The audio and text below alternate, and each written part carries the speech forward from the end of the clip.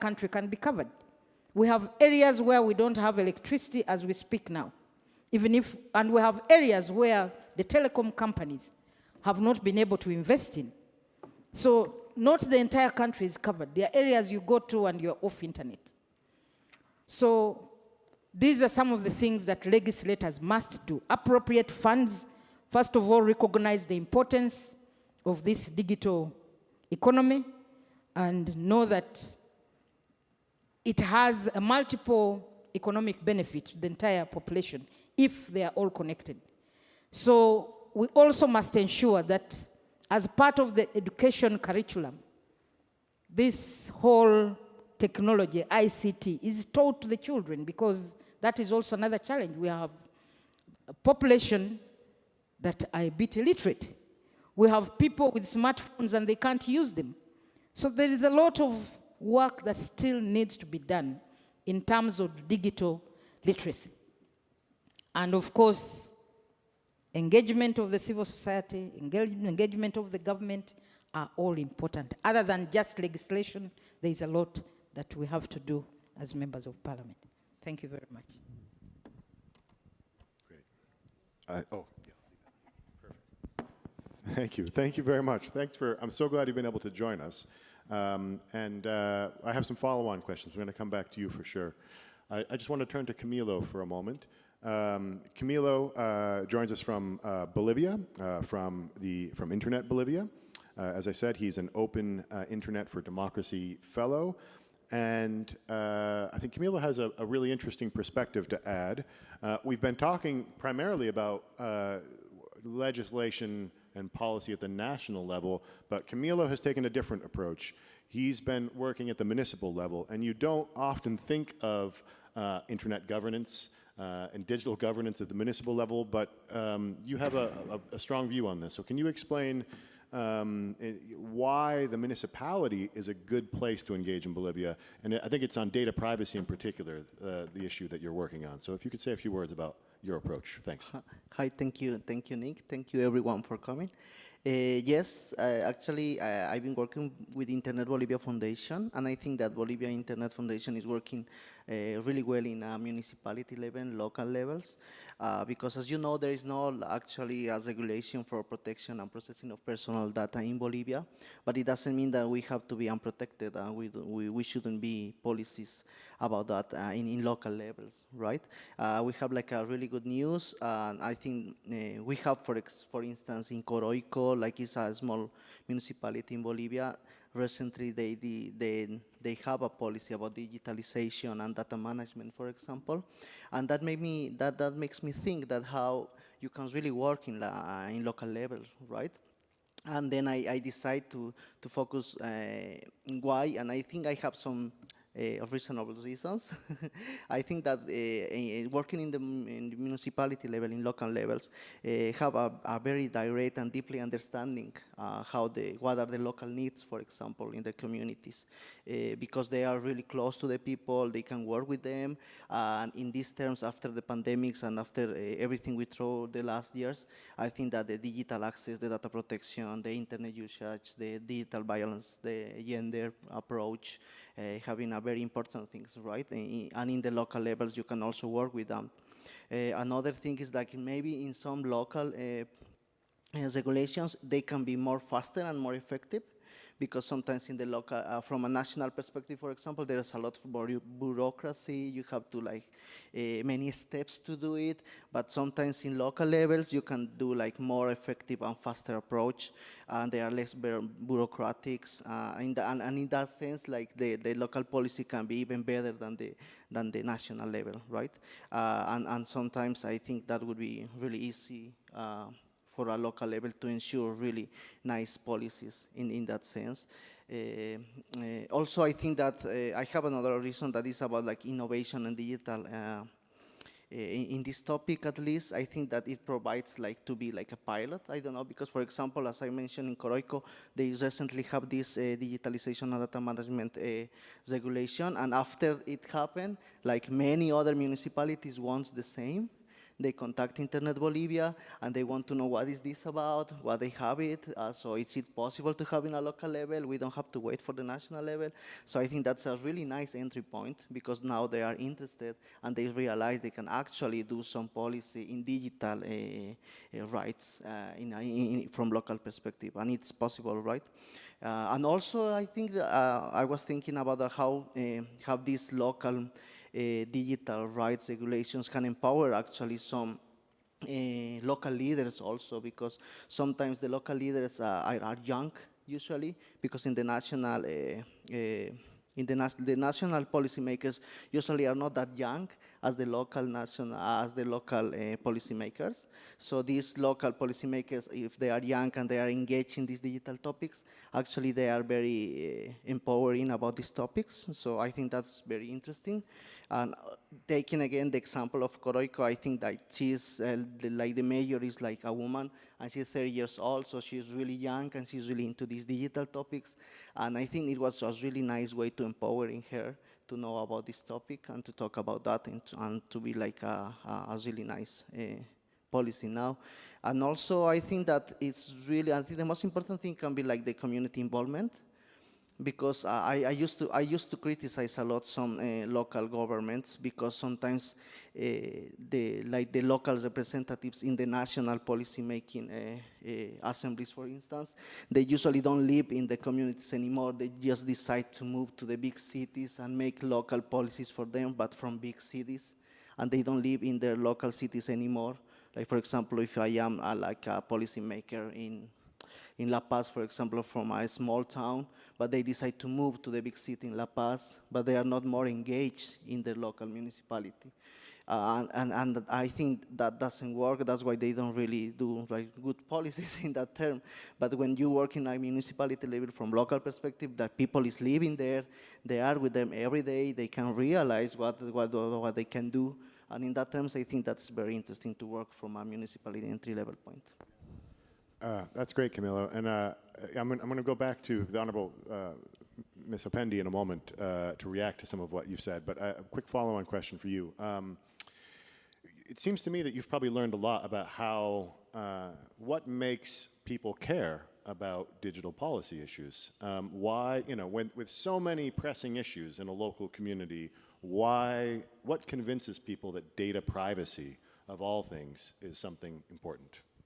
Yeah, I think it's nice, because when we were working with Internet Bolivia in these local communities, we usually like to do like some workshops and everything.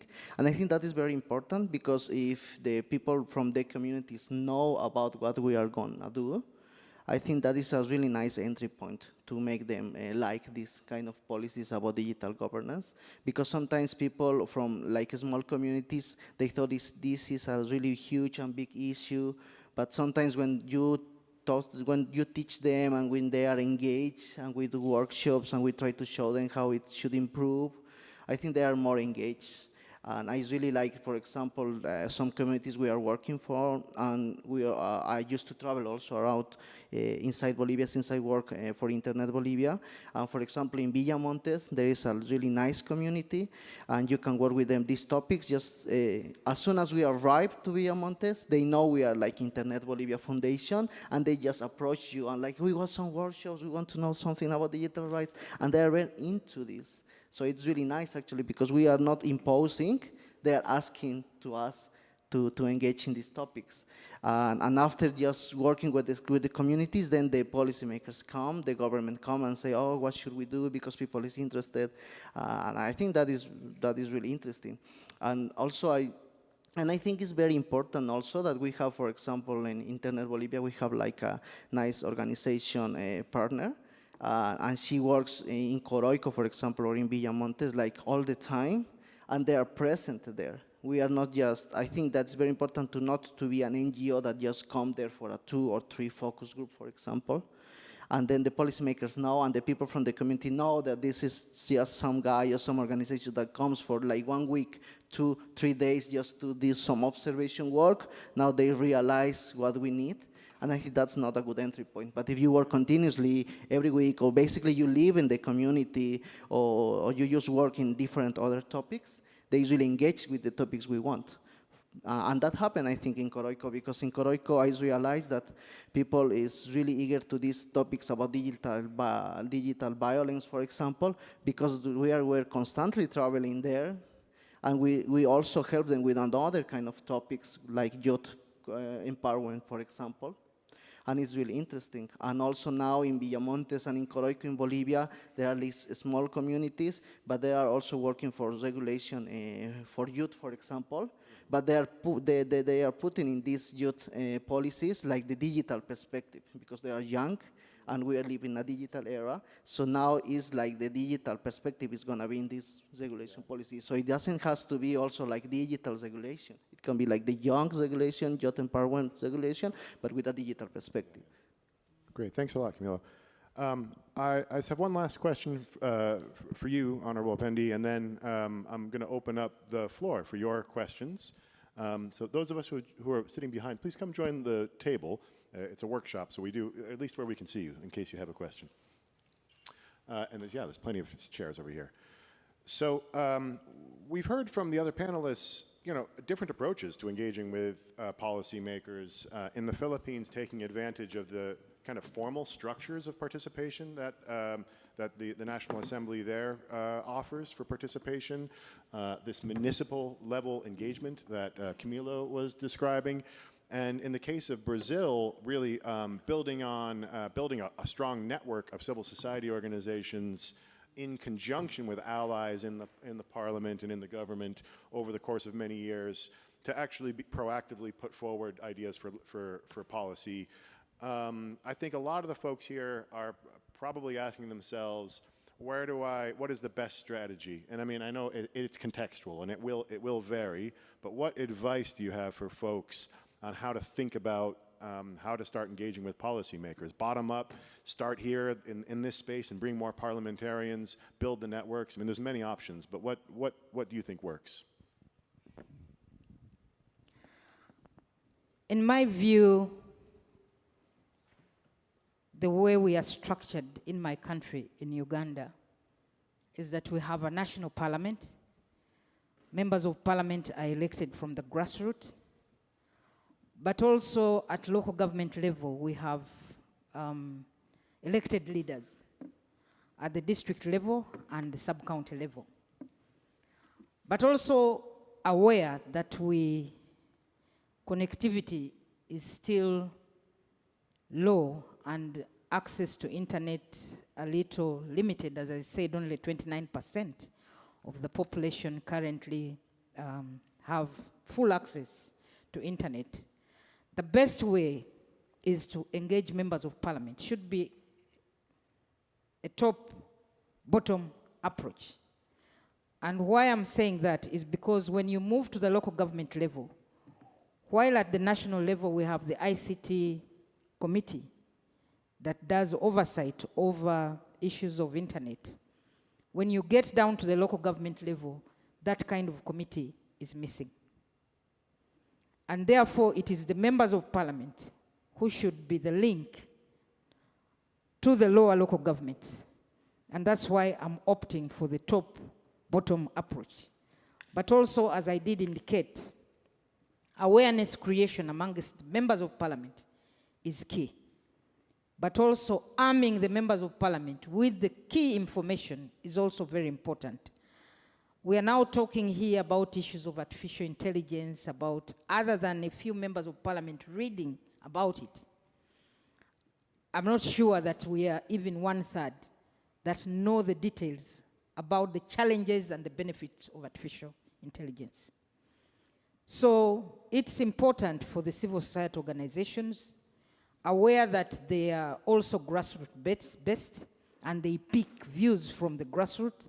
It's important that they pick this information, whatever information they have, and all those other technical information, and bring it to the members of parliament, and then we can be able to champion this.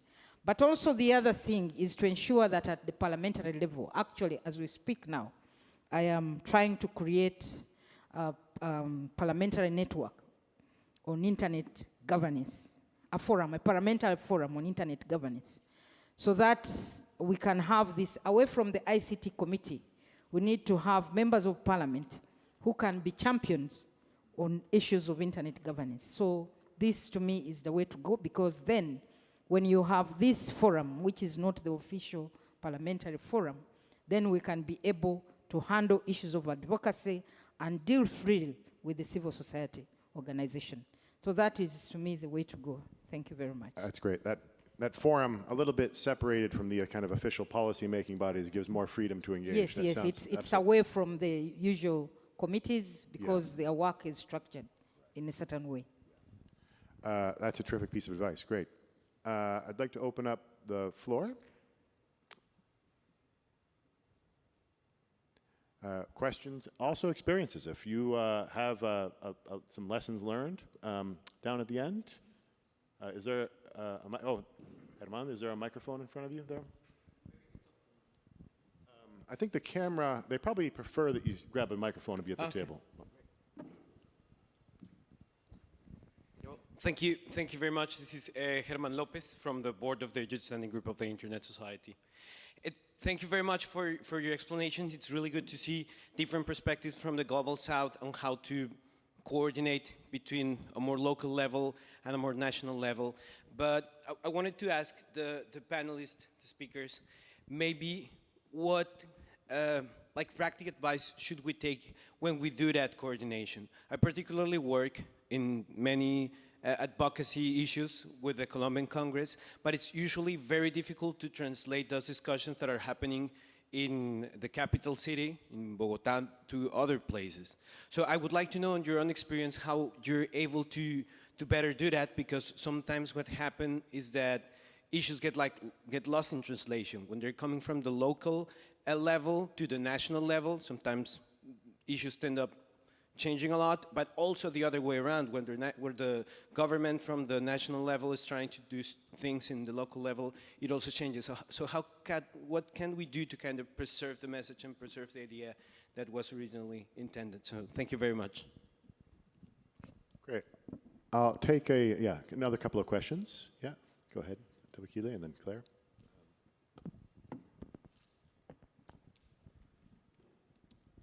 Thank you so much for the reflections there. I will come in and just share an experience from our end. My name is Tobegile Matimbe, and I work for Paradigm Initiative. We work across Africa promoting digital rights and digital inclusion. And a few years back, what we did as Paradigm Initiative is we came up with a draft digital rights bill, which we introduced within the Nigerian parliament. And we were able to collaborate with some parliamentarians who were able to help us push forward that digital rights bill. But unfortunately, after it had sailed through, with Parliament, it then was not assented to by the President. So I'm just curious in terms of how we can collaborate in terms of effective, I don't want to use the word lobbying, but effective, pushing for laws to be enacted, and how that process works. I will also just possibly direct this question to the Honorable Minister, Honorable Member of Parliament from Uganda, in terms of what the recommendation would be with regards to how we can effectively see the enactment of digital rights enabling legislation in view of that. And also in other jurisdictions that we work in, we've noted that as well. We have a challenge where we might engage with members of parliament, but then what happens is that when a political party has a certain view on something, no matter how much you engage with a member of parliament, the outcome of that possible engagement and collaboration with a member of parliament might be futile, because at the end of the day, even if you sort of like in principle agree on what needs to happen with regards to policy, the pushback comes from the political parties that members of parliament come from. So what would be the way forward in that respect? Great, thanks. Claire, go ahead and introduce yourself first, please. Thank you. My name is Claire Mohindo from Uganda, and it's good to hear from the Honorable Minister from Motherland. Supplementary to what she mentioned about parliamentary forums, and I'm really glad she's mentioned that they are planning to set up a parliamentary forum, because from experience on advocacy on different issues, parliamentary forums have been very key in educating members of parliament on key issues, especially, but also to help build a group of champions on key issues. So it's a good thing to hear that they're planning to come up with a parliamentary forum on internet governance. I'm curious to know how far that has gone, at what stage have you reached in terms of setting up that forum. Also to pick on lessons from my engagement with the Uganda Media Sector Working Group, which is a coalition of stakeholders from the media industry, academia, government, the Media Council, and the Ministry of ICT. What we've been doing is to organize sessions where we educate people on different laws that have been passed, even those that we don't agree with, but to sort of like create awareness, create messages, and break down things to help people understand them. So it would be nice to know how far the parliamentary forum setting up process has gone, so that we can see how to collaborate and see how to work with the members of parliament. Great. Thanks, Claire. I'm going to go back to the panelists now, because otherwise we're going to run out of time. So there's Herman's question about the mismatch between the local and the national level. From Nigeria, what happens, how do you do effective lobbying? There's a bit of a swing and a miss there. And what happens when it gets politicized, when you end up with real strong political opposition from one side to your proposal? And Claire, how is this parliamentary committee, this parliamentary forum, I should say, developing? So I know many, do you want to start with the responses there? And then you guys as well, please. Thank you very much. Maybe I'll begin with the parliamentary forum. We've written to the speaker, and we're still waiting for a response, because certainly the speaker must agree to either being a patron or not. So that's where we are. Otherwise, we have membership drawn from different political parties. So we'll certainly let you know once we are done with that. And of course, this has all arisen because of the various engagements or meetings that I have attended. And I'm busy out here, while in country, within parliament, there is not much work that is being done. So it is actually something that I have championed as myself, aware that it's quite important to have that advocacy arm. And of course, moving to my sister, she was talking about the challenges of the politics around some of these bills that come in parliament in relation to internet or digital, the digital bills. But I want to just tell you that once you have champions, irrespective of which political party they belong to, they will stick to what they believe is right and what should be done. And that's why it's important during this whole process, when you have a bill before parliament, you need to identify champions. And if a bill has moved through the processes and the president has not assented, when you have people in parliament convinced that that bill is important, they will still stick to that. In my country, we've had bills that have gone to the president, and the president has not assented to them and returned them. And the law says when the president returns, and parliament returns it to the president, and the president returns it again, and parliament returns for the second time, it becomes law. For as long as we do not change our position. So the most important thing, first, is to convince members of parliament that the provisions in that bill are correct. And once, but also the population, because it's the population that puts pressure also on members of parliament. So when they hear all these voices from the population urging their members of parliament to stick to certain provisions or to stick to this law, and they want that law, definitely the members of parliament will act. So do not just engage the members of parliament. As civil society, also engage the population so that the voices can come from down and put pressure on members of parliament. And then they'll be able to move. Irrespective of the president's position, irrespective of the political party's position, the members will stick to that bill that they believe is the correct one and has majority support from the population. So that is just my advice. Do not lose hope. If the bill was returned, engage members of parliament, go and engage the population to put pressure on their members of parliament. I think the other was from the gentleman who was asking how we can move from the national to the local level. One of the ways is once you have members of parliament armed with the necessary information and you have the members of parliament, like the forum I'm talking about, then you can engage the population through radios.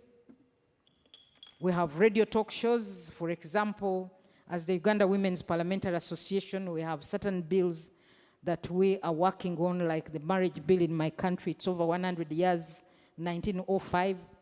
So what we do is to go out. You may not reach every community, but when you get to the different radio stations in different regions, you reach out to a wider audience, sensitize them so that they can understand, but also they can call in and you get the views from them. The other is to engage.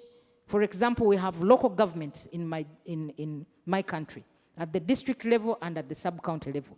You can engage those local government leaders, equip them with the relevant information so that they can also reach down and speak to the population.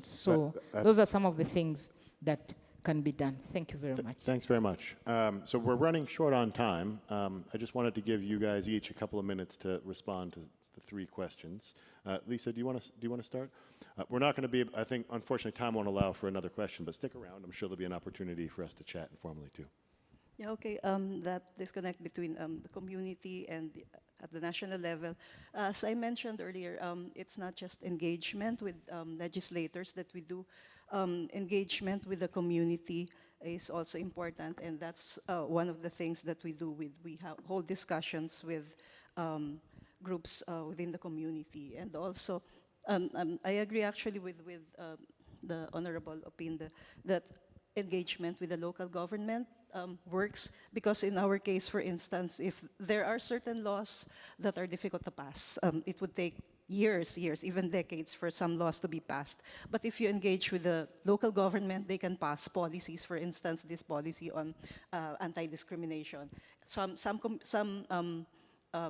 cities have passed this, and yeah, it did not have to pass through national legislation. There's also the role of social media. Of course, we need to engage individuals wherever, in whichever platform they are. So it's important to engage them in that area, provide them with information about digital rights issues. And then we also do we do partnerships with different groups. For instance, in the case of, we're doing some campaign on this information for people to understand what it is all about. So we partnered actually with artists, with comic artists. They came up with a series of comics explaining what this information is all about, and then why it's bad for you, etc. And not just that, we published it on social media, we also hold exhibits in different areas for people to understand what it is all about. Because sometimes, people, it's difficult if we just give them, if you have these long researches that you have, people won't read that. So the visual thing, and if it's short, then that's something that they would read. And also engagement with the media. If you want to hype your issue, then go to the media. So there's also a wider reach to the public. Great. Camilo? Okay, I know we don't have so much time, so I would like to say that I truly believe in the community level working, and as I would like just to highlight what Honorable Minister says, I think we should have key champions in some issues, but also I think we should have municipality or local communities champions in some special topics, and that can be a really nice way to work and show other local communities how some nice regulations could be done. Final word to Fernanda. Yeah. Oh gosh. Really good questions. I think one of the challenges that we have is to connect international, national, and local levels. So at Internet Lab in the last year, because of the elections, we had the opportunity to have part of articulation room against disinformation. And I think it was really important because in this articulation, we don't have only digital rights organizations, but also different ONGs related to human rights in general in the country. And considering the size of Brazil, we know that it's not enough that people in São Paulo or Rio de Janeiro are talking about digital rights and the process to approve laws and regulate platforms. So when we work together with CSOs of different fields in the country and different fields in the Global South, I think we have the opportunity to pushing for laws, but not only, pushing to pressure the big techs, pressure the different companies that are affecting our way of life. So one example to finalize is the law that we have in Brazil against political gender-based violence. And we are using all structures that the state gives us. And so, for example, we have a mean reform each year, not each year. After the election, we have a mean reform, and the election a mean reform. And we are trying to approve in this mean reform some points related to this law that is connected also to hate speech online against women. So we are trying all the time occupy the structures that exist and create new structures. And I think it's not possible if we don't work together with different stakeholders. So thank you, Nick. Thank you, guys. Look, thanks very much to our panelists today. I have to say, this is my first IGF, and you know, I'm a little biased, but I feel like this panel has given me a little bit of hope. There's a lot of really amazing work. It's really substantive. It's very specific. There's real results here.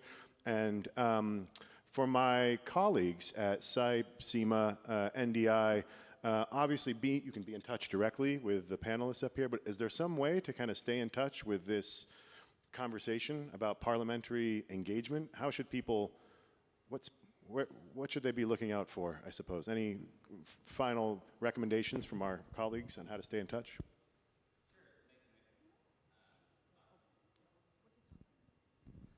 Hello? This is Daniel O'Malley from the Center for International Media Assistance. And yeah, I think this is a really great panel. I learned a lot listening. And I think if people are interested in this type of engagement with parliamentarians and policymakers at the national, international, and local level, just reach out to me or come talk to Anna, because this is a topic that we're quite interested in, because we think that it is an opportunity to promote digital rights in this broader context where we know that internet freedom's slipping, and so we need to work on all levers of government, and to, as Fernanda was saying, you know, use the mechanisms we have and create new mechanisms. So yeah, I would say just reach out to us and stay in touch. And thank you everyone for showing up at 8:30 in the morning. Indeed. And to those online, thanks for joining as well. We had a pretty good number of participants. So look, round of applause for our panelists and for yourselves. Thanks very much, everybody.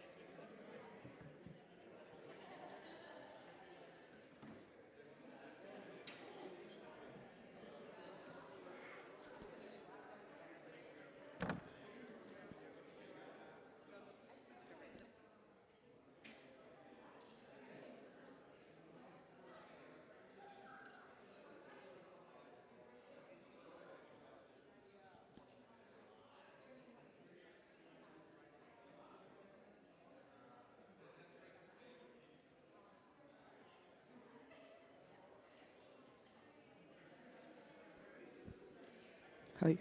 Excuse me, everyone.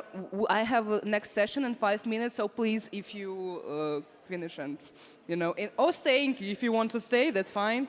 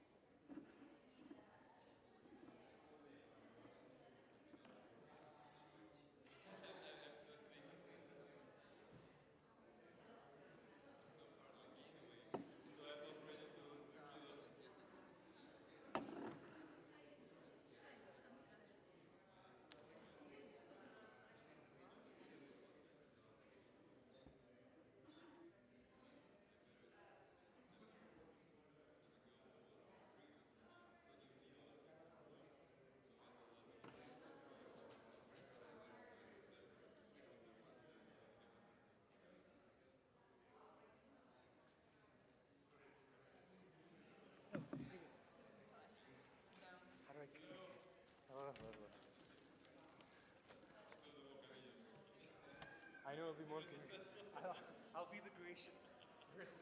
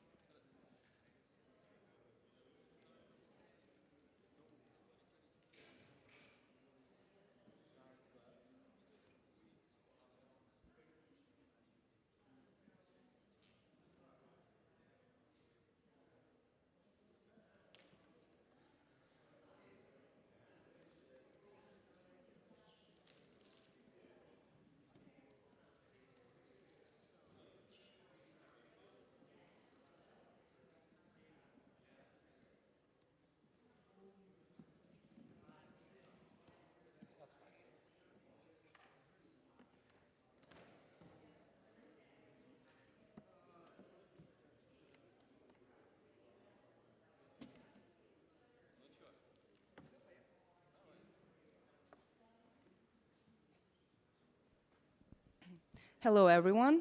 We are going to start now. So I hope everyone who wants to join us. And we'll have a wonderful discussion. So my name is Alina. I am the presenting Center for Global IT Cooperation. We're the organizer of Russian IGF and Youth Russian IGF. And today we'll discuss a wonderful topic, dark web. I will make a remark that we will call everything we discuss the dark web, but it's not like the term that usually used to describe correctly what we're going to talk about, but because it's common knowledge, we will speak about it. So what are we going to discuss today? And we will try to understand why people basically are afraid of dark web and why maybe dark web is not so threatening as we think, actually. And in the end, we will try to answer the one question. So is it a cybercrime heaven or just another layer of the web where society can also find benefits? So we will gonna start with the basics because people sometimes, they kind of mess with the terminology and they think that dark web is actually something that only contains bad things. And they mess it up with a thing called deep web. So our first speaker, Miloš, so can you please tell what is the difference between deep web and dark web? So thank you very much. Thanks for organizing this panel. It's very interesting, topic because we should discuss about the dark web, deep web, and all challenges on the internet. But speaking about, I will start with deep web. Speaking about deep web, we should say that deep web is a part of internet which is unindexed. Speaking about conventional search engines like Google, like Yahoo, Yandex, and so on and so on. So if we understand how internet works, we see some resources on the internet, which is available. We can easily search like on Google and so on and so on. But on another part, there are a lot of resources which is not available easily. So we should understand architecture of internet. We have domain name system, we have IP addresses, and so on and so on. So if we see internet as a global network, and I don't want to go into fragmentation processes and so on and so on. If you look internet as a global available network in every part of our world, we should understand that there are a lot of resources which are available only via IP addresses. So there are some different aspects how we can control this, what's behind this, what can we do accessing these resources, and this is really interesting. So.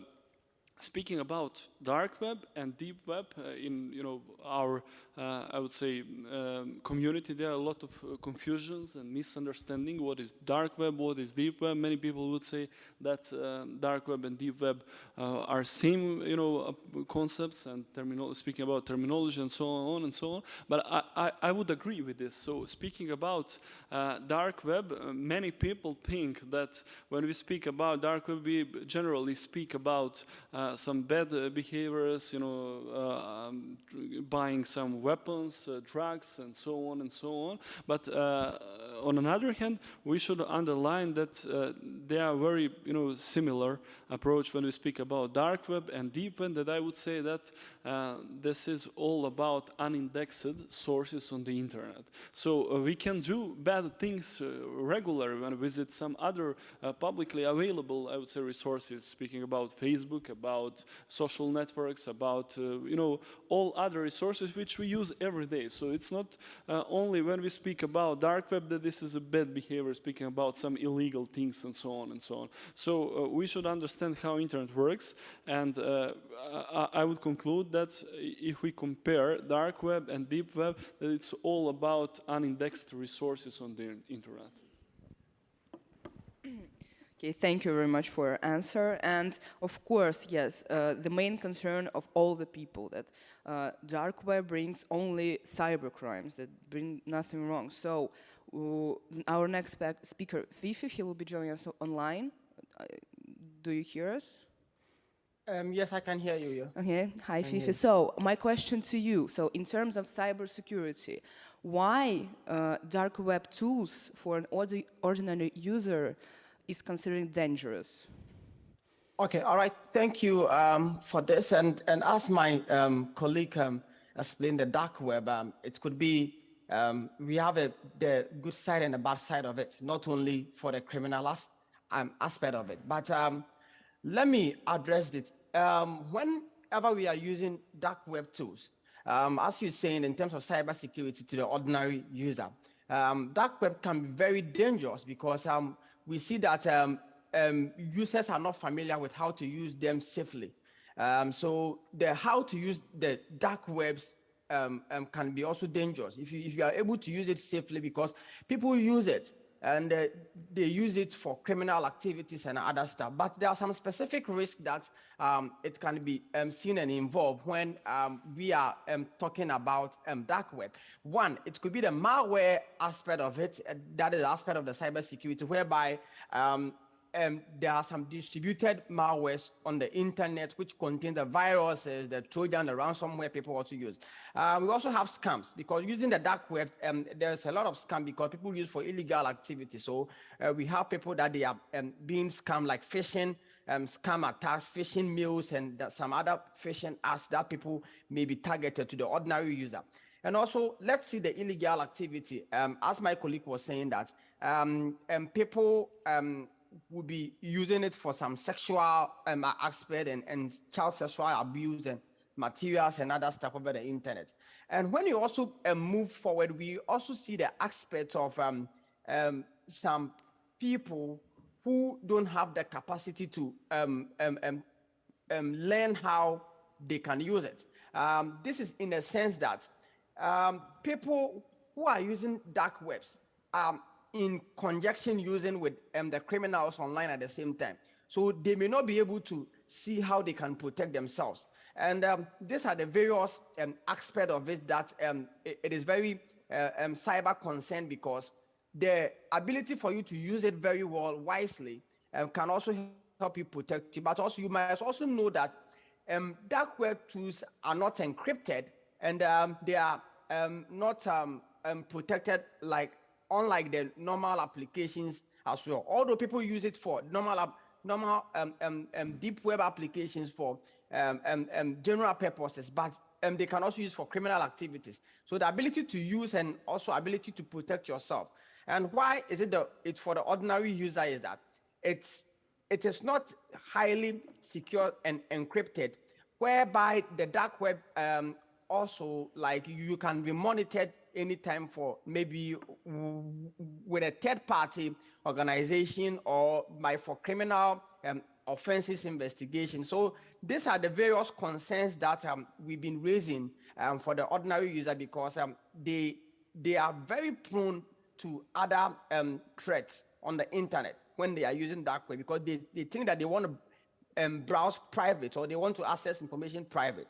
Thank you very much. Thank you for input. Does anyone want to add? Milos, want to add some stuff? I just want to, clarify, when we speak about deep web, dark web, and so on, we should understand that dark web is just a part of deep web. So speaking about deep web, as I mentioned before, it's just a part, of overall network of internet, and it's a majority, of course. But when we speak about deep web, all unindexed, resources on the internet. So when we speak about illegal things and cybercrime and everything which is actually trending topic today, we should understand that it's not only exclusively on a dark web or deep web or public resources. It's available everywhere. So when we speak about dark web, we should understand that there are many techniques for how which gives you availability to hide your metadata and so on, because Tor browser, Onions protocol, and the different techniques speaking about how to hide your I would say metadata. Yeah, that's actually metadata. So the main question, speaking about privacy, about security, is how to secure your own metadata in a concept of security. So we should not make misconfusion and misunderstanding. Dark web is just part of deep web, as we can consider all the resources on the internet which are not indexed on the search engines as a part of deep web. Yeah. So, yes, this is the main concern and the main confusion, you're right. So I want to ask Izan, why actually, like, we know that people think that dark web only criminal activity, like only people that use databases and steal them and load them there and use it like for some kind of bad behavior, but actually, is there something good in the dark web? What benefits can it bring to the people? Thanks, Alina. That's a very interesting question. I feel that the dark web, basically just a bunch of hidden services that are made available, through tools like Tor and so on, can provide benefits that any other piece of technology really that has those anonymizing features or pseudo-anonymizing features, shall we say, would provide to an individual who needs them. And there are many legitimate use cases for something like the dark web to have hidden services or services that only a few people from a tightly knit community can access. And those could be potentially journalists, could be individuals who are researching or communicating in situations of extreme censorship or duress, for example. There are numerous websites, for example, the New York Times, that have mirror websites on the dark web to allow individuals to be able to access that when that content is usually going to be censored from the clear net, as we call it. Digital activists as well have many different use cases for accessing these sorts of services and communicating. Organization of protests sometimes also happens on these darknet platforms. So I think there's a lot of interesting use cases for this kind of technology, but over and above that, I also feel that in general, people should have the ability to protect their privacy online, and they should be able to use whatever services are at their disposal. And this is one of them.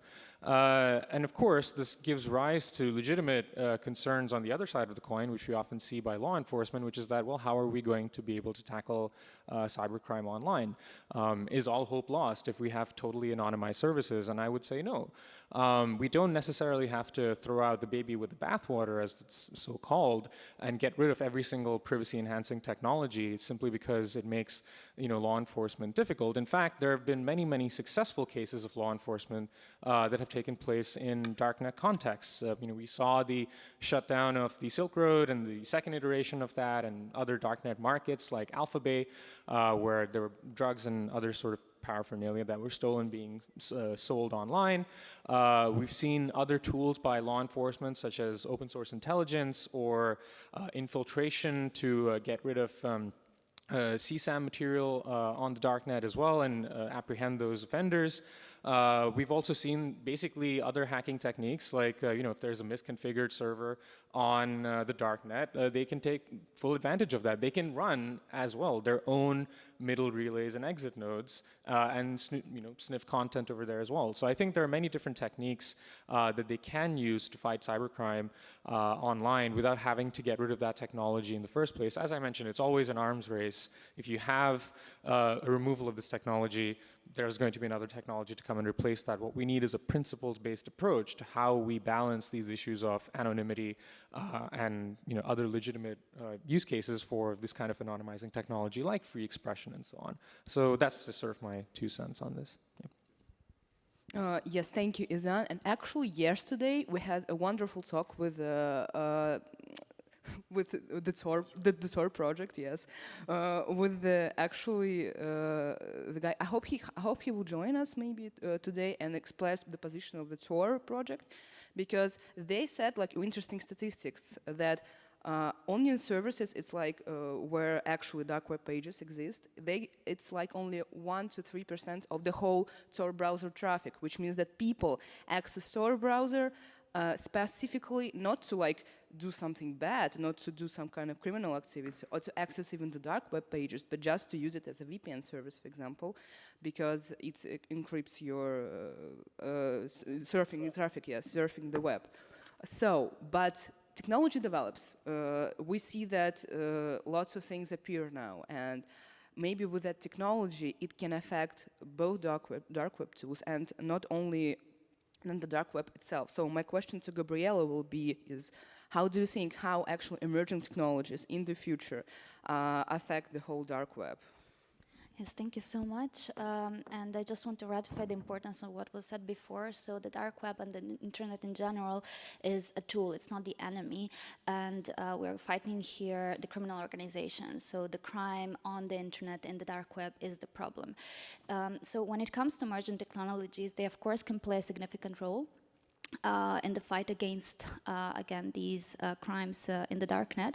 The first of all, that is again very popular everywhere if you think of RegTech technologies, is the machine learning and AI. So these technologies can be, for example, employed to identify patterns and anomalies in darknet activities, assessing law enforcement agencies in tracking illegal activities and identifying potential threats. So again, you can just think of what's happening in the banking sector right now. You have the QAC softwares that are helping to understand the different money laundering techniques and patterns. So this is something that can be reused eventually to seek some sort of criminal behavior and anomaly in the dark web as well. Then you have the improved encryption and cybersecurity aspect of it.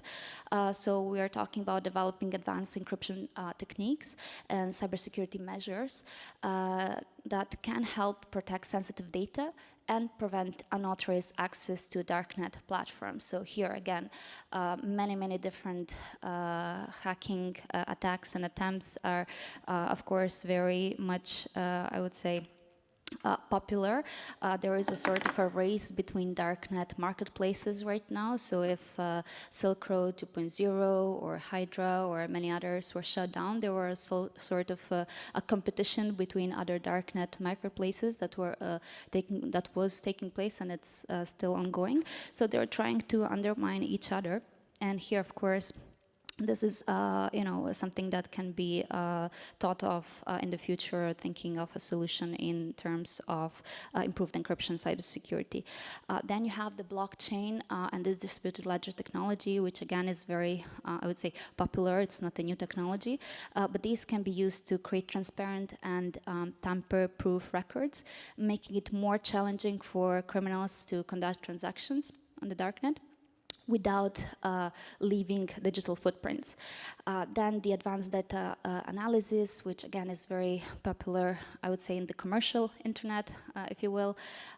So here again, we're talking about leveraging big data analytics, which could help law enforcement agencies and, of course, other actors to uncover hidden connections, track financial flaws, and identify individuals involved in criminal activities on the darknet.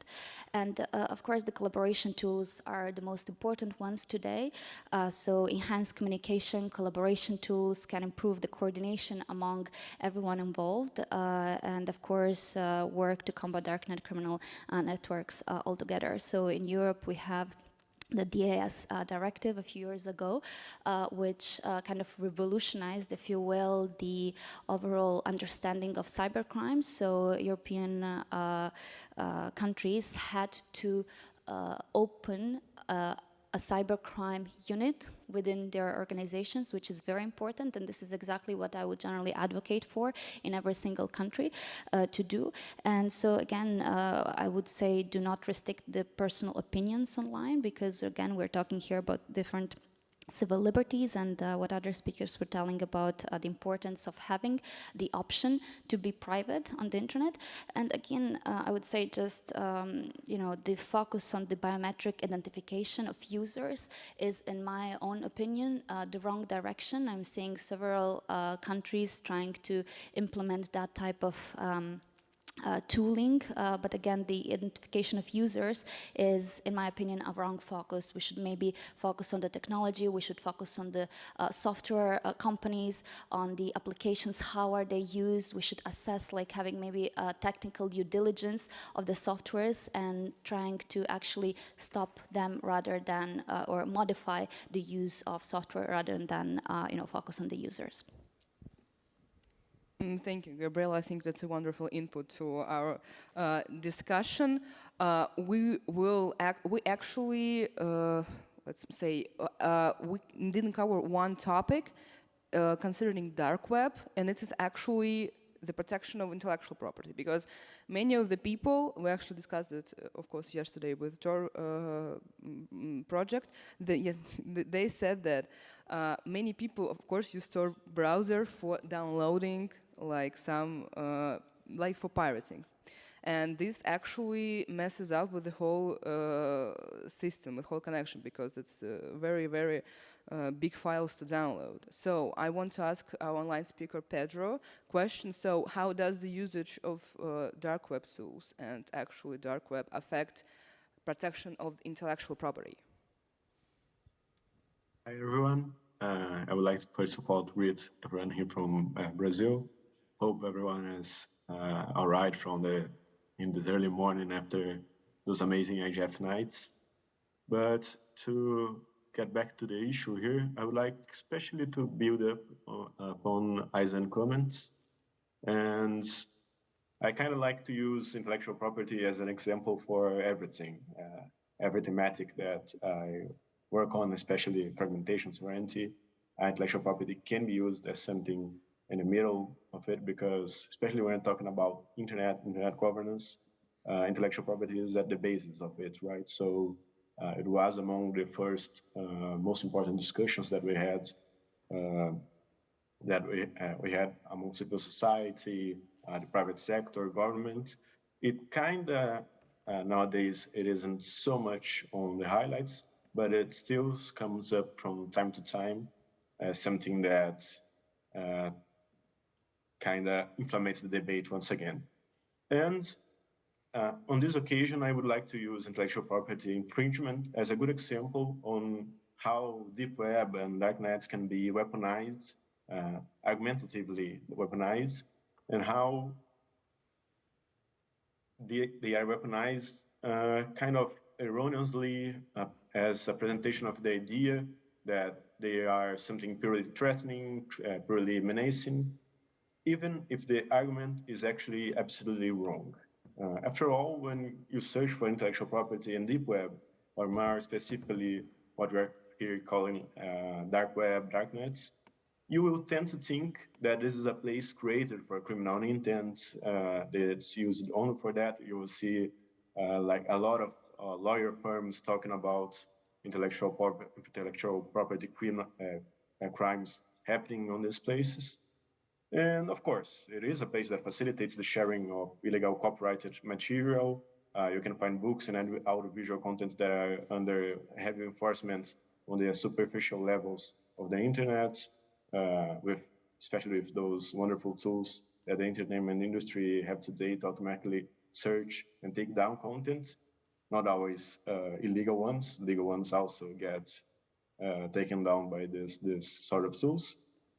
And also some types of severe intellectual property infringements, such as trade secrets commercialization, really are especially problematic here. But the dangers and infringements that are actually they are actually kind of the same of those that we find on the surface net.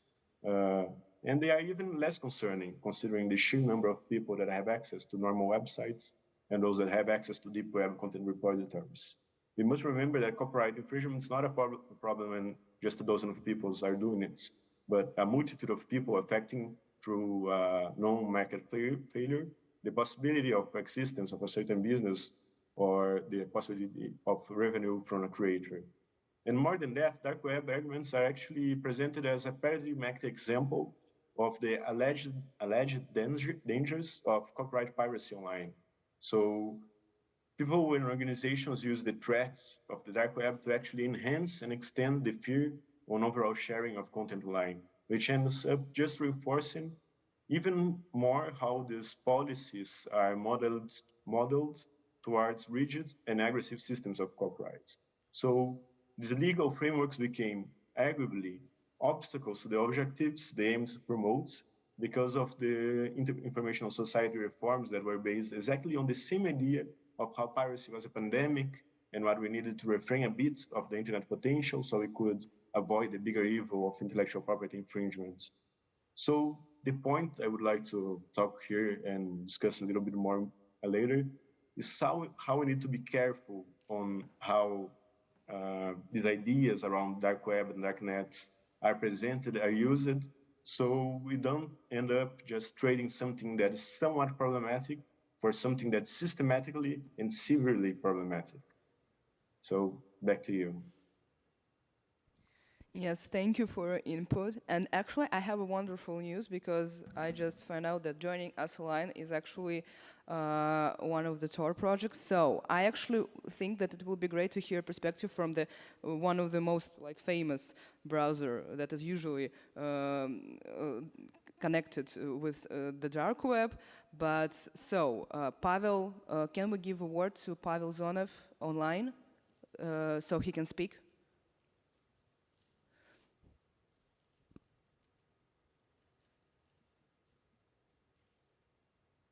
No? Okay. I will go to the tech team to get but before I go, maybe speakers can discuss, can make a discussion.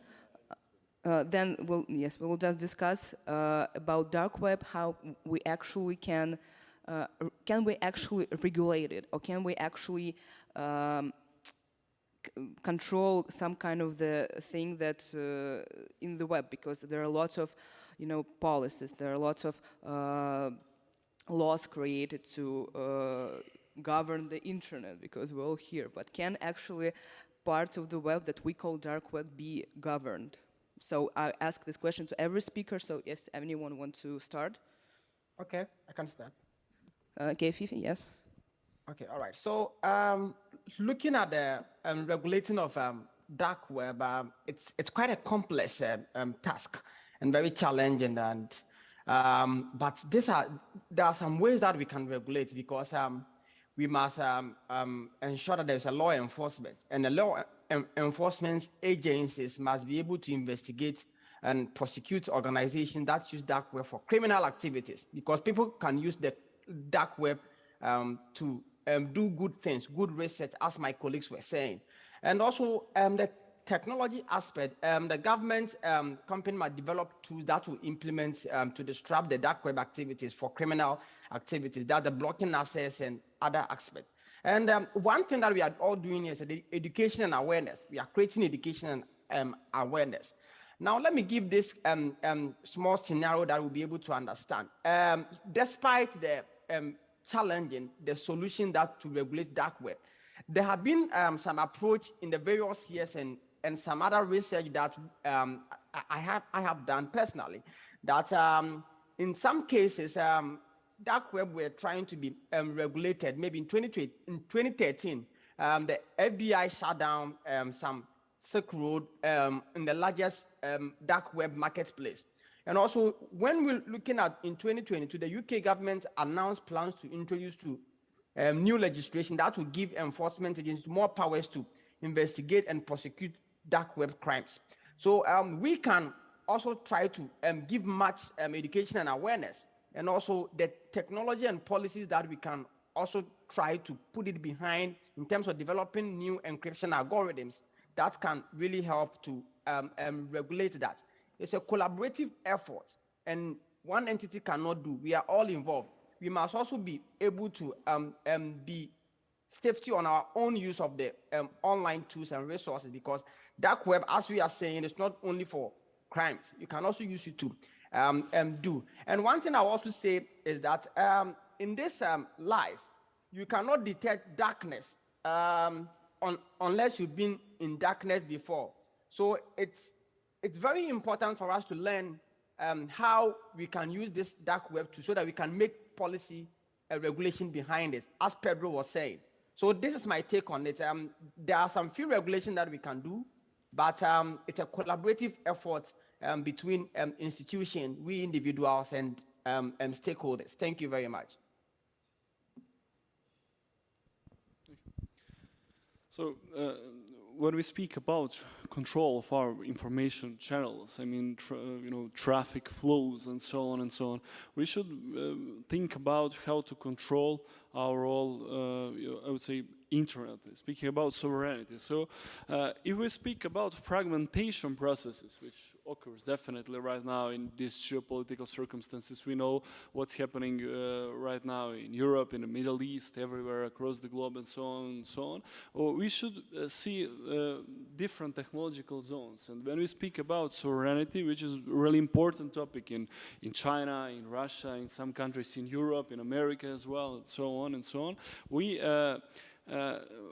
we should understand that controlling information channels and traffic flow, I mean, speaking against cybercrime and how to protect your own infrastructure, how to protect your own citizens, and so on and so on, it's a job for national governments, I would say. So when we speak about internet as a global network, we should understand that it's a global network, but control of every part is in hands of local governments, I would say. And this is what China proposed, what Russia proposed, and what other countries proposed. And this is a good example, because when we speak about dark web, but about potential investigation, controlling, monitoring, traffic, and so on, we see fragmentation processes, and it's all about technological sovereignty. So I would give, I think it's a good example. When you visit China,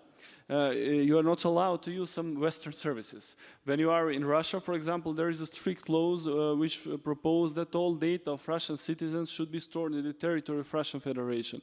When you go to Europe, to America, there is a huge discussion about, I would say, Huawei equipment, ZT, Chinese manufacturing, and so on, speaking about tech industry. So when we speak, moving back, I would like to make parallel with the internet and so on. It's all about hardware, software, and protocols. So if we want to maintain and to control our national internet space and our, I would say, information channels, it's really important that we invest in, I would say, technological sovereignty of every country, at the national level. So only if we have strong, I would say, powerful institutions and forces, and speaking about some agencies and monitoring institutions and so on, we will be able to fight against cybercrime and to protect our own interests.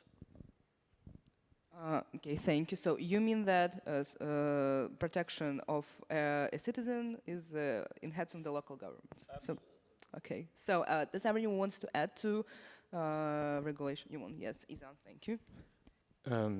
I think that's an interesting question, primarily because we need to sort of define what exactly we mean by regulation, because there are already regulations that exist. It's like, basic criminal law, don't do crime. So if you're talking about regulation in the sense of, is there a technological way to be able to control what people do online? Well, as I mentioned, it's just an arms race. The government can try as hard as it can to be able to take down these unlawful, services and activities, and individuals will try to find ways around that. That's always going to be a cat and mouse game. But in terms of making the lives of law enforcement slightly easier, one interesting example of basically a type of forum shopping, essentially, is that law enforcement officials in many parts of the world are not actually allowed to commit crime in the course of fighting crime. And specifically in the case of the dark web, in order to gain trust of individuals who are accused of or being suspected of trading with CSAM material, you cannot try to gain their trust by yourself sending CSAM material to them, except, unless I'm mistaken, the last time I read, in the case of Australia.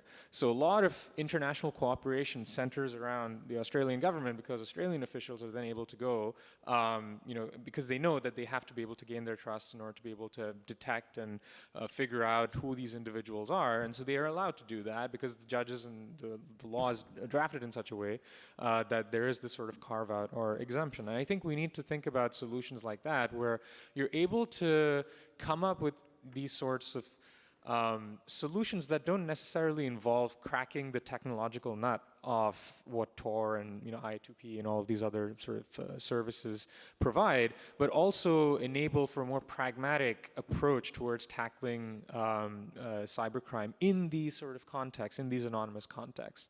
So that's, I think, my sort of 2 cents on the problem, because when we talk about regulation, we need to talk about what exactly we're trying to regulate and what mode of regulation are we using. There's, sure, the law, but there's also, ways that we can regulate through controlling information flows and data retention and stuff like that as well. So we need to recognize what the limitations of each mode of regulation could be, because if you say, don't do crime, somebody could still go ahead and do crime. So you need to figure out, okay, is there a technological way that we can deal with this?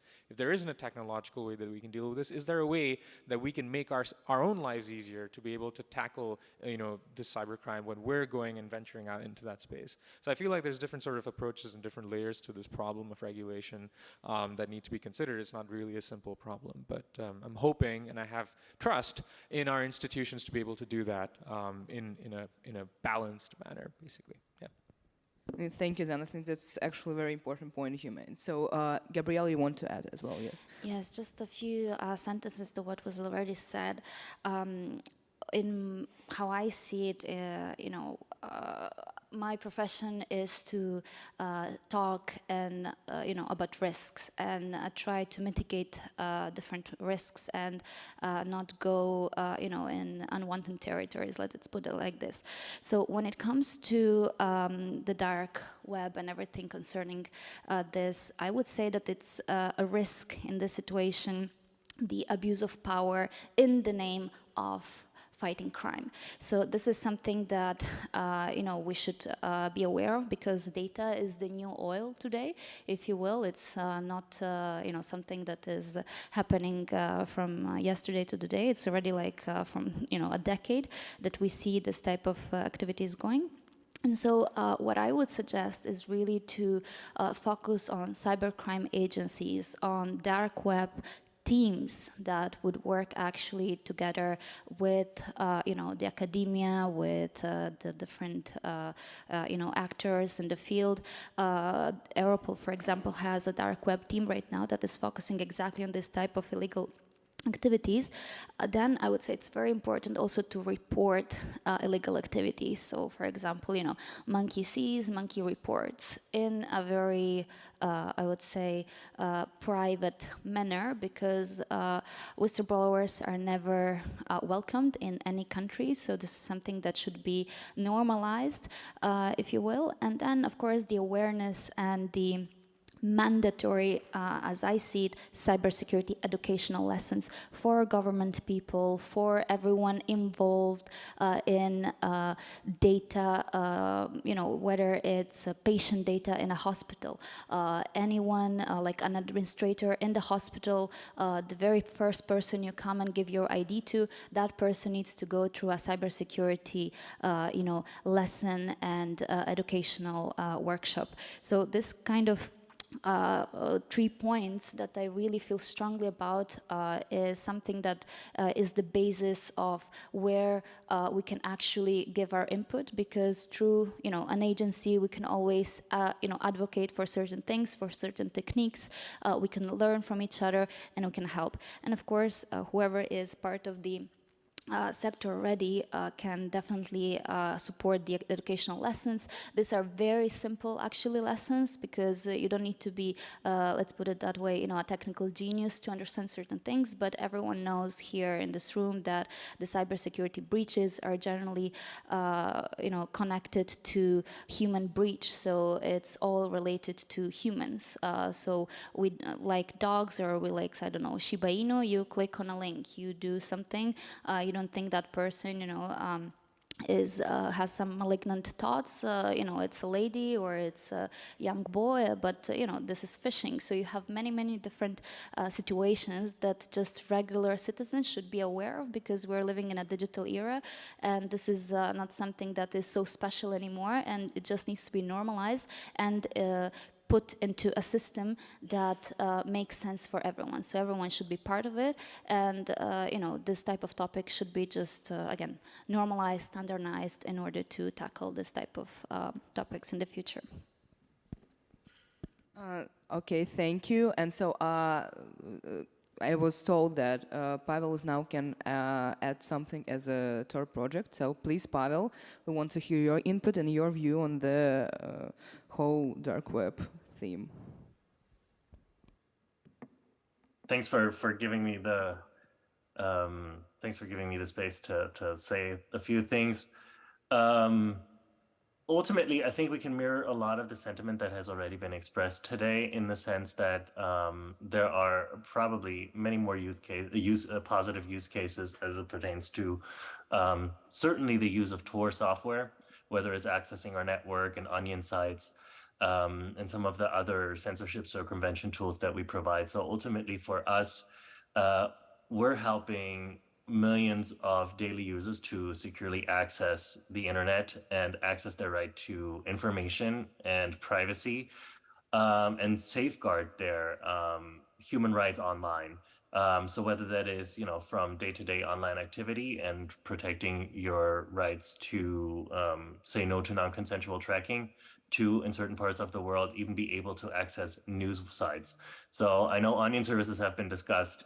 And what we always point out is the scale and the statistic that you were referencing earlier.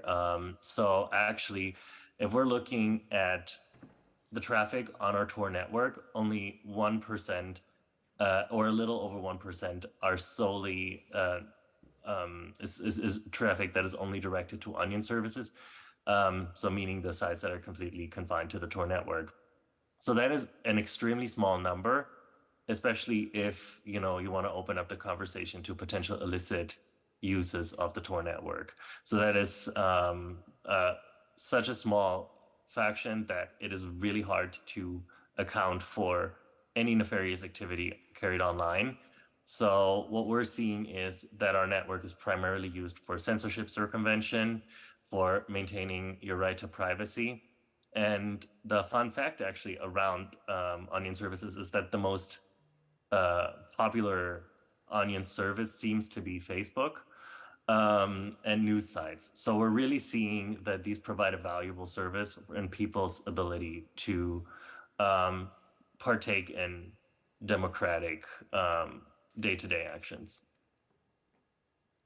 Yes, thank you very much. I think it was important to hear that, because people usually associate that Tor browser with very illicit activities. And I know, because we held a session during our Youth Russian IGF, we had a session about dark web, and one of our speakers said that you should not consider every user who opens Tor browser that he is intended to do something wrong, that he's a criminal just for opening that browser. He's just another browser, and that's just all. So I think we can move to the questions. If I may just add. Yes, you want to add? Yes.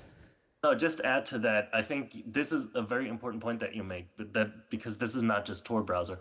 This goes back to many other technologies, such as encryption. We actually had a panel about this just before yours. But the truth is that there is a very powerful force right now that is trying to malign the use of privacy-preserving technology, whatever it is, whether it's Tor or Signal or any kind of other platform that utilizes encryption, to make the case that this constitutes some sort of nefarious intent.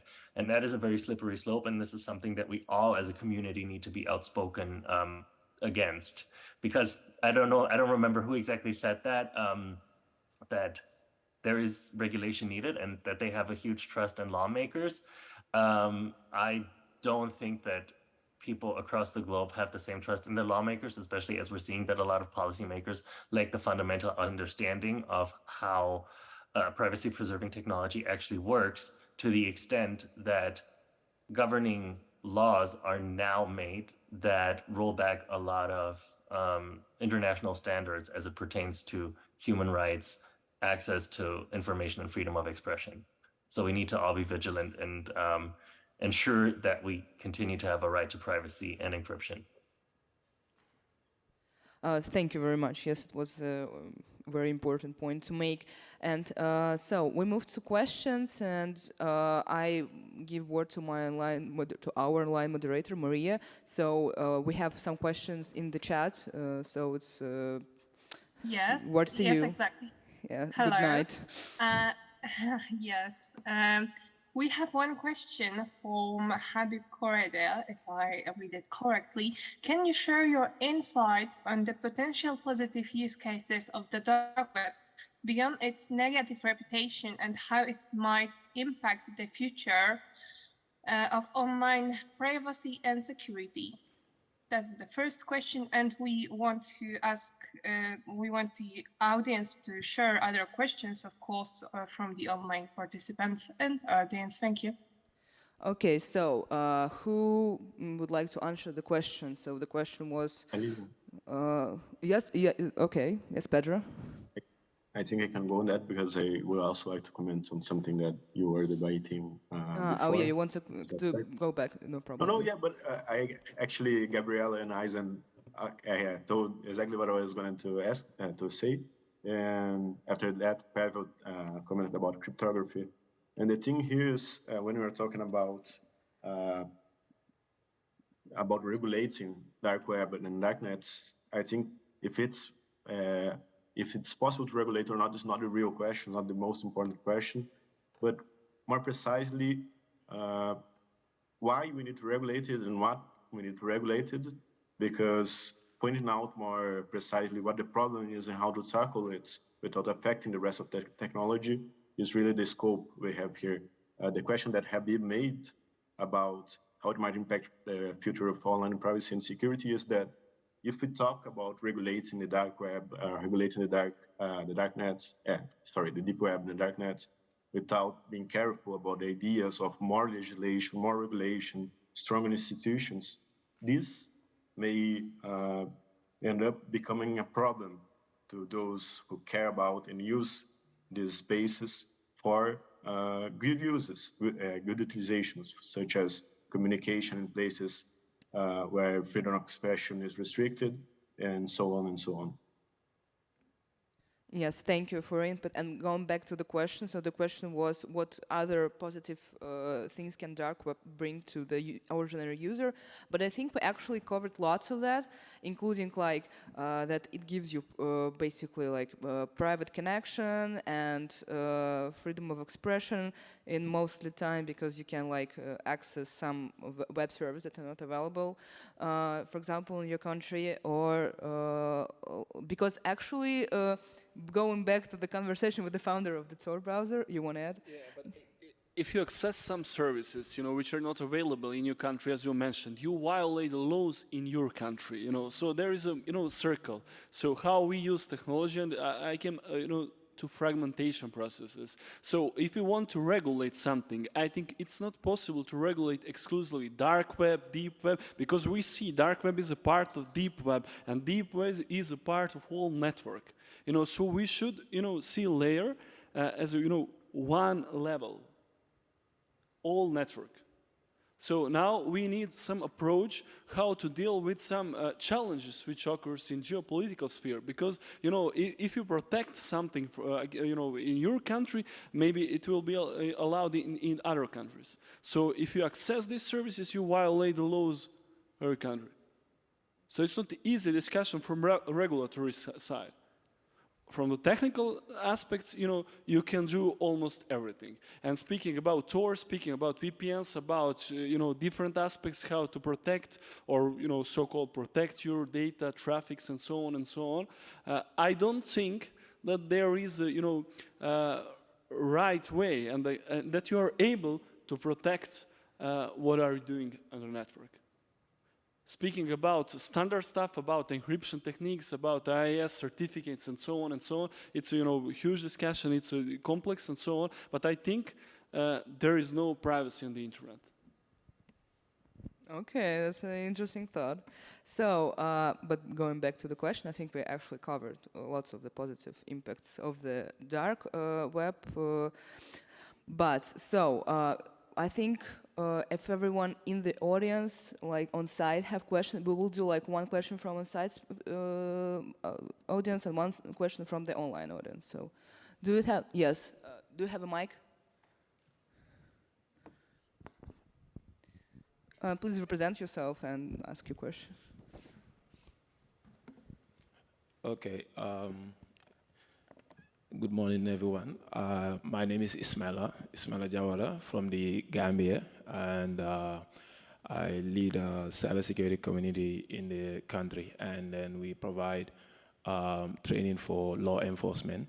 and university students, you know, in the areas of cybersecurity, technical research, and education. So I have a question, but before that, I just want to give a preempt on that. Like, there was this training that we had for one of the law enforcement agencies, and one of the inspectors, you know, officers said, Mr. Jawara, if a thief broke into someone's house and the case is reported to the police, we come check, you know, how the thief broke in, maybe the door or the window. And if someone have $1 million or dollars in his account, and the following morning, you know, it is $0, how do I know which door or window they break? You know, so what I'm trying to emphasize here is, you know, the issue of dark web and, you know, regulating the internet and all that. I think, you know, as my colleague said, yes, it's important that, you know, we also notice the fact, you know, that local, you know, governments and regulators have different opinions and ways of, you know, things that, I mean, I would say political, you know, will on how they want to regulate the internet within their space. But also, you know, I think the main purpose of the IGF, you know, is to, for us to have a common ground on how we want the internet to be operated and used globally. You know, so for example, what works in the Gambia or Africa, you know, should be something very similar to what works for, you know, US or Ukraine or China. Because if not, what we are going to run, you know, into is that you have these big countries like China, Russia will implement, you know, certain things. Sorry to mention, but then how about the already marginalized communities and nations that are already behind, you know, the current, you know, progress of the internet, you know, with regards to education, technical support, accessibility, and all that. How are those people going to fit, you know, into that discussion of, you know, each one do your own way, do it your own way at the end of the day, you know, and then considering access to information, right to privacy and all that. So I think I just want to understand how these marginalized communities fit into this whole discussion, you know, when they are already behind. Thank you. Does anyone want to answer this question? I think this is a very important point. Yeah, Izan, yes. Thank you. So international cooperation is definitely one, and capacity building is definitely two. So you need to be able to train law enforcement, because I think what the point that Pavel from Tor made is a really important one, which is that a lack of understanding of what the technology is and what it's capable of is what leads to really bad policy outcomes and enforcement outcomes. So upskilling and definitely giving law enforcement training on cyber crime related issues and how Tor actually works. And as Fifi, who probably isn't there anymore, but as Fifi mentioned earlier, you know, you can't fight the darkness unless you've actually been in the darkness. And in this, it's very similar when it comes to understanding, you know, how browsers like Tor work. You can't regulate in the abstract. You have to actually go in there and figure out how it works and try to, you know, put yourself in the mind of the criminal, essentially. So capacity building is definitely a big one. And then on top of that, you have a lot of already existing international cooperation on fighting cybercrime. You know, it was mentioned previously, we have Europol, we have Interpol, we have AUKUS, we have a whole bunch of different organizations that exist to fight cybercrime on a number of different fronts, be it geopolitical, be it on an individual level, be it organized crime, what have you. So definitely focusing on those two areas, both the diplomatic and the technical, would probably be the best approach that not only yourself, but as mentioned, any nation would have to fight this issue of cybercrime on the darknet and understand what is capable and what isn't. That's my point of view. I'm not sure if there's anyone else. Does anyone want to add something to the? Well, I think that's it. You want. I mean, speaking about fighting against cybercrime, you know, I participated in some, you know, events in Serbia, you know, where we had some accident, and it's a multi-stakeholder approach. So when you want to fight against some, you know, accident or whatever, to you know, do research, what's happened, investigation, and so on and so on, we had a situation that 17 security and intelligence agencies participated in just one investigation. So it's too complex, you know. And sometimes, you know, if you speak about Europol, about some different alliances and so on, it's not enough. You need to go into multi-stakeholder approach and to communicate with a lot of different parties to solve some problems and to check what's happened exactly. Because of the nature of network and the packet transmission and the traffic flows and so on and so on. Okay, thank you. Maria, back to you. Do we have other questions in the chat? Not really. We don't have any for now, so maybe we'll ask the audience on site. So, do we have any questions on site? So, yeah, please take the mic. Good morning to everyone. I'm Thilan from Sri Lanka. Actually, research shows that most of millennials have the bad habits of cybersecurity when comparing to the Gen X and the older people. So in this context, so actually, why do you think young people are drawn to the dark web? And what are the activities that they really engage in? That's my first question. And my second question is, how do you see the landscape of dark web activities evolving in the coming years? That's mean in future, in the youth perspective. Thank you. So I guess the first question is very interesting one, and I think that personally I will answer that and then give words first to everyone.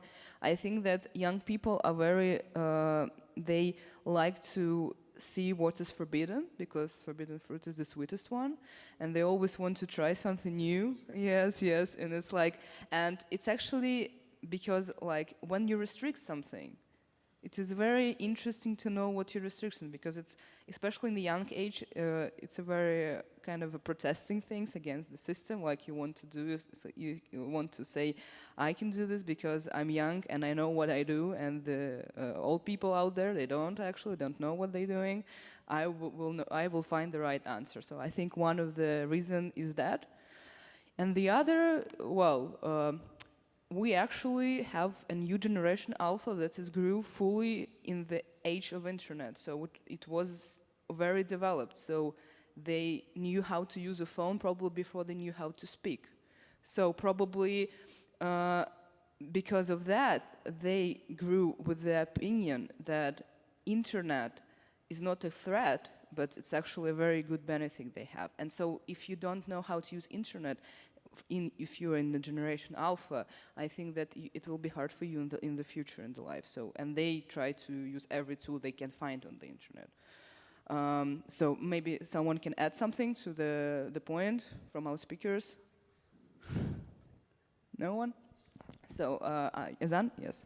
Yeah, just a quick one. So usually why people would use these tools and access hidden services would be either curiosity or privacy or necessity. It's one of those three things. In terms of the landscape changing, I think we may see technological advancements that would further protect privacy, which would again lead to further issues down the line potentially. As Paul mentioned, there's a lot of work that the Tor project is currently doing on anonymization services. There are other anonymization services as well that are popping up. So yeah, that may be one force in the landscape, and another force would be, as again was previously mentioned, the fight against encryption. We will see governments retaliate by saying, we want to undermine encryption in some way or have some backdoors. And if we don't provide those backdoors, then those services will not be allowed, effectively, making it illegal to use these kinds of services. So we will see that tension play out, and that tension has basically always existed since the history of the internet. Is just going to be, we're not fighting with sticks anymore, we're fighting with nuclear weapons. That's what it's going to be like, I feel.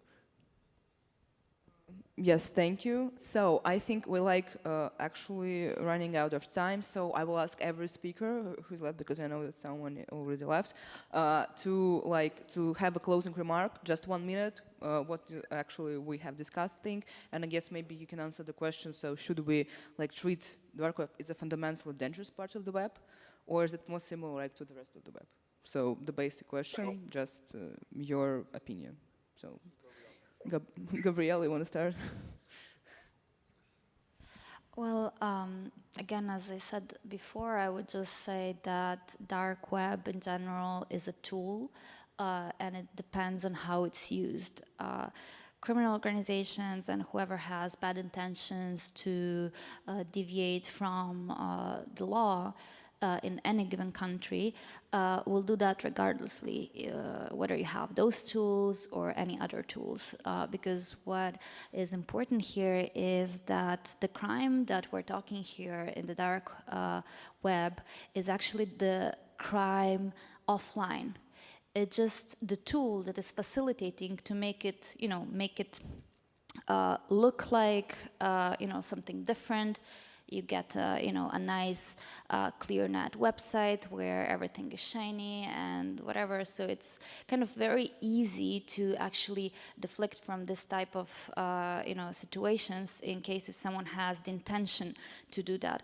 So the dark web, per se, is not, again, the enemy. The enemy is the system that should fight more, often and more strongly towards fighting organized crime, because this is, again, just a tool. I've spoken many times on different conferences about different cybercrime topics. Recently, I'm focusing on AI-powered cryptocurrency, cybercrime, because it's again happening in a very unprecedented way, and it's very, very quick. So every second something new is happening.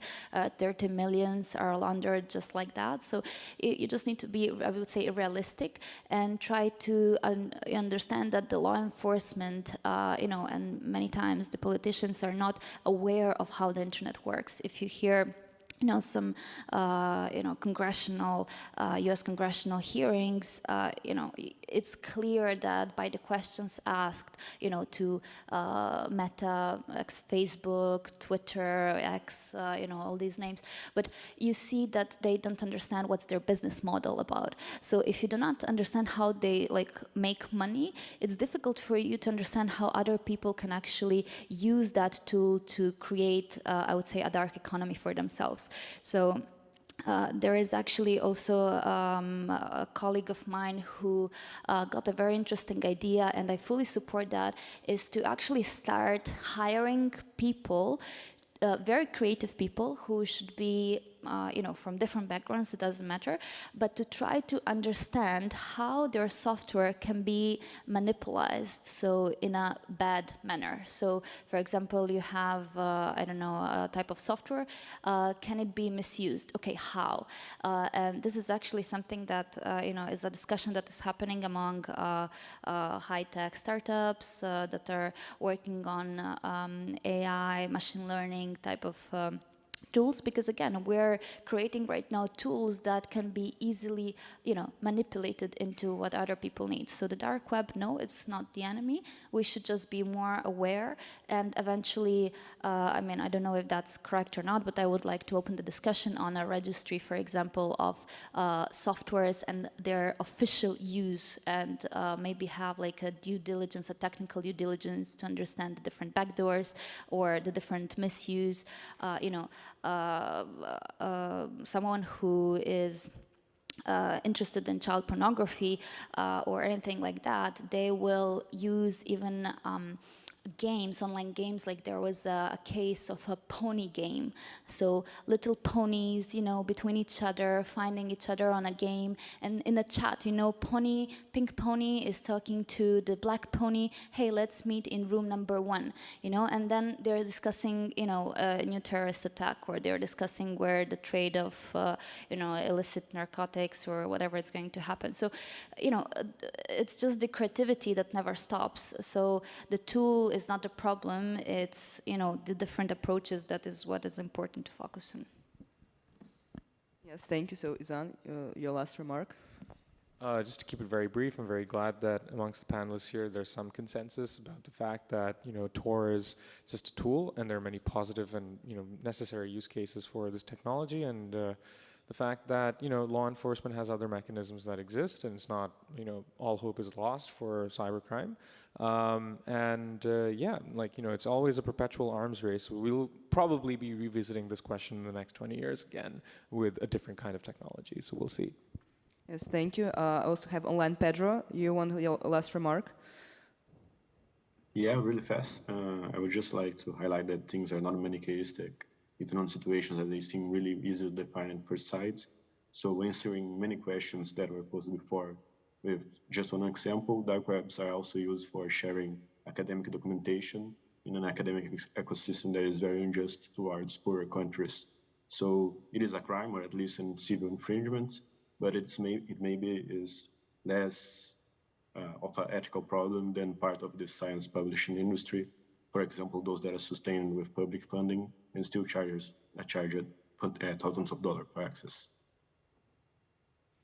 Yes, thank you. And we have left with Milos. So your final remarks. Okay. So as a conclusion, I will give a strategic approach. My perspective is that we can use all technologies on the right side, on the dark side, on the way how we think is right at the end. So but speaking about dark web, about deep web, it's all just the service of internet, I would say, and the and Tor as an application and so on.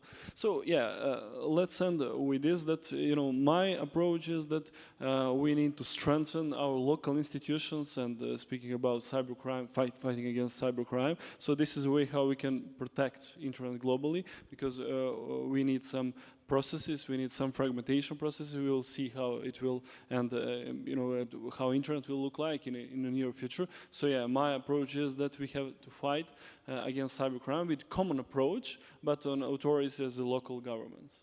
So thank you. Yes, thank you very much. Thank you for joining us online and outside. I think we had a wonderful discussion. So we can of course talk after session. And if you want to speak more with us, we have a booth in the Booth Village, Center for Global IT Cooperation. You can always come, and we have a wonderful discussion there. Thank you very much.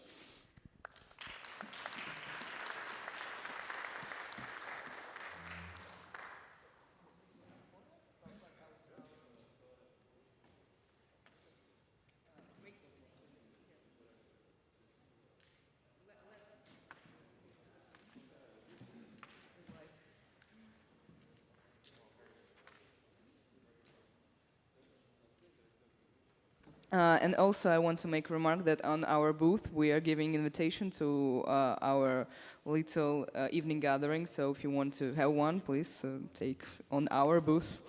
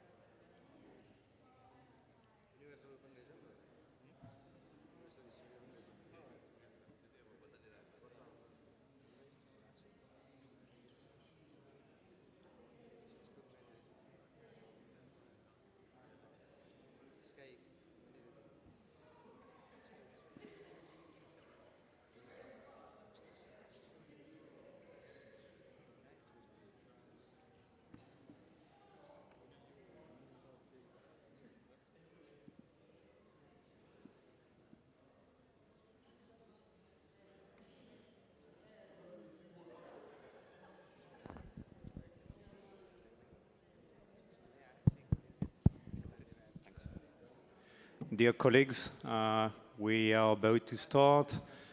We are waiting for the last people to connect online, and we are starting the session. Let me first introduce quickly the topic and obviously the speakers of that session, and we will dig in quite quickly. So bonjour à toutes et à tous.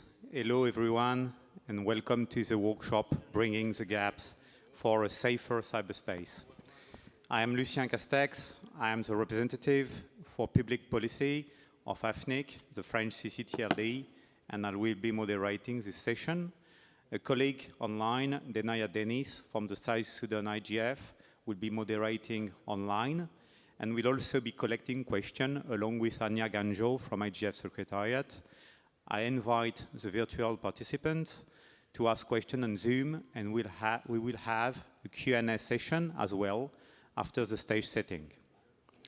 So as you know, our topic today is cybersecurity, bridging the gaps for a safer cyberspace, which is, let's be honest, a quite broad topic. It can be analyzed from a global resilience perspective when talking, for example, about infrastructures or awareness strategies, and it can also be tackled from a regulatory angle, balancing rights from trying to ensure a safer cyberspace while preserving human rights and fundamental freedom, such as privacy, data protection, freedom of speech. Regulation as well, government addressing cybersecurity, which wide lens, fighting cybercrime, and anticipating new challenging. For example, new cyber threats, as many as there are, AI, chatbots, and so on. Combating hate speech and disinformation while protecting digital freedoms. Ignorantia iuris non excusat. The ignorance of the law does not allow one to escape liability, one should say. Protecting critical infrastructure is also quite a topic, as well as the integrity, for example, of elections to avoid interferences. There is also a need to build capacity and integrate cybersecurity in curriculums, schools, obviously universities, lifelong education. In that mix, what should be the role of regional and international instruments? And basically reflecting on the title of the session, how to bridge the gap to foster a safer cyberspace for all. But enough talking. This NRI session at the heart of the IGF, allowing for an exchange of ideas to facilitate knowledge sharing, collaboration, and first and foremost, learning from diverse perspectives to comprehend a global and multidimensional phenomenon. We have around the table, both on site here in Kyoto, Japan, and online, excellent experts, bringing inputs from national and regional IGF throughout the world to help us grasp that complexity. So the flow of the session, really quickly, is the 30-minute stage setting. Then we will have open floor exchange. So I invite you to reflect on what you want to ask, to discuss for that session. And then a 15-minute conclusive remark and voluntary commitment, if any, and we'll close the session. So around the table, we have first from Africa, Mr. Eliamani Laltaika from the Tanzanian IGF, a judge at the High Court of Tanzania. We have also from Europe, Giovanni Zani from the Italian IGF. Giovanni is the director of the Italian fact-checking project Pagella Politica and Facta News.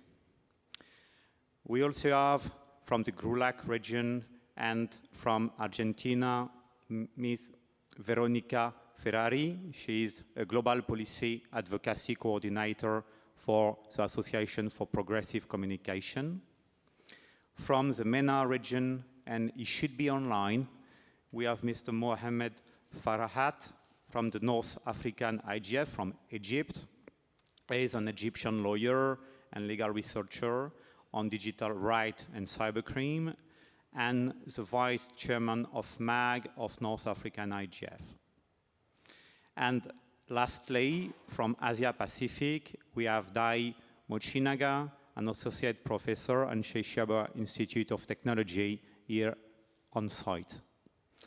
So, with this excellent speaker, let me first welcome them all, welcome you, and give the floor first to my colleague from Africa, Mr. Eliamani Laltaika. You have the floor. Thank you very much. Very good morning, colleagues and fellow panelists.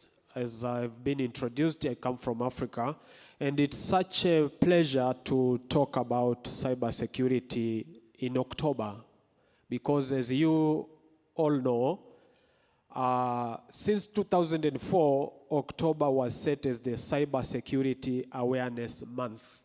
And throughout this month, leaders at all levels are supposed to raise awareness on the topic of cybersecurity as it touches various aspects of life and different demographies.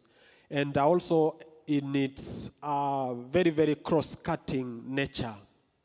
Some of you might have traveled to Africa yes, and might have seen the Maasai heading their cattle in the same place with lions, actually. So you see a small boy with nothing, no weapon, and lions are somewhere there, buffaloes. Has anyone seen something like that? Yes, I can see some people nodding that they have seen. Now, how do they keep themselves secure? Can we learn something from the Maasai indigenous communities to assist us to make our policies for cybersecurity better and more inclusive? Later, during my closing, I'll take the liberty to give you our community or our ethnic, our indigenous people's secrets or code of how we can walk in the park, in the Serengeti, along lions and still keep ourselves secure. And those 5 hints will assist you in taking your cybersecurity further. But for now, as I have been tasked by the moderator, my task is to introduce the concept and then see how all of us are coming in. Cybersecurity is a topic that I'm passionate about, like I said, because before I was appointed a judge, I taught at Nelson Mandela Institute of Science and Technology, and my subject was cybersecurity law. And so I was halfway writing a book. Then I left everything because I got busy with judgments. And I like this definition by the ITU, which is extremely broad on what cybersecurity is. To paraphrase it, cybersecurity are the tools and the processes aimed at making the cyberspace safe for all. And these tools can be technological, legal, ethical, economic, and even diplomatic tools. For example, if someone from a very big country, big technologically, hacks systems in a not so big country, you cannot flex your muscles. You need a diplomat to go and say, kindly assist us to make sure that our banks come back to operation because we have been hacked. So cybersecurity is moving from the computer science to many other aspects, to include school teachers teaching their kids how to avoid cyberbullying. Sociologists teaching how you can avoid losing your mind because you are being pulled right, left, and center in the internet. So cybersecurity is for everyone. Cybersecurity law is kind of the center because law in this context is a management tool. And when you talk about cybersecurity law, you include issues of data protection. You include issues of privacy. You include issues of protecting intellectual property online. For example, avoiding counterfeits which are sold online. You include issues of electronic transactions and e-banking. And finally, you include issues of fighting obscenity, issues of hate crime, and issues of cyber terrorism. To conclude my first part and allow my colleagues to come in, because I'm aware that they are going much deeper in the cyber crime, which is a part of the cybersecurity law, known by many, because many people want to enforce those criminal aspects instead of going broadly to facilitate. Cybersecurity may be divided into 3 layers. To have a comprehensive cybersecurity policy or law, you must cater for 3 layers. And these are: 1, hardware layer or hardware level; 2, protocol layer; 3, content layer. The hardware layer is the security of the infrastructure. You need to have infrastructure which is secure and which is resilient. You cannot deploy substandard machines, laptops, and then expect it to be secure. So in Tanzania, for example, we have the Tanzania Communication Regulatory Authority, which checks the standards of every gadget that is deployed or is imported into the country. Protocol layer is now the software that we use. You find that we have companies. I have my colleague Ginny will probably chip in later to explain how a huge industry is dedicated into developing antivirus and all these protection gears. And lastly is the content layer. Content layer is where you post things. Many people agree that as much as we promote freedom in the internet, we also need to make sure that it is not abused. So what goes into the internet in terms of the content should be respectful of people and the Honorable Member of Parliament Sarah from Uganda talked passionately yesterday about how bloggers and users of the social media go invade privacy and spread lies and things like that. Many judges are prepared to make sure that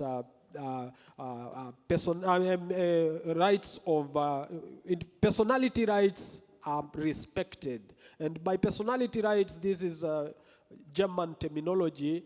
In Europe, German, France, Europe in general have a more comprehensive approach compared to Anglo-American legal system, which does not have this very rich concept of privacy. If you see, the GDPR is built upon this Germanic French culture, which has a much more deeper philosophy of respecting personalities rather than just allow anyone to invade. With those few remarks, thank you very much. Thank you, dear colleague, for that great presentation and for reminding us of the definition of cybersecurity by the ITU, and as well of the need to bring together legal and policy aspects with technology as well as sociology or philosophy of the internet. I propose to give the floor to Mr. Giovanni Zani. Giovanni, you have the floor.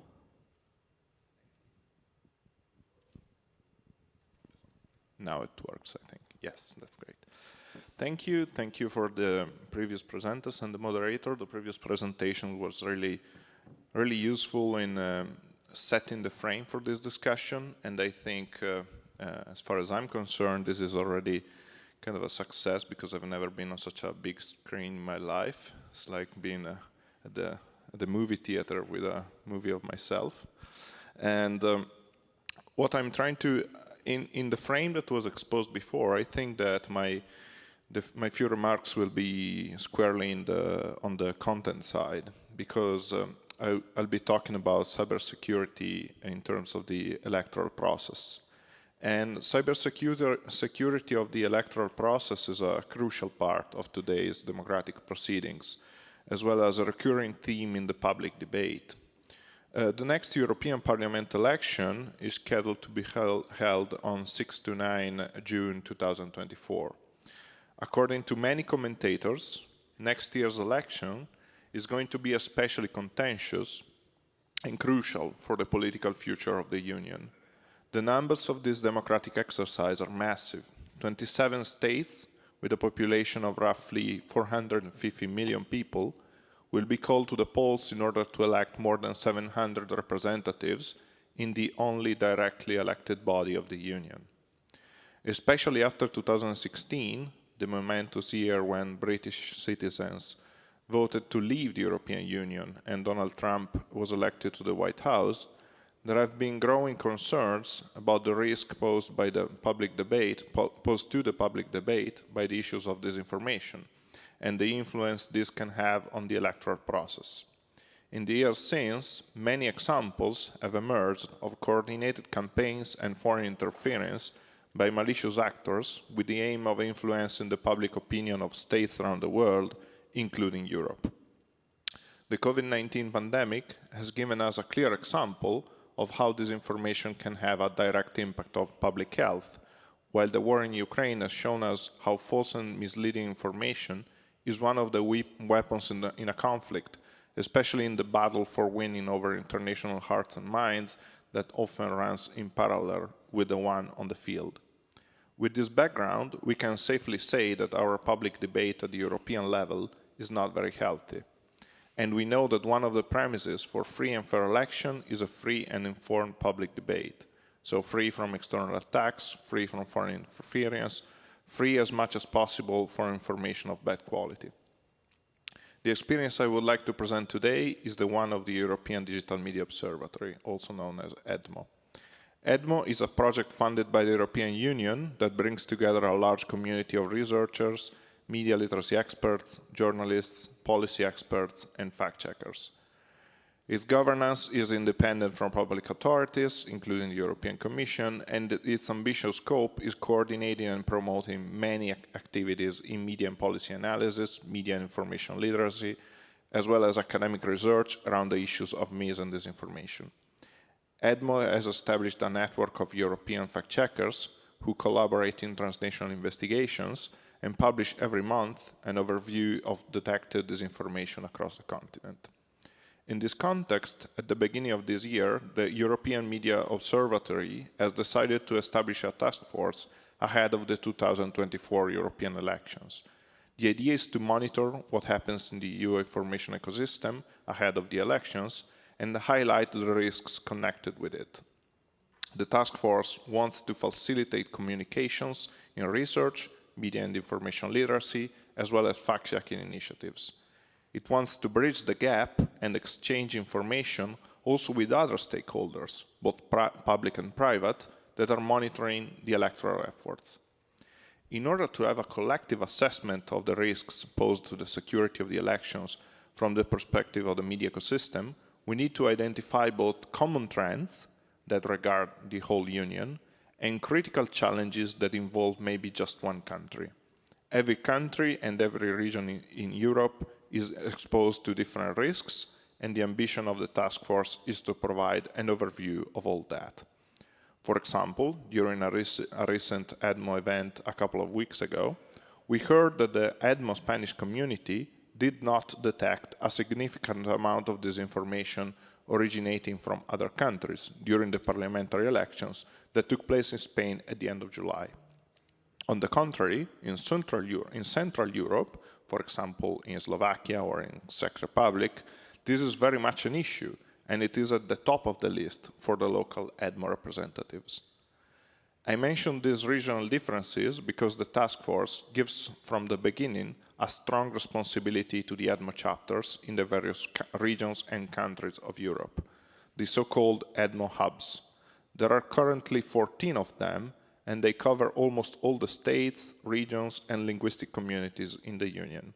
In fact, the task force is composed of one representative from each hub, plus 3 members from the Advisory Council, and it relies on them for collecting and sharing information about what they see on the ground. The task force builds on a similar previous experience that happened a couple of years ago when the same EDMO established a similar initiative at the beginning of the war in Ukraine. The first output of the current task force on the European elections will be hopefully a risk assessment report that tries to foresee what are the main areas of concern across the 27 states and 24 languages of the Union. To conclude, part of the strategy of the European Union ahead of next year's elections is to delegate at least part of its responsibilities for ensuring the security of the elections to a multi-stakeholder group of experts chaired by a fact-checker. The idea is to tackle the issue in a democratic and inclusive way, giving proper representation to the diversity of issues on the ground and at the same time avoiding any censorship of exercising repression.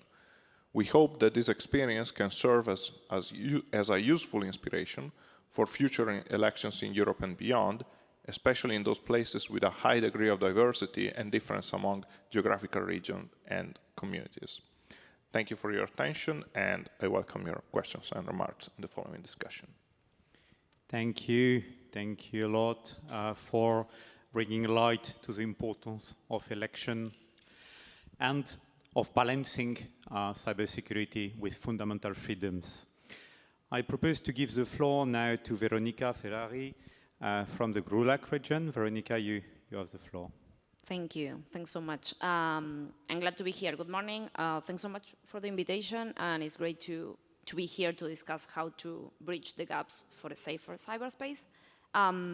So for those who don't know the Association for Progressive Communications, the organization I work with, we're an international civil society organization and a network of members from over 40 countries, mainly in the global south, working on gender, social and environmental justice issues and the intersections with digital technologies. So in my intervention today, I wanted to talk briefly about the need to adopt gender perspectives to cybersecurity to have a safer cyberspace for everyone. Because we all know that traditionally cybersecurity debates have been centered on national security and the security of systems, but we also see there is an increased consensus and attention about the need for a human rights-based approach to cybersecurity, since, as we argue from APC, humans are the ones impacted by cyber threats, incidents, and operations. And also there is more and more consensus in global, regional, and national spaces that different groups are in different positions when dealing with cybersecurity threats, such as surveillance, hacking, censorship, disinformation campaigns, data breaches, internet shutdowns. So some populations are more vulnerable than others. So this is referred to as differential vulnerabilities. And cyber incidents have shown to disproportionately impact and harm individuals and groups in society on the basis of their race, gender, sexual orientation, and also because of their profession, such as journalists and human rights defenders, or people in other situations of vulnerability. So, as I was saying, at national, regional, and international cyber policy discussions, we see these issues gaining more space, but also we are seeing policies that threaten the cybersecurity for all. For example, like some cybercrimes laws around the world that we mapped in research at APC that instead of protecting these vulnerable groups could in fact threaten their human rights. So in terms of a regional perspective, so few countries have fully integrated gender considerations into their national cybersecurity policies. In Latin America, for example, it's still difficult to find explicit references to gender or gender equality in cyber policies and strategies. Some examples that I can think about is like Chile and Costa Rica with the new strategy they are discussing are some of the countries that have incorporated gender considerations in some way. And at the global level, at some, for example, UN discussions connected with cybersecurity, there is more consensus about the need to bridge the digital gender gap, to promote more diversity and women's participation in the cybersecurity field and also in cybersecurity policy, but still clear guidance on how to mainstream gender into cyber norms is still lacking. So I wanted to briefly mention that to contribute to these discussions at APC, we have developed a framework that seeks to provide recommendations to integrate gender to cyber policy, both at the national and also in international discussions.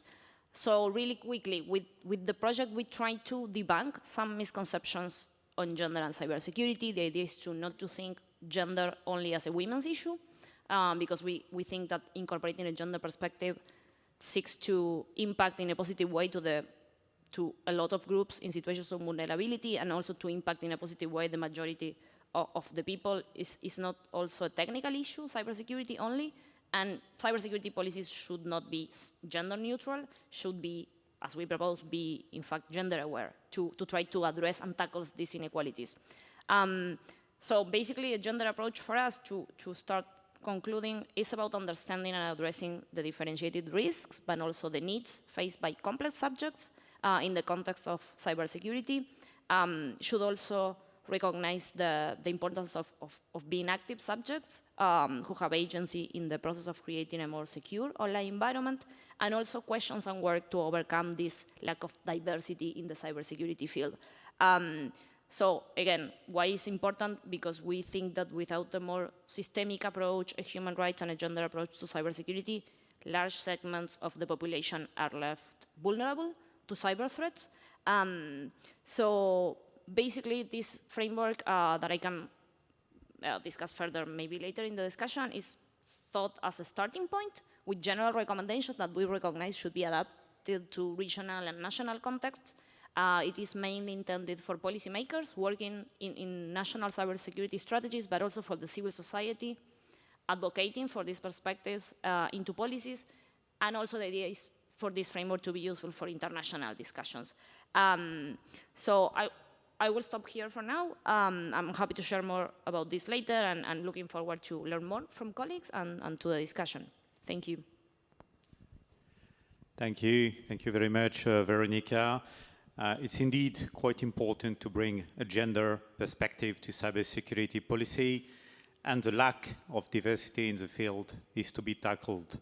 So discussions are indeed numerous, from the first committee discussions in New York at the UN, as well as the starting negotiations of the Global Digital Compact. Our colleague Mohamed Farhat has problem connecting, so we will get back to him. I propose to give the floor to Dai Mochinaga. Dai, you have the floor. Thank you for introduction. I am Dai Mochinaga from Shibora Institute of Technology, and also affiliated with JPCERT. I'd like to, for stage setting, to choose the topic of the economic development and the data protection and these impact of them on the cybersecurity. From the regional perspective, I would like to point out the fragmentation of the regulation. First of all, the big data has the enormous role in economic development recently, and sharing the data generated by individuals or companies has created new opportunities for the making economic values. And also, the big data is both essential for infrastructure and economy. In order to maximize the economic and the social value generated by such data, it is important to ensure cross-border data flow. However, there are challenges in security and availability of data. Cybersecurity becomes a critical issue for our business. It is not only critical infrastructure, but also other business domains. If there is serious impact on the critical infrastructure, it spreads to other sectors and slow down our economic development, because trade finance, people, and data connect to the world economy. Recently, countries strengthened the control over data generated and stored in their territories, such as domestic data storage obligations and other restrictions on cross-border transfers, government access, and data sovereignty, which are generally referred as data localization. Data localization have begun to spread internationally in response to these moves. From the viewpoints of economic system that rely on data as a source of economic value. On the other hand, cyber attacks take advantage of the attacking the data. A hospital in Japan was hit by a ransomware. It impacts on about 85,000 patients' data, and the hospital does not work.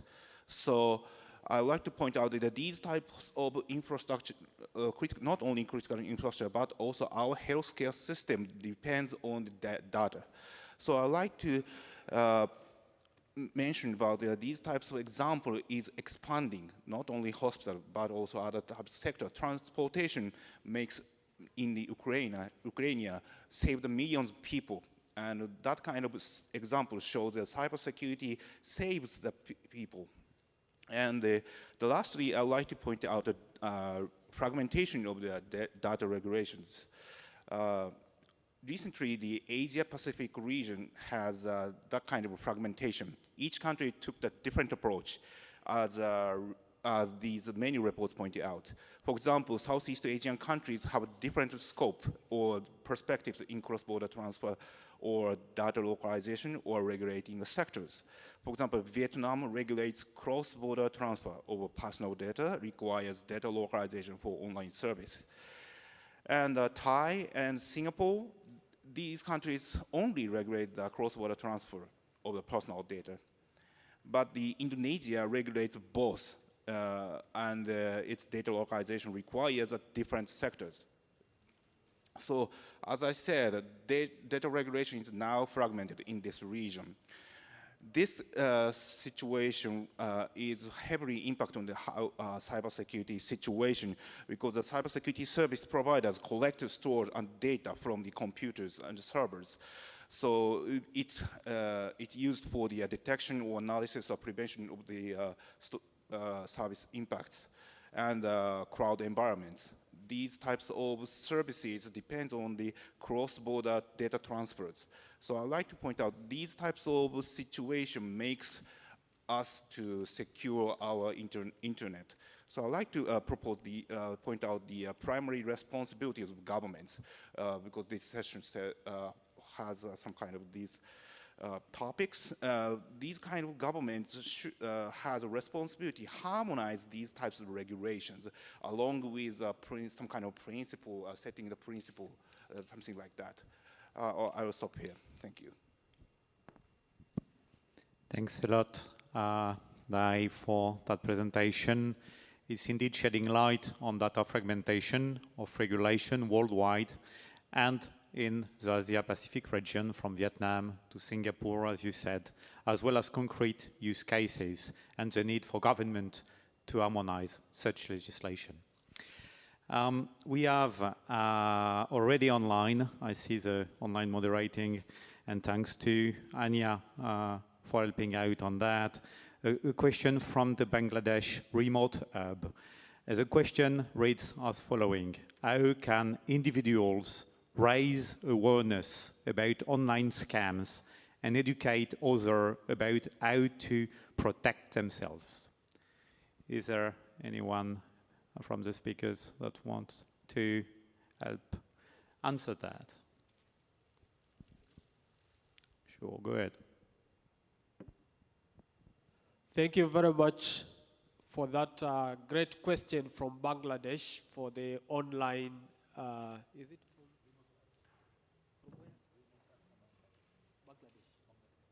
Yes, I was right, Bangladesh.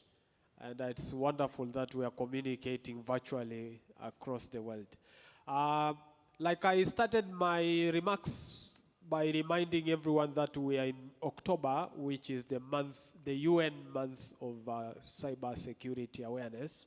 And there is a role that each one of us can play to raise awareness, not only on the scams online and those abuses, but also in raising the next generation of responsible citizens who use the most powerful tool on their hands, namely the internet, responsibly by going to talk to school children during their break.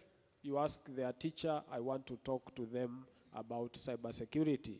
What is it when somebody that you don't know asks you to tell them about your mother, what you have eaten for lunch today, and all those kind of things. So we expect that as the month of October is advancing, everyone will find their own niche. If it's going to a radio station and talk about technological ways of knowing that this email is not genuine because this is not the kind of address that you expect from a bank, or showing that these photos have been doctored.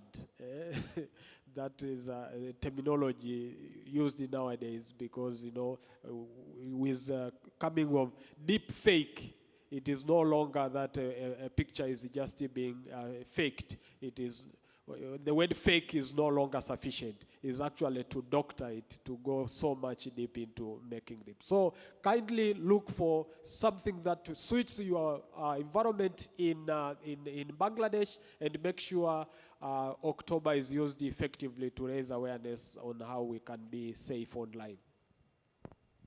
Thank you indeed. We are in October, and this is a good moment to actually act on it. So I propose to now open the floor. We have, as you know, an open floor exchange between speakers and all NRI and interested participants that wants to take the floor on the issue.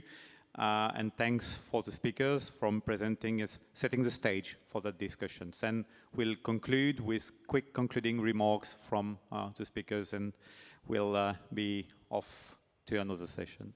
So is there anyone in the room or online that wants to take the floor? Let me check. You can take the floor on the mics directly in the room. You have one on the left and one other on the right. And thank you. All right, if I may, and of course thank you, Justice Eliamani, for mentioning me and my organization during his opening remarks, so I think I should sort of make a quick intervention in this space. Thank you very much. I'm Jeannie from Kaspersky. Of course, we're a global cybersecurity company. I just wanted to sort of pose this question to the entire panel. I think we're very happy to listen to such esteemed speakers, and it's open for anyone to answer this. I just wanted to know what your view is when it comes to partnerships between the public and the private sectors. So I'm talking about public-private partnerships. What is the role of private companies and in the industry in this ecosystem to ensure that the fight against cybercrime and in ensuring cybersecurity and proper, especially in the critical information infrastructure sectors, is robust and continues to reach out to more countries and to benefit the regions and internationally as well. The role of public-private partnerships. Thank you.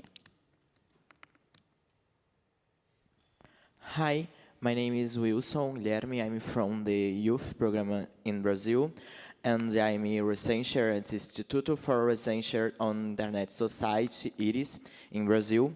We research cybersecurity, and we are currently developing research on the protection of infants and cryptos. But we previously conducted research on government hacking. There we even point out the risks of using techniques such as government hacking and client side scanning in public security. My research includes cases of surveillance from countries in the global north on policies and the activities from the global south, and my questions goes through this place. How do building debate cybersecurity from the perspectives of the global south when the north still holds the basis to develop the technologies and the economic power to acquire them? Thank you. Hello. Okay.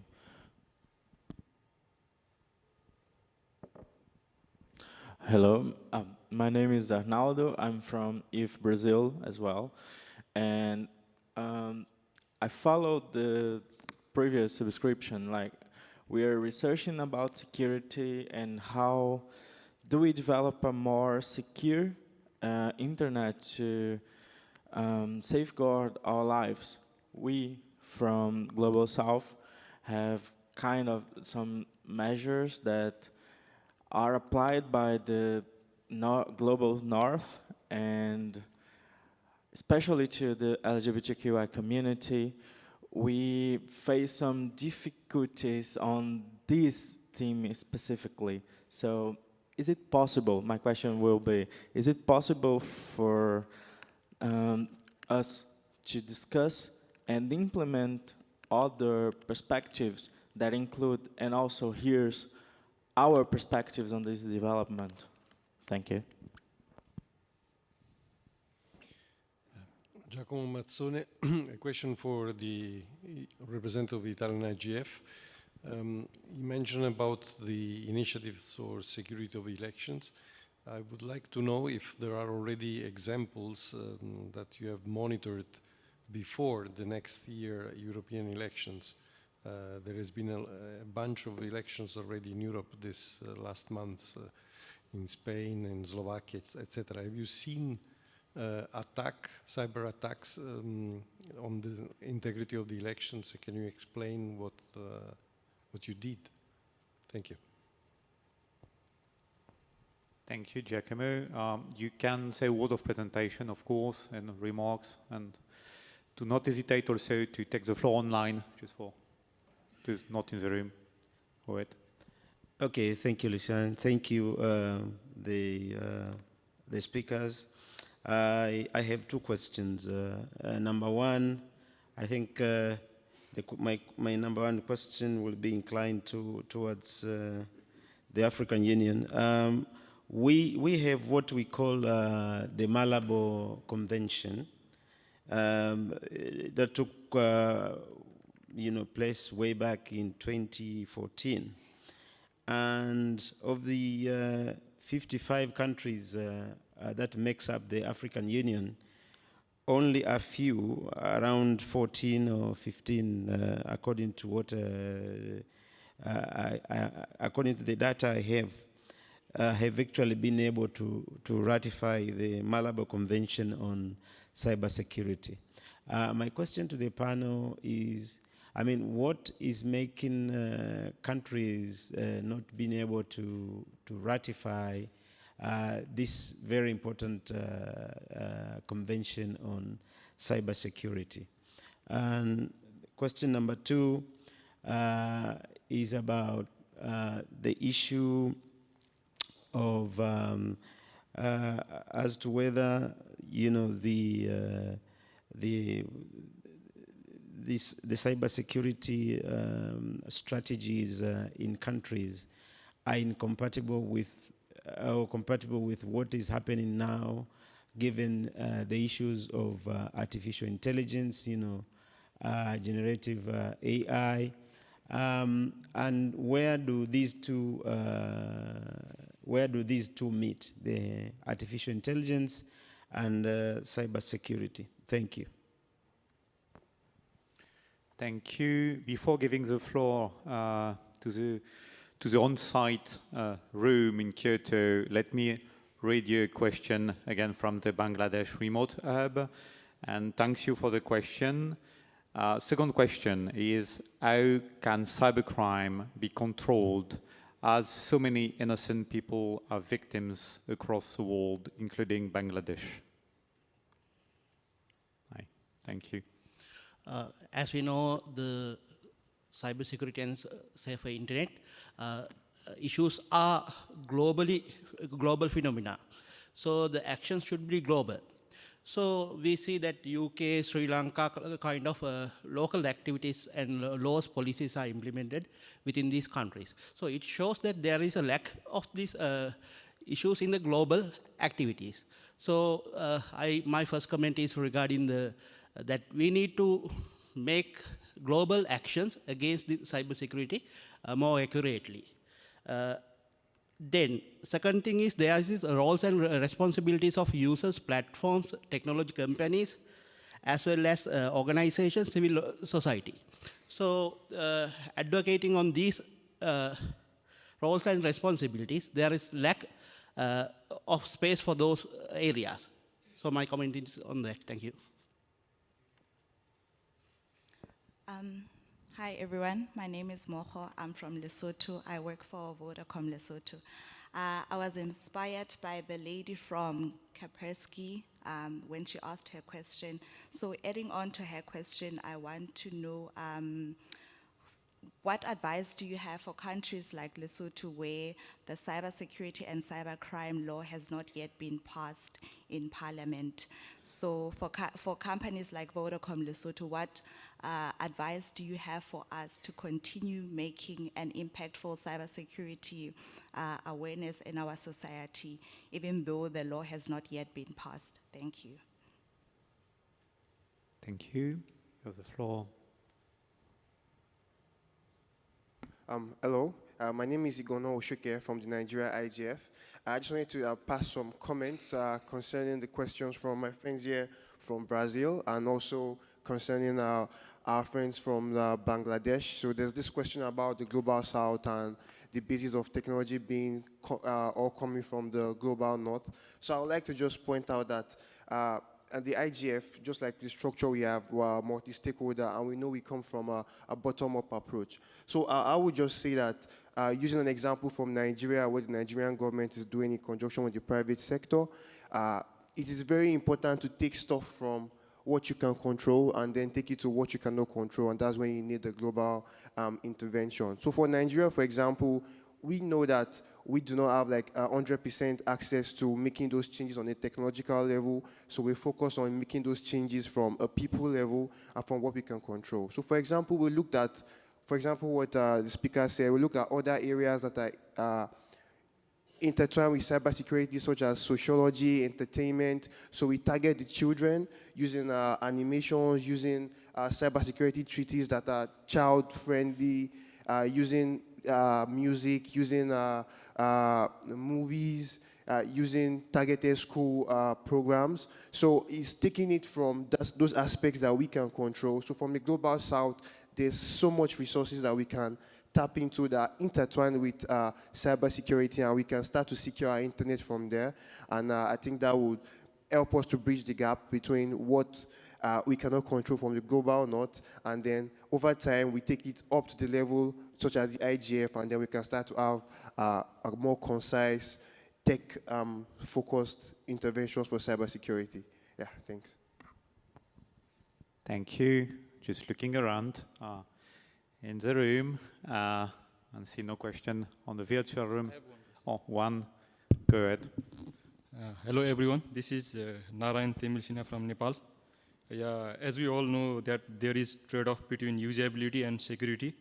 The more secure our internet is, less usable they will be, and vice versa. Yeah, we all know that. When we talk about data protection, social media regulation, hate speech control, dis and malinformation control, we all know that it will be less concern about the security concerns, and internet freedom is impacted on this part. So my question is how IGF shall deal this issue to achieve its principle of internet freedom as well as trusted ecosystem achieving and cybersecurity issues. Thank you. Thanks a lot. Thanks a lot for the question. I propose to give a round to our colleagues and honorable speakers in the room. We had a lot of questions: elections, cybersecurity, sharing best practices, new threats such as AI. Who wants to go first?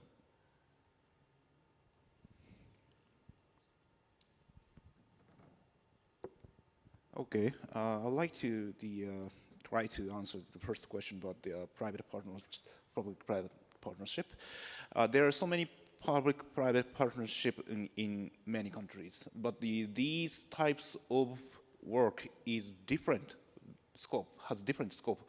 For example, in Japan, so many companies, especially in the critical infrastructure, holding critical infrastructure, has deeply collaborated with the government about how to secure their infrastructure, and not only share information, but also sharing the practices and how to work with them.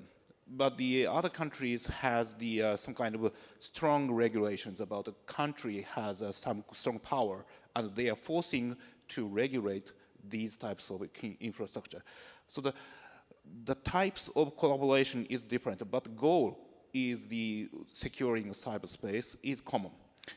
The biggest I think the easy way to success these types of collaborations is defining the bad things is a very easy one. For example, cybercrimes is bad things. This is a common understanding in global. But how to secure cyberspace, what is defining a secure is very different from each country. So from the perspective of public-private partnership, the company has what is a good, but government doesn't think it is not bad. So the bad things, for example, stopping the operation of critical infrastructure is a bad things. But the good things for the private sector is different from the good thing from the government. For example, private sector doesn't want to interfere with from the government or something like that. So these types of collaboration needs to common understanding about the good things, about bad things.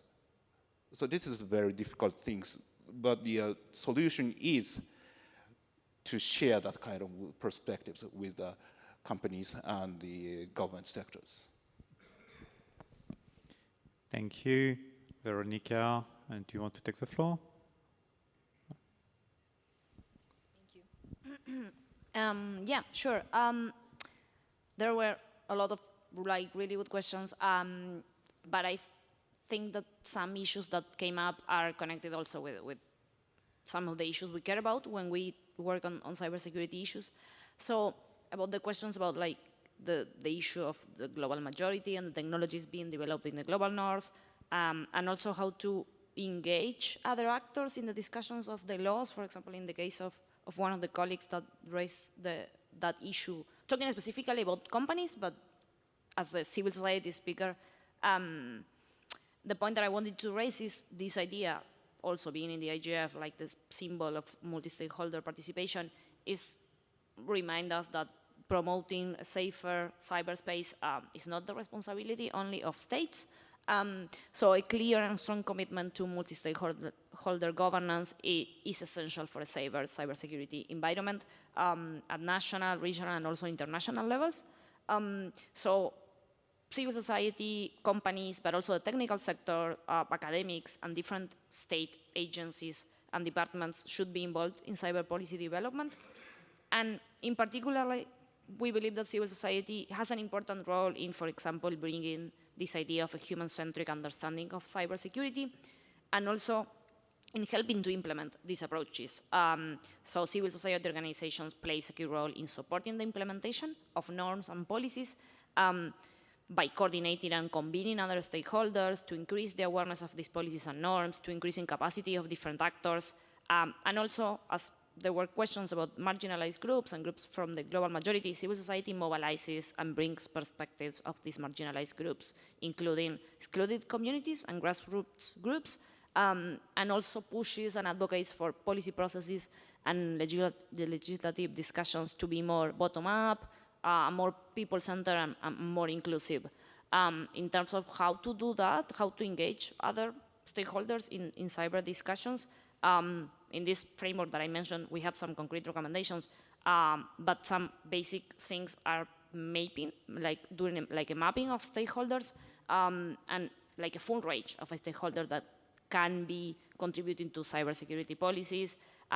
It's critical to find the voices that can help understand, in particularly, the human rights and gender aspects in each country and in each region.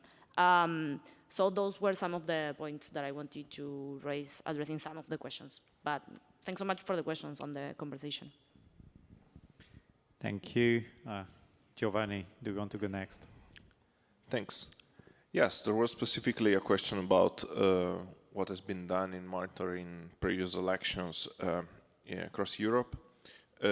So right now we are working on, so the task force has started its activities in the past few months, and the first thing that we have been doing is to ask the hubs that cover the single nation states in Europe and the regions to present a brief overview of the risks in their specific country and region. And right now we are working on putting together all those inputs. And so this is very much a question that probably we will be able to answer comprehensively next month. And parallel to that, we've been carrying on an exercise in checking what were the main narratives of disinformation that were circulating in all the states that went to the elections over last year. And we are planning to publish a report about that also very soon. So, for example, different countries have very different narratives of disinformation that varies a lot between them.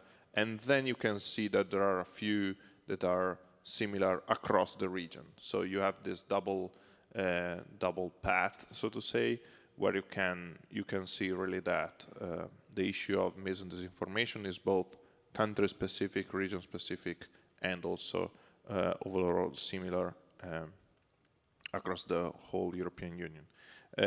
Aside from that, a quick note on the private-public partnership question. I think that there are two main issues here when you want to go into a private-public partnership, and I think those are pretty widespread. So, for example, in Europe, those are more or less one of the common ways to do business in this field. But there are two issues. One is about independence, and the other one is about governance, because there is clearly an imbalance of power between the two sectors, in the sense that the private sector usually has the money and the public sector usually has the regulatory authority. So we have to ensure a governance that makes possible to keep separate these two interests and not influence, have a way not to have the money influencing the regulatory authority, so to say. Sorry to put that too brutally, maybe. Finally, on the north-south imbalance, what I find particularly useful is that there are a few, I think, positive examples of cooperation. For example, I'm quoting again a European example. We've been working with a big African fact-checking organization to carry on an investigation about disinformation narratives in the continent. And the interesting thing there is that we are seeing in other parts of the world coming up basically networks of fact-checking organizations that are in some ways maybe inspired, modeled, anyway, let's say inspired by the global and European example. So from my point of view, I see a lot of potential in positive collaboration in bringing out the best practices. Of course, this is just looking at the positive side. I know there are also a lot of negative issues around this topic, but these are just my 2 cents about it. Thanks. Thanks a lot, Giovanni. It's indeed quite an issue. And for example, a quick remark: in France, we passed a law on combating the manipulation of information in 2018, and well, dating back to quite well, it's an old law. It's 1881, Article 77, if I remember correctly, on the topic, which is obviously quite an issue, since massive campaigns of false information can modify the course of elections. Thank you. Thank you a lot. I propose to give the floor last to Eliamani, if you want to react to the different questions. Yes, and thank you very much.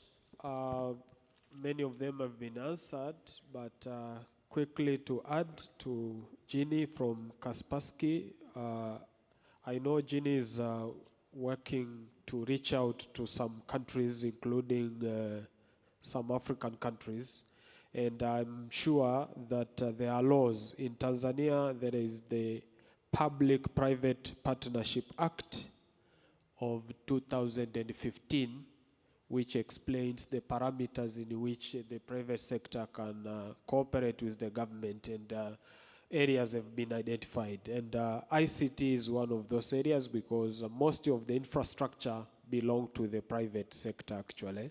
So it is a matter of right that the government needs to collaborate.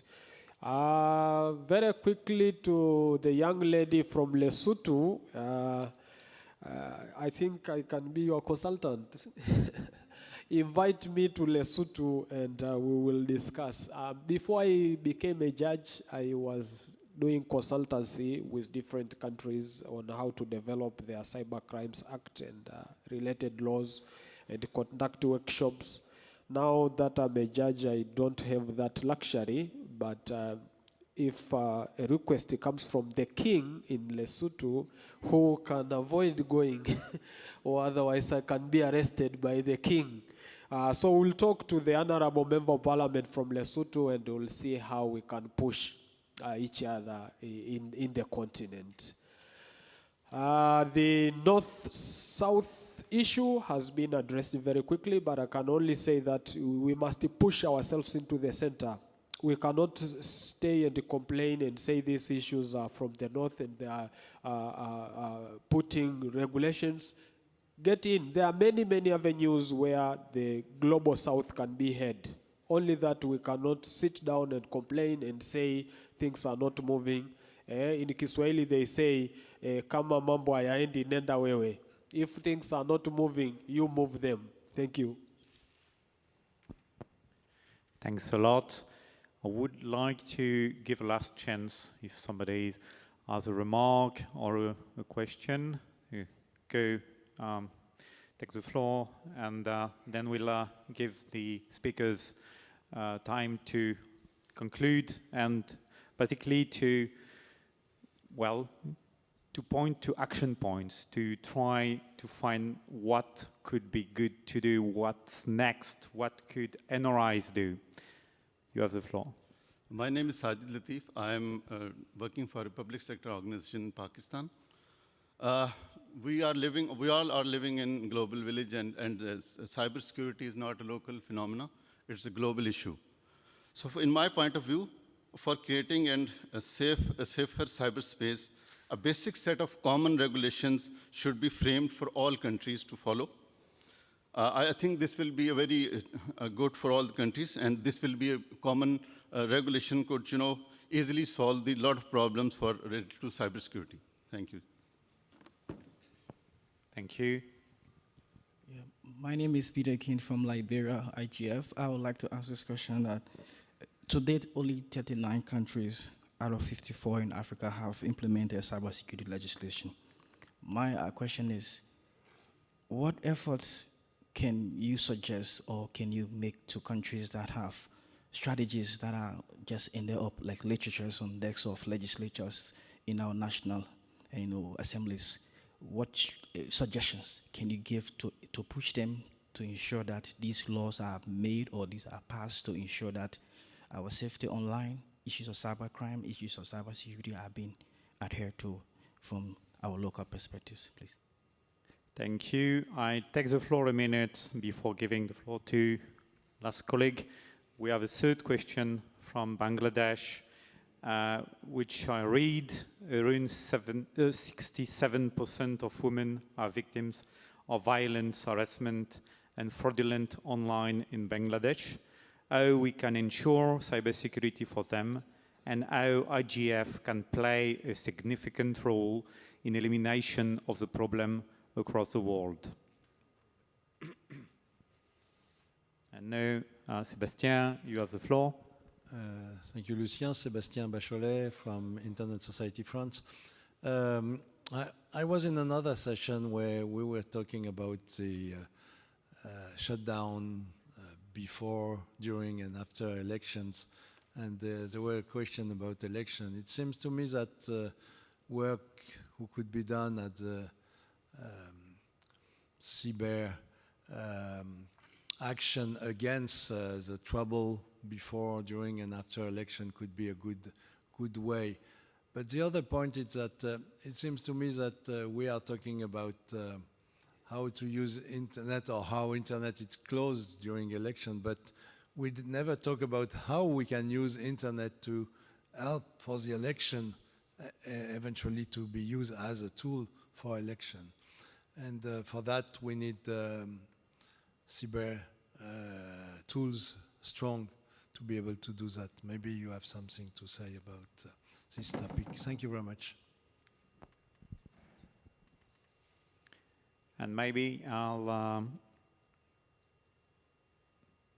let's hold a minute. We are wondering if we could have the hub from Bangladesh speak from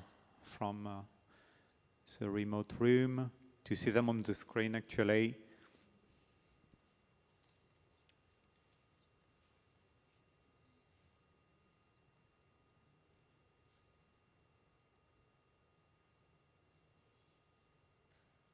Since we are at the Internet Governance Forum in a hybrid session, you know, it might be a good idea, even if we had some quirk now and then with digital technologies.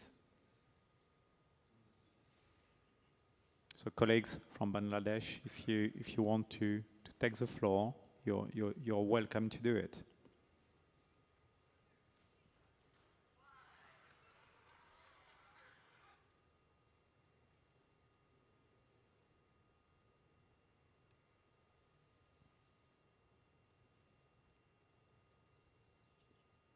Well, we'll see.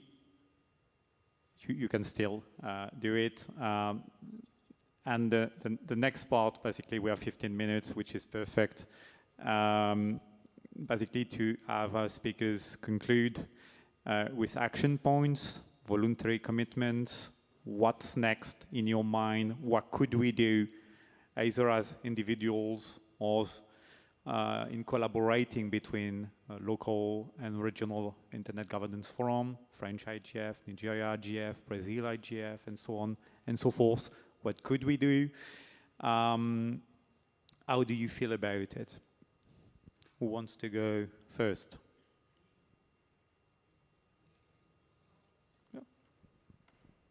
Thank you very much. In concluding, I will take you to the savannas in Africa like I promised, to give you hints. So next time you find yourself in the jungle and you don't know how to work with animals and be safe, these are 5 secrets of the Maasai people. Number 1, carry something taller than you. You will always see the Maasai carrying a spear like this. Because animals know the structure of a human being. If you have something different, they will not attack you. its application in cybersecurity always go to Gini and Kaspersky and have your cybersecurity or antivirus or anything to protect you online. If you are not protected, you are vulnerable to all malware and stuff like that. The second secret of the Maasai is to avoid where animals have babies.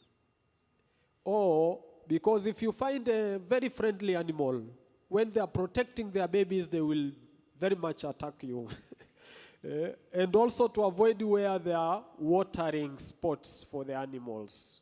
In the middle of the Serengeti, if you see some green place, that's where animals drink water. If you go there, they will attack you. Its application in the cybersecurity world, avoid those websites which are not verified.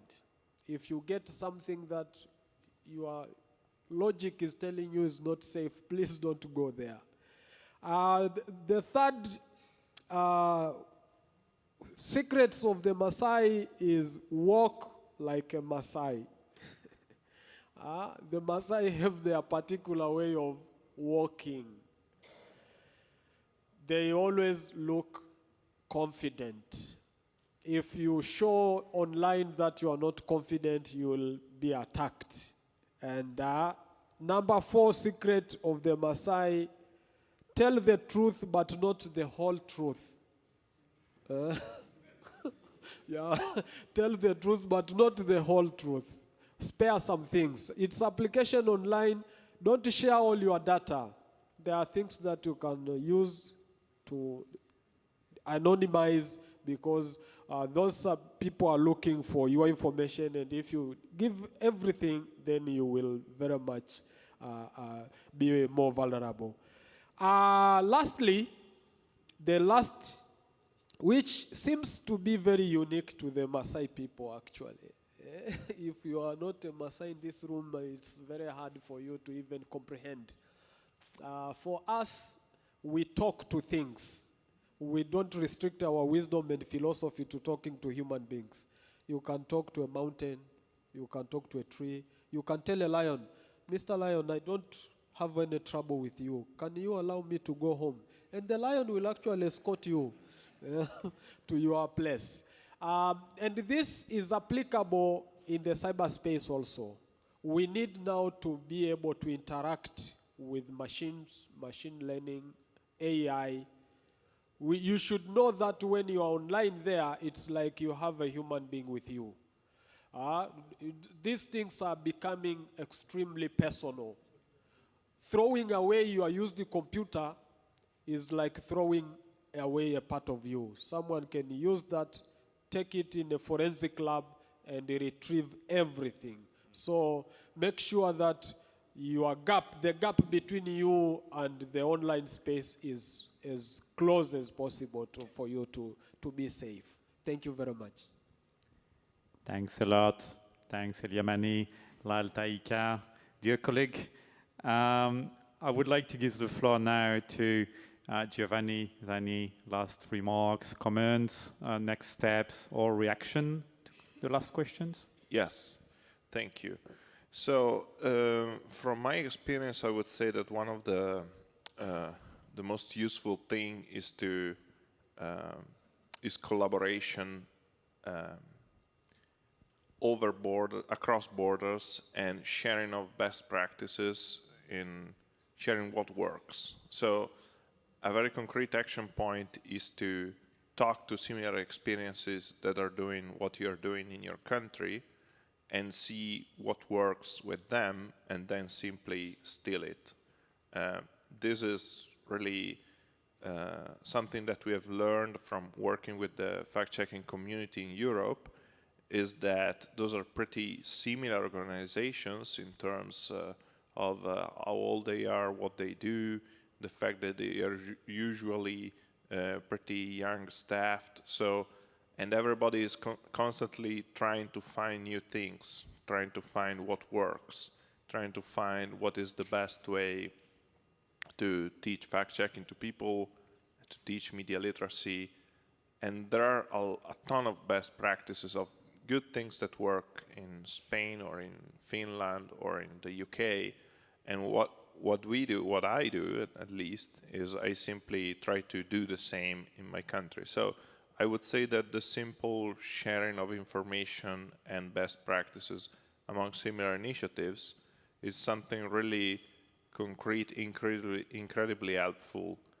And on the other hand, I think that we really need to, after the discussion we have today, we really need to focus our efforts a lot in media and information literacy, in trying to really understand which is the best way to teach people how to make a good use of technology. Because one of the things that strikes me, for example, when we talk about online fraud or scams, is that those are usually pretty easy things to recognize and to avoid if you know how to do that.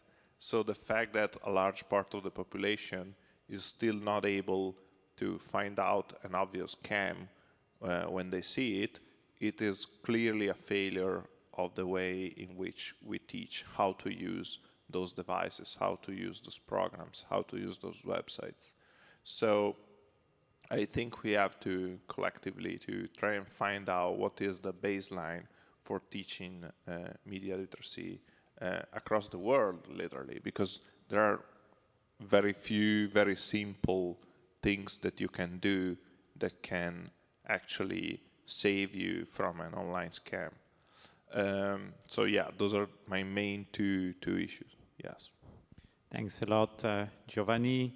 Giovanni Zani, Director of Pagella Politica. Anya is telling me that our colleagues from Bangladesh might be able to speak now. Let's try. Yeah, thank you, sir, for a nice opportunity to ask. I'm Riyad Hassan Badsha, Vice Chair of the Bangladesh Youth IGF. My questions are totally youth and women-centric right now. This is how we can ensure a secure cyberspace for youth, women, and children. For your kind information, Bangladesh Internet Governance from BIGF is 3 communities strongly: Bangladesh Kids IGF, Women IGF, and Youth IGFs. Thank you. Thank you a lot. Veronica, do you want to go next?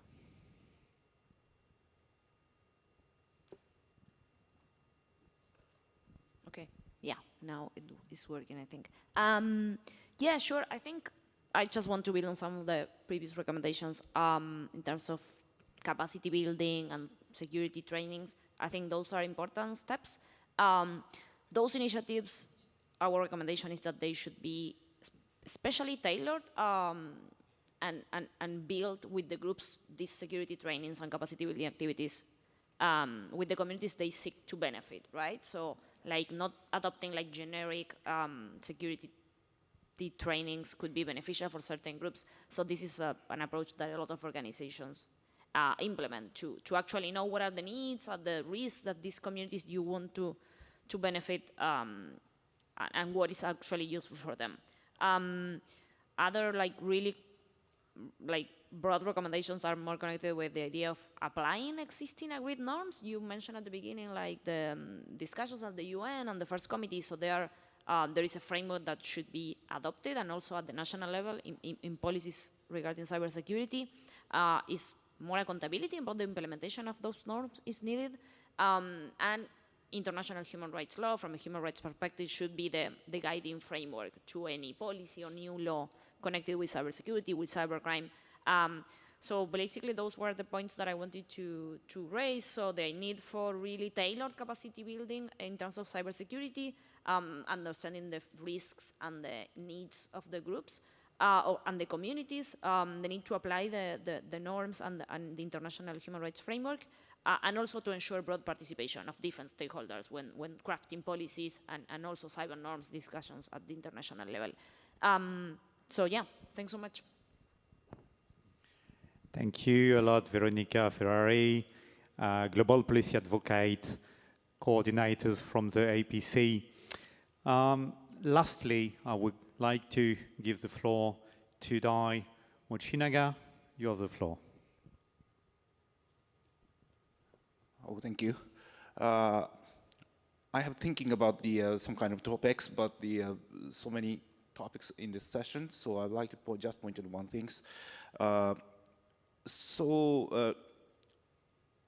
International conferences or the other type of conferences says the for how can we level up the capacity building or information sharing. And we continue to discuss about this topic over the decades, but I think we need more something new. I think in something new. For example, how can we act after we know about the best practice, after we know some kind of information shared with colleagues or partners? So that kind of action is very difficult for us to act collaboratively, act with some partners, the other organizations, is key things in our decades. So I think the most point in the future we have to discuss about the things is how can we act based on the information sharing or capacity building. I'll stop here. Thank you. Thanks a lot, Professor Moshinaga. Well, we have about 1 minute left, so let me thank everyone online and on site here in Kyoto, Japan. Merci à toutes et à tous d'avoir été présents. Arigato gozaimasu. Thank you all.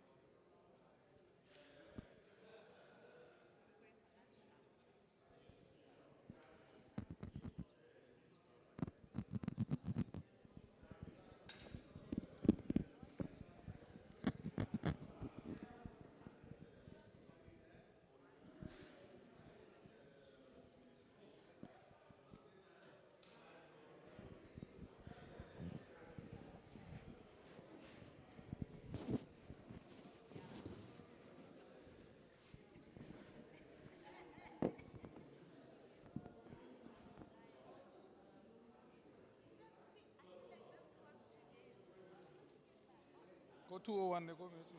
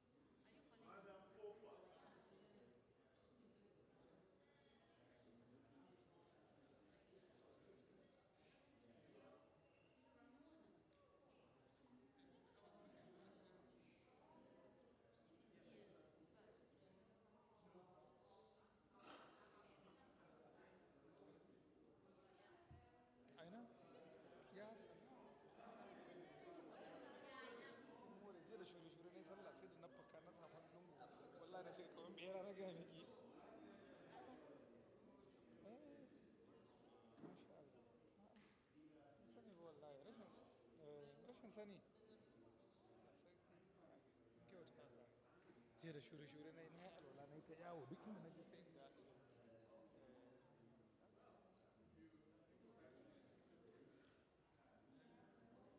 no, in Japan, yes, they are.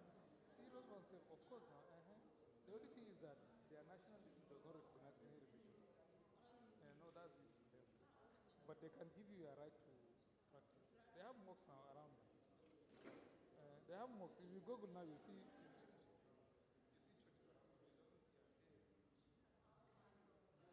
Now, free thinkers.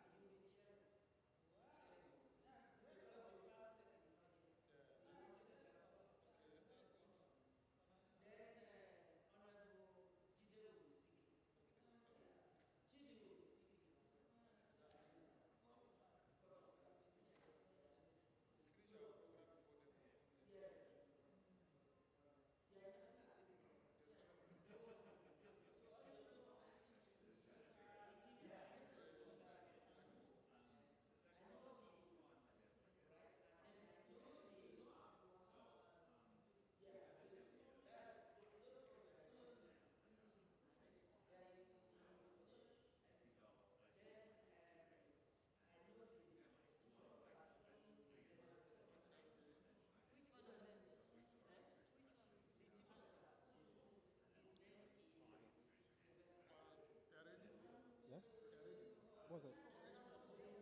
No, no, I don't. Yes, we've been ready since yesterday. It's just from, yeah, that's your time. Maybe 30 minutes of the time. I will read it. I will go and read it.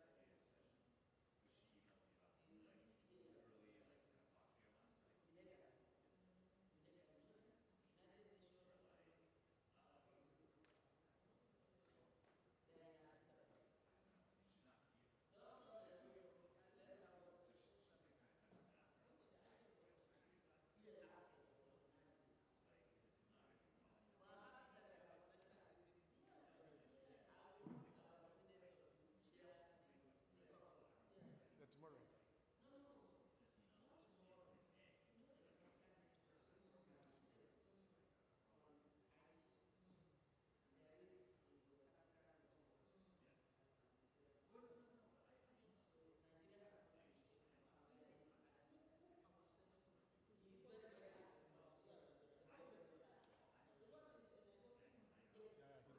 Yeah, he's an ICT man.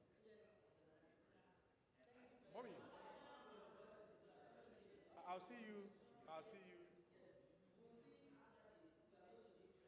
Still living on internet. Okay, I'll see you later. She's a retired director in NCC. She was in charge of consumer affairs. Yeah, yeah. She did very well in NCC. And then she left because of her passion for the industry. So she started with her NGO. She's in charge of the NIRA. She started NIRA in Nigeria, Internet Domain Name Registration. And then she's formed that organization. Then she's now attached to NIDA. Yeah, she's known all over Africa.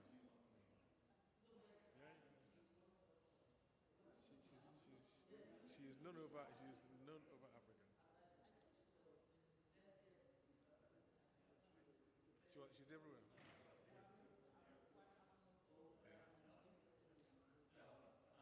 Yeah. Okay, so there's no need to send the information again. No need to send you any information. Should I send it to you? Okay, I'll send it to you. No, the one that Mommy just talked about. The venue. Okay, let me do that now. Okay. Haja. Sanunki. Ewa.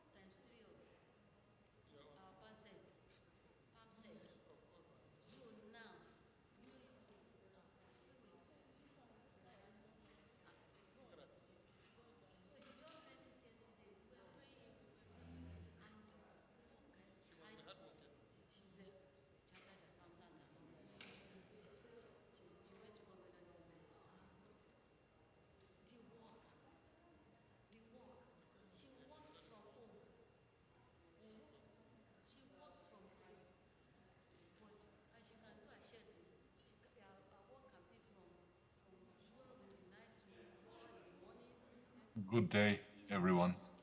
Testing my microphone.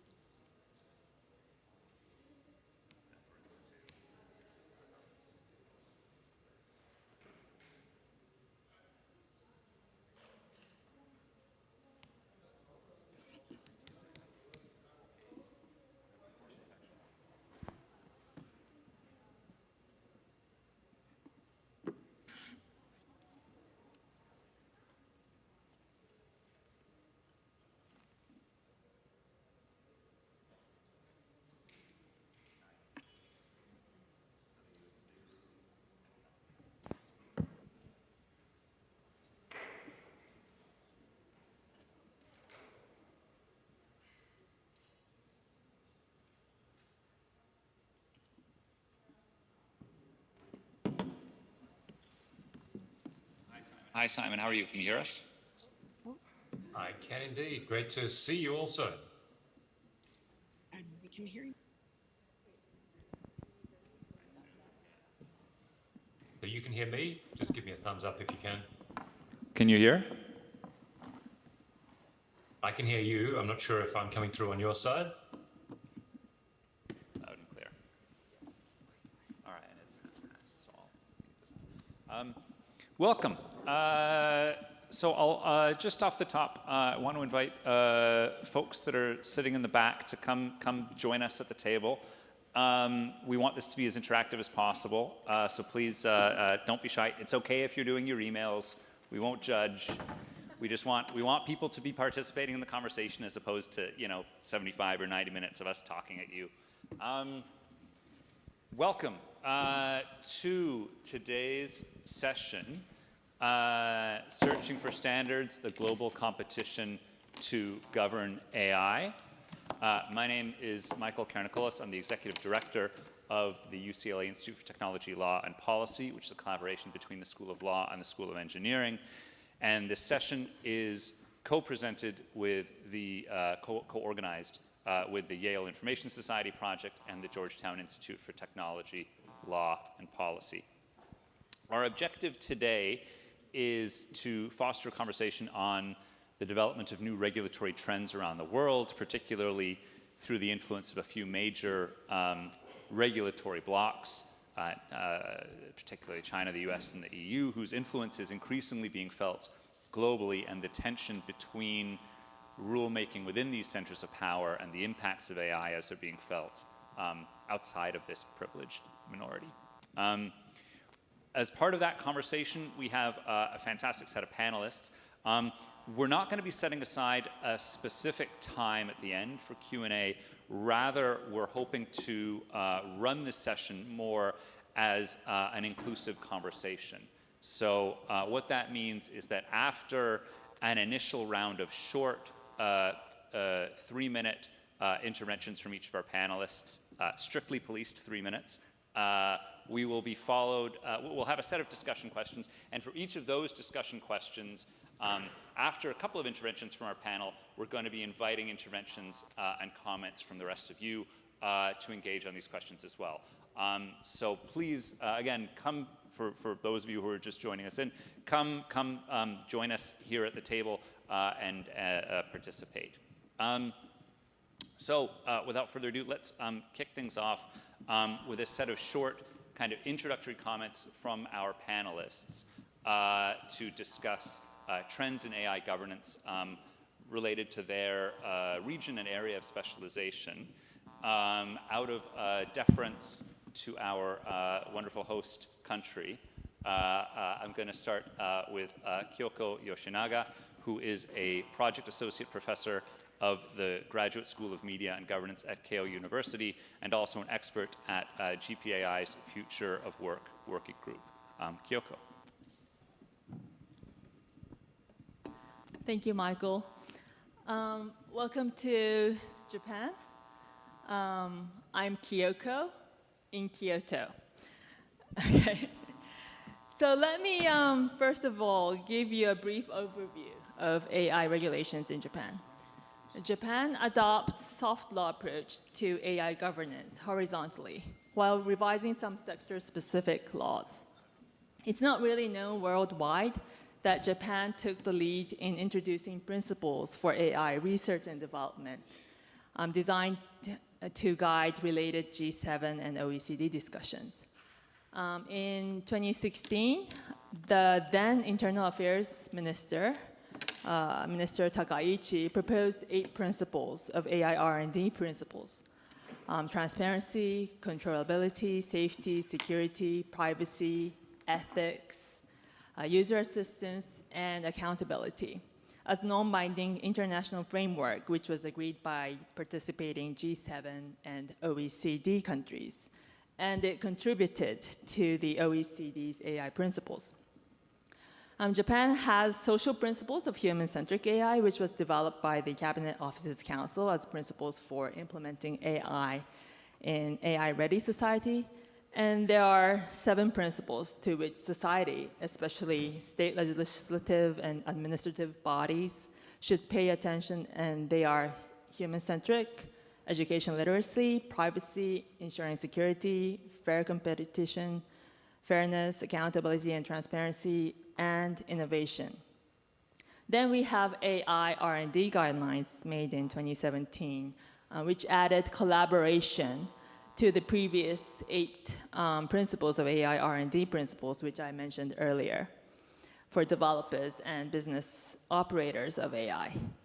And we also have AI utilization guidelines, which consists of 10 principles to address the dangers associated with AI systems. And it was also developed by Ministry of Internal Affairs and Communication.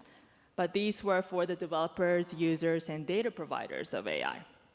This user perspective guidelines was made because AI may change its implication and output continuously by learning from data in the process of its uses. Also, we have governance guidelines for implementation of AI principles issued by Ministry of Economy, Trade, and Industry, which guides how to analyze the risks associated with AI system implementations and offers some examples to help organizations adopt suggested principles. So these non-regulatory, non-binding soft laws are used by prominent Japanese companies to develop their AI policies and communicate them to external parties. As for the sector-specific, I wouldn't go into detail right now, but Japan is amending sector-specific hard laws, such as the Act on Improving Transparency and Fairness of Digital Platforms and Financial Instruments and Exchange Act, which requires businesses to take appropriate measures and disclose information about risks. Also, for doctors, there is notification from the ministry that the doctor owes the responsibility of final decision in the treatment that uses AI. So we have soft law approach at horizontal level and combined with some hard law approach by revising existing laws. Thank you. Let's go next to Carlos Afonso Sousa, the director of the Institute for Technology and Society of Rio de Janeiro and a professor at Rio de Janeiro State University Law School. So thanks, Michael, and it's a pleasure to be here among friends to discuss this very important topic on how we think about regulation of AI in the region. So in this my brief introduction, just to say a bit that it seems that even though AI, like national strategies, do end up like sharing a common language, of course, like different states, they will have different priorities, they will have different approaches, and they will have, of course, different long-term visions about like how AI will end up producing relevant economic, political, and cultural changes in society. And especially when we look in the region, and by region, I think about Latin America, we see that different countries are looking to the issue of governance and regulation of AI. And we have, for that specific purpose, Argentina, Brazil, Colombia, Peru, Mexico, all being very active in this discussion. But one thing that I would like to pinpoint that we can see right now in the region, and I think that's something that we might scale up to a discussion to different regions, is how we're moving through almost like this three-step process in which it all began with a very broad ethical principles about AI that end up turning to a second phase in which different countries end up designing their different national strategies to think about AI. And we now, seems like we are in this third phase in which different countries are actually regulating about AI through hard law, through different mechanisms. And that's, I think, one of the greatest moments for us to take a look on, especially because governance and regulation on itself, it's a form of technology. And we need to understand how are we approaching those different topics concerning the future of AI and making sure that regulation and governance is appropriate to deal with the challenges that we're facing right now, and at the same time come up with solutions that could be future-proof in terms of the challenges that we are going to face forward. So I'll just stop here in this very brief introduction, but just to provide this quick look on the region and seeing different countries going through this different stage on thinking about national strategies, regulation, and governance tools for AI. So thanks, Michael. Perfect. Courtney Raj is the director of the Center for Journalism and Liberty at the Open Markets Institute and a member of the IGF's multi-stakeholder advisory group. Thank you so much. So in the United States, the focus right now is on creating frameworks for figuring out what governance of AI should look like and what regulation should look like.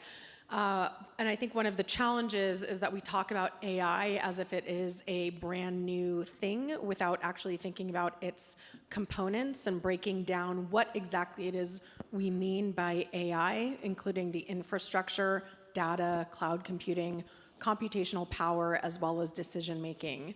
So right now, a few of the major kind of regulatory initiatives or standard setting initiatives include the Blueprint for an AI Bill of Rights by the White House Office of Science, Technology, and Policy, which is mainly focused on risk management and mitigation. It includes a set of 5 principles and associated practices that are designed to help guide the design, use, deployment of automated systems. These are like automated decision-making systems. So again, only one small component of AI, designed to protect the rights of the American public in this age through safe, effective systems dealing with algorithmic discrimination protections, data privacy, notice and explanation, human alternatives, considerations, and fallbacks. And it is intended to inform policy decision and guide regulatory agencies in rulemaking, but it is non-binding. The OSTP is soliciting input to develop a comprehensive national AI strategy, and it is focused on promoting fairness and transparency in AI. Meanwhile, the National AI Commission Act, which is a proposal that would create a 20-member multi-stakeholder commission to explore AI regulation within the federal government itself, is focused on responsible AI, and specifically how the responsibility for regulation is distributed across agencies, their capacity to address regulatory challenges, alignment among enforcement actions, and a binding risk-based approach, much like the EU, I would say. So there is support for the creation of a new federal agency dedicated to regulating AI, which could include licensing activities for AI technology, although there are alternative views which think that some of this regulatory expertise should be embedded within each individual agency. There's also at the federal level the Safe Innovation Framework, which sets priorities for AI legislation, focusing on security, accountability, and protecting foundations and explainability, as well as a proposed privacy bill, the American Data Protection and Privacy Act, which would set out rules for AI, including, again, risk assessment obligations. The federal agencies are providing guidance to regulated entities. So, for example, the FTC is regulating deceptive and unfair practices attributed to AI, and are increasingly using their antitrust authority to impose some antitrust impositions, looking at whether they can break it down some companies. I would also just add that at least 9 states have enacted AI legislation, with another 11 with proposed legislation, and the we need to, I think, look at competition interventions as well, which is not yet part of the regulatory landscape, but is kind of occurring with some court cases happening alongside these regulatory standard-setting initiatives. Thank you. So we have 3 fantastic panelists in the Zoom as well. Let's go first to Simon Chesterman, who is the David Marshall Professor and Vice Provost for Educational Innovation at the National University of Singapore, as well as the Senior Director of AI Governance at AI Singapore. Thanks so much, and I'm sorry not to be there in person, but coming from the Singapore and Southeast Asian perspective, I think one of the challenges that every jurisdiction is facing is we're wary both of under-regulating and of over-regulating. Under-regulate and you expose your citizens to risk. Over-regulate, and particularly for small jurisdictions, you risk driving innovation elsewhere. And so when the European Union adopts the AI Act, Meta might determine that it's not going to roll out threads, but it's not going to withdraw from that market completely. If a very small jurisdiction like Singapore adopted something like that, it might lead some of the tech companies to opt out of that jurisdiction completely. So that's one of the sort of baseline considerations that I think is operative here. A second consideration is that in these discussions, certainly over the last 8 or so years, the tendency has been to try and come up with new sets of rules, very much like sort of Isaac Asimov laws of robotics, that will address this problem of AI. But as Courtney just said, AI is not that new, and indeed laws are not that new. And I think that kind of approach often misunderstands the problem as too hard and too easy. Too hard in that it assumes that you've got to come up with entirely new rules, whereas a lot of my own work has been essentially arguing that most laws can govern most AI use cases most of the time. But that approach also misunderstands the problem as being too easy, because I think it fails to understand that the real devil is in the application. It's in the application of rules to new use cases. So in Singapore's context, rather than coming up with a whole slew of new laws, we have had some tweaks. So for example, the Road Traffic Act had to be adjusted so that leaving a vehicle unattended wasn't necessarily a crime, which would be a problem for autonomous vehicles and so on. But at the larger level, what we've really focused on is two things: human centricity and transparency. And the majority of the Model AI governance framework that was adopted here back in 2019 is looking at use cases, what this actually means in practice. Because saying that AI shouldn't be biased is merely repeating anti-discrimination laws. Discrimination should be illegal whether it's done by a person, a company, or by a machine. But applying that to particular use cases can be a challenge. So recently, Singapore released AI Verify, which is a tool which is intended to help companies police themselves, help organizations police themselves, and determine whether or not they're actually holding themselves up to the standards that they've been espousing and whether more work needs to be done. So I'm looking forward to a really interesting discussion, but I'll hand the time back to the chair. Thank you very much. Thanks. Let's go next to Tomiwa Ilori. Tomiwa is a postdoctoral research fellow at the Center for Human Rights at the University of Pretoria. Tomiwa, are you there? Oh, yes. Yes, I am. Thank you very much, Michael. And quickly to my presentation, I'll be focusing more on the regional initiatives in Africa on AI governance. And quickly, according to the African Observatory on Responsible Artificial Intelligence, there are at least 466 AI policy and governance items, or used in this conversation, initiatives that make direct reference to AI in the African region. And it covers quite a broad period from 1960 to 2023. Those initiatives are categorized in various ways. First, some are categorized as laws, some are categorized as policies, some as reports, some as organizations or projects. Currently, across the region, there is no major treaty or law or standard when it comes to AI governance. When it comes to policies, there are just about 2 to 3 of them. And when it comes to organizations and projects that are currently all working on AI governance, there are about 25 of them. So I wanted to give just about a high-level summary of what is happening with respect to initiatives across the region.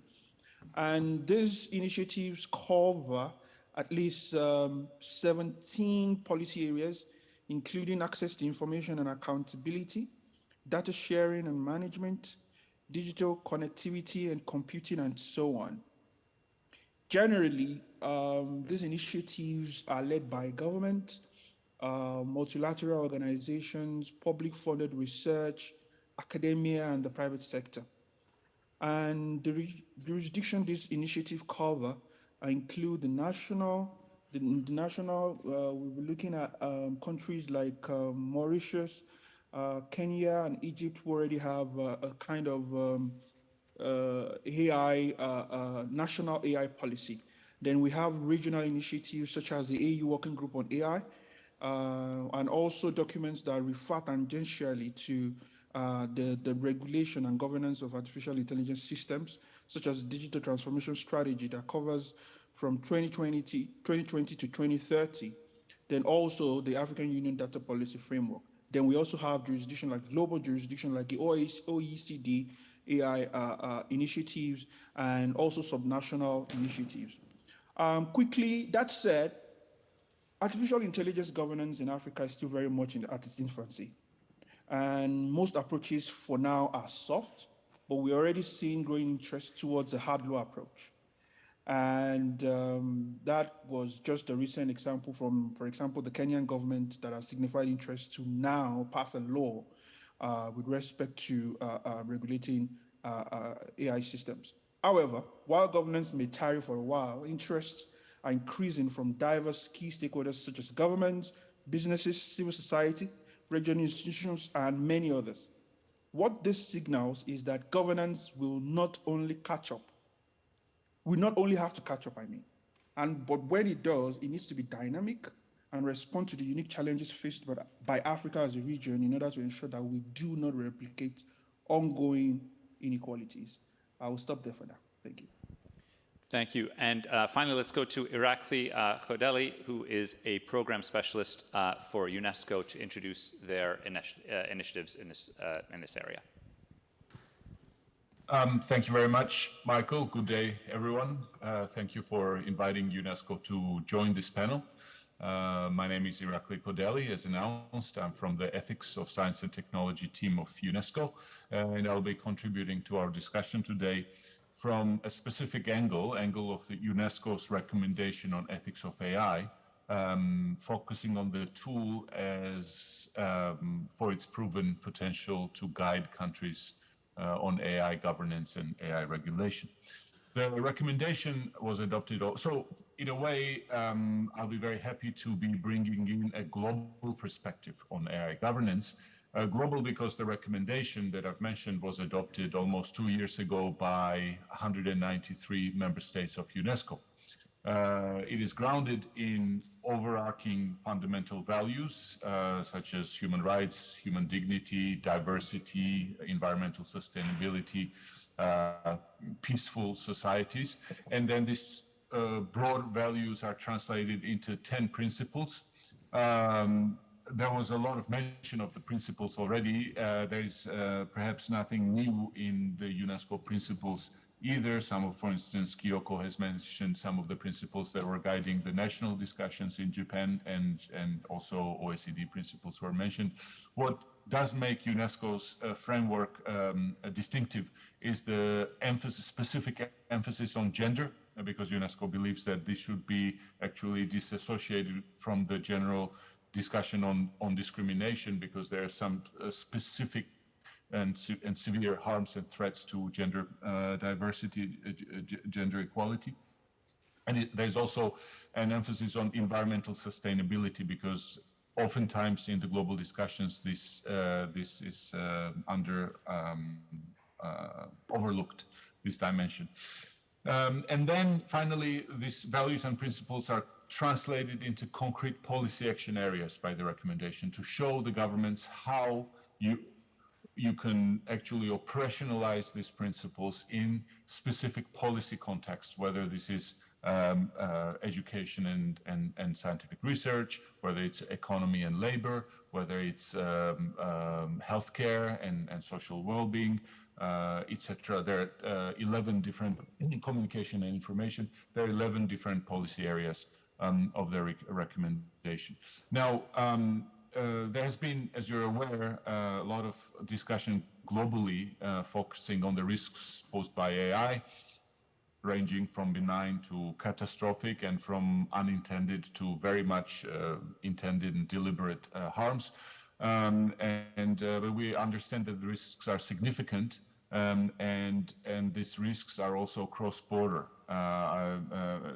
This AI also is closely related to pillars of the UN, such as sustainable development, human rights, gender equality, peace. So in this sense, a UN-led effort, in our view, is critical, not only because AI requires a global multilateral forum for governance, but also because unregulated AI could undermine other multilateral priorities like the Sustainable Development Goals and others. So what I would like to postulate today in our discussion is that UNESCO's recommendation represents a comprehensive normative background that can guide the design and operation of the global governance mechanism. I will end with saying that despite this focus on the global governance, we must admit that the successful regulation happens at the national level. Ultimately, it is the national governments that are responsible for setting up institutions and laws for AI governance.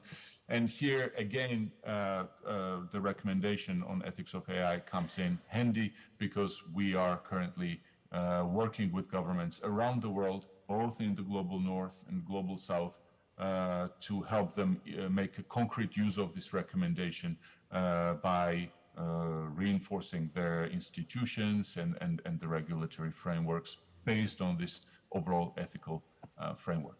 Thank you very much. Really looking forward to engaging with these discussions with you. Thanks. So I think that's a fantastic framing of different initiatives as they're taking place in different parts of the world and by different agencies. I want to start now by opening things up with a discussion of the north-south, global north, global south, majority world, minority world dynamics that are at play in the broader regulatory landscape, and particularly the pressures from standard setting emerging from major regulatory blocks and the challenges that that creates in trying to make space for, particularly for smaller nations or for voices from the majority world. Why don't we, I think that Simon might be a good place to start there in terms of the challenges that smaller nations face in trying to make their own way from a regulatory perspective, and then we'll maybe go to someone else from there. Sure, thanks so much.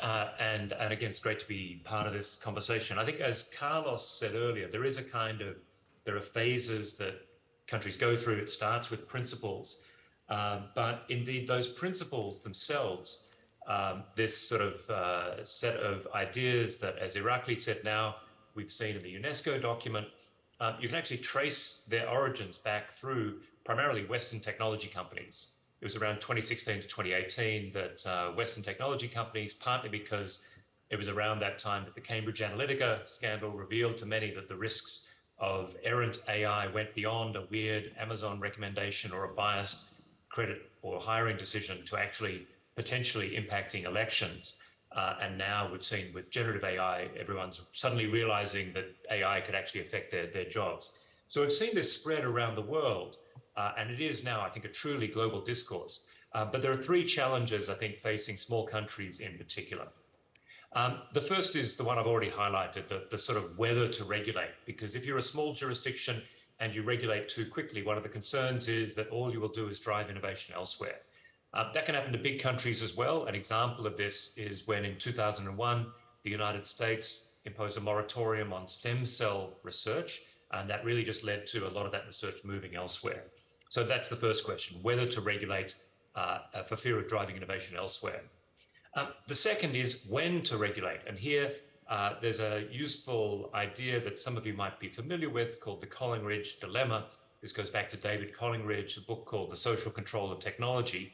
And basically what he argued back in 1980 is that an early stage of innovation, regulation is easy, but you don't know what the harms are. You don't know what you should do. And the risk of overregulation is significant. The longer you wait, however, the clearer the harms become, but also the cost of regulation goes way up.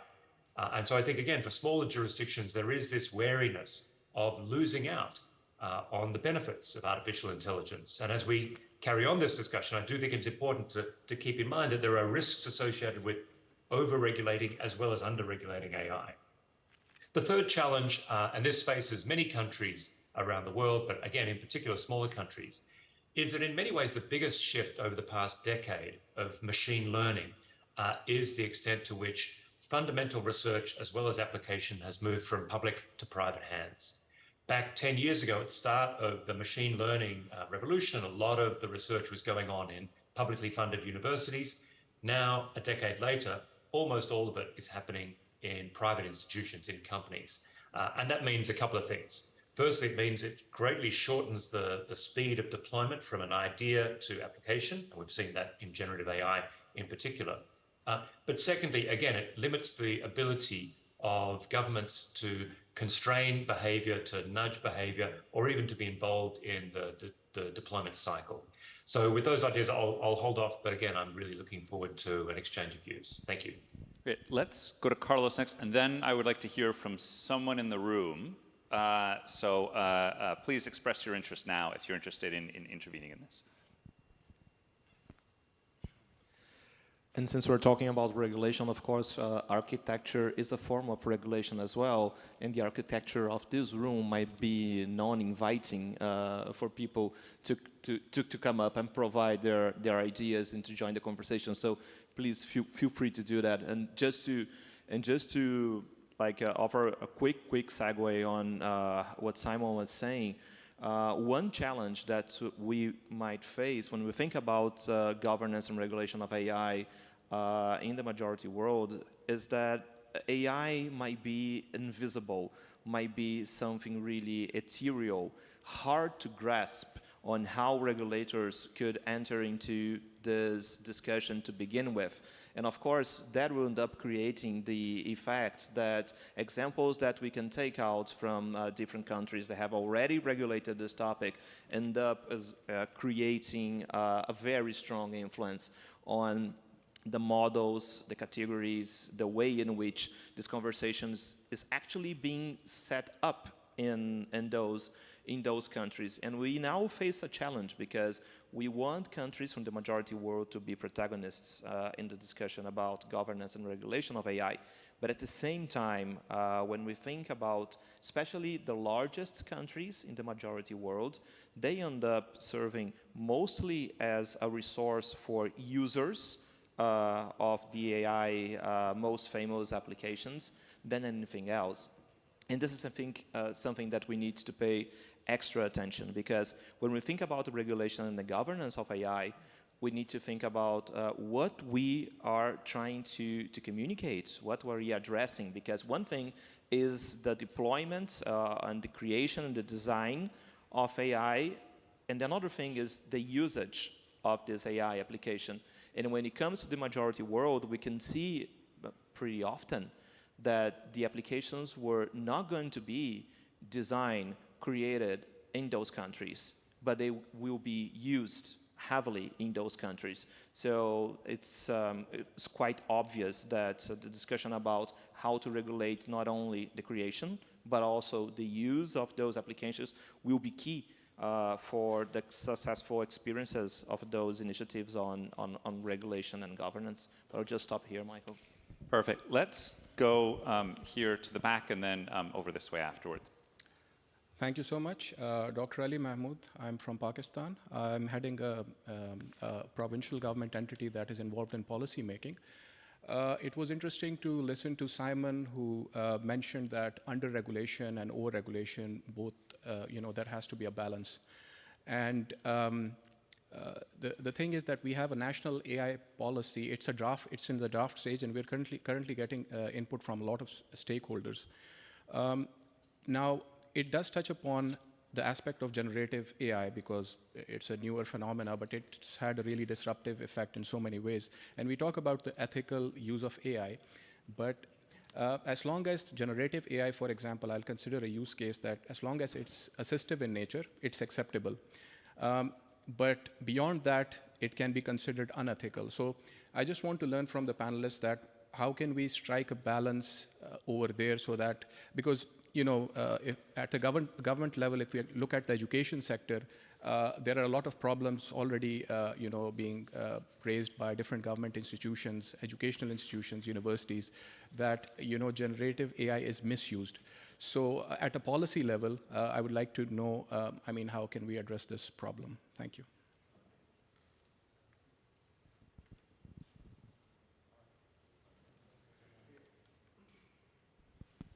All right, thanks very much. It's Lee Ming-Zhu from Australian, the National Science Agency. So we, basically, our staff chairs Australian's AI standards body, and also we developed Australian's ethical AI principles back in 2019.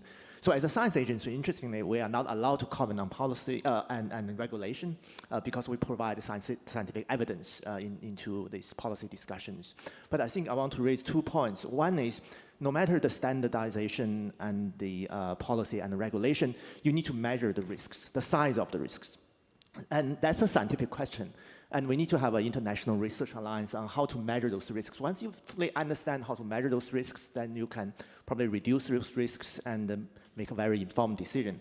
The second point I want to make is a lot of these are trade-offs decisions. Only those risks are well understood and measured, you can make those trade-offs. For example, when US Statistical Bureau released their data for further research, they have to make a very concrete trade-off between data utility and privacy. You have to make a conscious decision to sacrifice some privacy for the gain of some benefits. And that informed decision is done by stakeholder groups from privacy advocates. But it's even more complex than that. After they did that, I think there are studies coming out to say, actually, privacy, utility, and fairness, they all have trade-offs. Having privacy-preserving approaches sometimes harm fairness and sometimes promote fairness. You have to have the fairness foundation for that as well. And many of these are context-driven. I don't know whether people have seen the recent ChatGPT vision system model.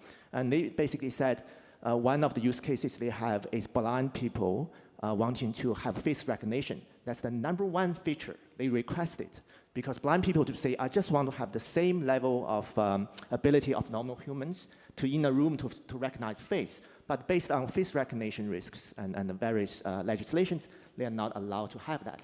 And that's the #1 feature they have requested. But I think that's an interesting discussion to say how the standardization and policy and the science will enable this kind of trade-off decisions. Thank you. Milton, did you?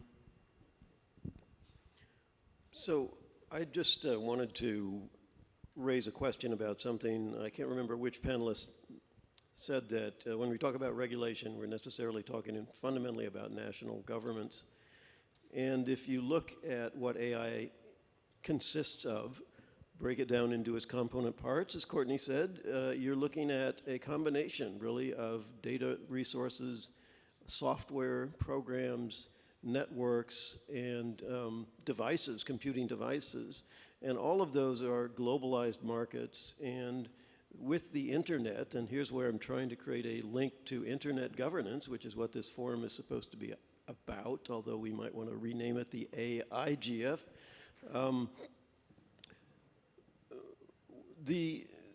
The internet makes it all very easy to distribute applications and to distribute data resources very quickly and hard to control. So I understand that many forms of applications will be regulated at the national level, like medical devices or something, where you have a nicely defined thing. But AI as a whole is going to be a very globalized form of human interaction, and I don't think that national governments are all going to solve this by themselves. Let's hear from Tamiwa, and then maybe one more intervention, and then we'll move on to the next question. Thank you very much, Michael. And discussing North-South dynamics, especially from an African perspective when it comes to AI governance, for me, I think the race towards global AI governance will favor the bold. And while I will not delve into the ethics of that sentence, it is the reality, especially in Africa, especially with how the region is often bedeviled with importation, especially of standards, and sometimes even being referred to only as standard takers, not people who design standards for themselves. And we know in international law, as it is in international politics, smaller nations are seldom bold, and they often end up as pawns or testing grounds for bad governance attempts. However, in my view, smaller nations in this context can be bold if they strategize and work together with like-minded initiatives or systems. And when I use the word small, I also use small in terms of progress with AI governance and initiatives on the ground. It is, the way I see it, it is a long way for small nation to move alone. But that journey towards responsible AI governance could be shorter if worked with others who may share maybe similar goals and intended results. That would be my quick contribution on that. Thanks. So let's go to one more intervention from the room, and then I'm going to move on to. Yeah, Janet Hofmann, Germany. I have a question to Simon Chesterman on the situation in Singapore. You pointed out that Singapore is a small jurisdiction and thereby always face the risk of driving companies out of the country.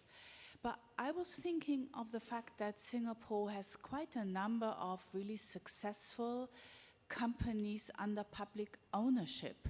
So I was wondering whether that not creates perfect conditions for regulatory sandboxes where you can in fact test what type of regulation works and what effects it has on the companies. Sure, Simon, did you want to respond to that? Sure. So it's a great question, and indeed, regulatory sandboxes is something we've been exploring, in particular in the fintech sector. The Monetary Authority of Singapore has used this technique, which is not unique to Singapore, but the basic idea is you give a kind of safe regulatory playground where there are reduced risks that enables companies to test out new use cases. But the larger point about the danger of driving innovation elsewhere really is a concern not limited to Singapore's domestic economy, but to attracting the big tech companies, apart from anything else, to Singapore, which we saw 11 years ago when Singapore adopted the Personal Data Protection Act. Its legislation was specifically said to be aiming at balancing the rights of users against the legitimate needs of business. And so I think the combination of the small size, the openness to the world, and the regulatory flexibility of a country like Singapore does give us an opportunity, but we've still got to operate within those kind of constraints. Maybe if it's appropriate, I can very quickly just respond to earlier comments. I didn't catch his name, but the gentleman from Pakistan, one of the key arguments that I think needs to be spread around the world about the use of generative AI is that if you're going to use these things, in particular, if you're going to use them in a public sector context, you've got to keep in mind two things. Firstly, that if you share data with these generative AI systems like ChatGPT and similar capabilities, you're essentially sharing that data with private agencies. So you need to be very careful what you share. The second is it needs to be clear that whatever comes out of it, if you use that, you are responsible for it. And then really quickly, Li Ming, great to see you at a distance even, and I think it was Milton. I'd link both those two to say that the levels of regulation that we're talking about, you need to think of three. We do need the regulatory hammer. As Irakli said, you do need states are the only entities with real coercive powers that are going to be essential for harsh regulation when that's needed, and that's going to be an important level. But above and below that, you also need self-regulation, you need industry standards, you need interoperability that will, in practice, be the most common form of regulatory intervention, that kind of standard setting. And above, you also do need some measure of coordination, not just coordination of standards, which is what I think Milton was talking about, but also, to Li Ming's point, you need the ability to share information about crises. And so I won't go into it now, but elsewhere I've written, as others have, about possible comparisons with the International Atomic Energy Agency and the efforts to share information about safe uses of nuclear power in exchange for a promise not to weaponize that technology. I want to, thanks. I want to pick up on something on what you mentioned previously about the Collingridge dilemma for the next question. Insofar as, you know, this is, we're in relatively early phases of it. There are a lot of unknowns of this technology, but there are also a lot of clear manifestations of potential and existing harms. So that the regulatory questions are are certainly not speculative on this, but we are in the relatively early phases of implementation, wide-scale implementation at least. Are there lessons to be drawn from previous eras of tech governance in how we approach the regulatory picture? Are there successes and failures of previous regulatory frameworks that can teach us about what works and what doesn't? Maybe I'll go to Courtney on this first. Thanks so much. Yeah, so my work has primarily focused on the so-called global south or majority world with a focus on the Middle East. And I think if you look at previous eras of tech governance, whether social media, search, app stores, online marketplaces, even standards, they were all rolled out and they remain controlled by a few monopolistic tech firms. And so we need to really take this as instructive. The debate about AI governance has failed to grapple with the issue of market power. We are taking the economic ownership and control of AI as a given. And while the discussions around how to prevent AI from inflicting harm are important, and the issues of preventing exploitation and discrimination are absolutely necessary, they will meet with limited success if they are not accompanied by bold action to prevent a few firms from dominating the market. I think that is the biggest takeaway. No matter how well we design our rules, we will struggle to enforce them effectively on corporations that are too large to control, that can treat fines as the cost of doing business, and that can decide to simply, for example, censor news in an entire country if they don't want to comply with a law, as we saw Meta do in Canada recently. So I think that we have to look at AI again in its component parts, as I mentioned earlier, and think about the dominance that we're already seeing by literally a handful of big tech firms that are providing the leading AI foundation models. They are taking aggressive steps to co-opt independent rivals through investment, partnership agreements, and their dominance over, for example, key cloud computing platforms. We know that between Meta and Google and Amazon, for example, nearly 1,000 startup firms were bought with no merger oversight, no FTC intervention. This has to change because I think, as we've discussed, the kind of small, large divide, the big economies, small economies, this is kind of relevant, but also irrelevant when you have massive firms that are creating new capabilities, creating new technologies that national governments do not have power over. And so I think that we have to look at reshaping the structure of markets and ensuring that we crack down on anti-competitive practices in the cloud market, look at common carrier rules so that, for example, regulators should be considering forcing Microsoft, Amazon, and Google to divest their cloud businesses in order to eliminate the conflicts of interest that incentivize them to self-preference, for example, their own AI models over those of rivals, as we have seen in app stores, in search, in the way that Amazon constrains and forces small businesses to comply with the rules it sets, because if you're not on Amazon Marketplace, it's very hard for you to do business in many countries. If you're not on Google search, you might as well not exist if you're a news organization. So there's much to be learned, but we need to get out of this idea that this is somehow some new, really scary thing that we're trying to govern and be like, all right, again, the components, data. How do we separate out data, computational power, software, applications, cloud computing, and think about each of those component parts, as well as thinking about risk assessments, these more risk frameworks that are really at a far end of the application layer and implications of a certain subset of AI systems. Yeah, the multidimensional nature of how power is concentrating is certainly well taken. If we're thinking about a longer view of these of technological developments and regulation, maybe let's go back to Irakli at UNESCO, who certainly has been present through UNESCO at least has been present through a lot of these different eras of governance, and would be interested to hear their thoughts.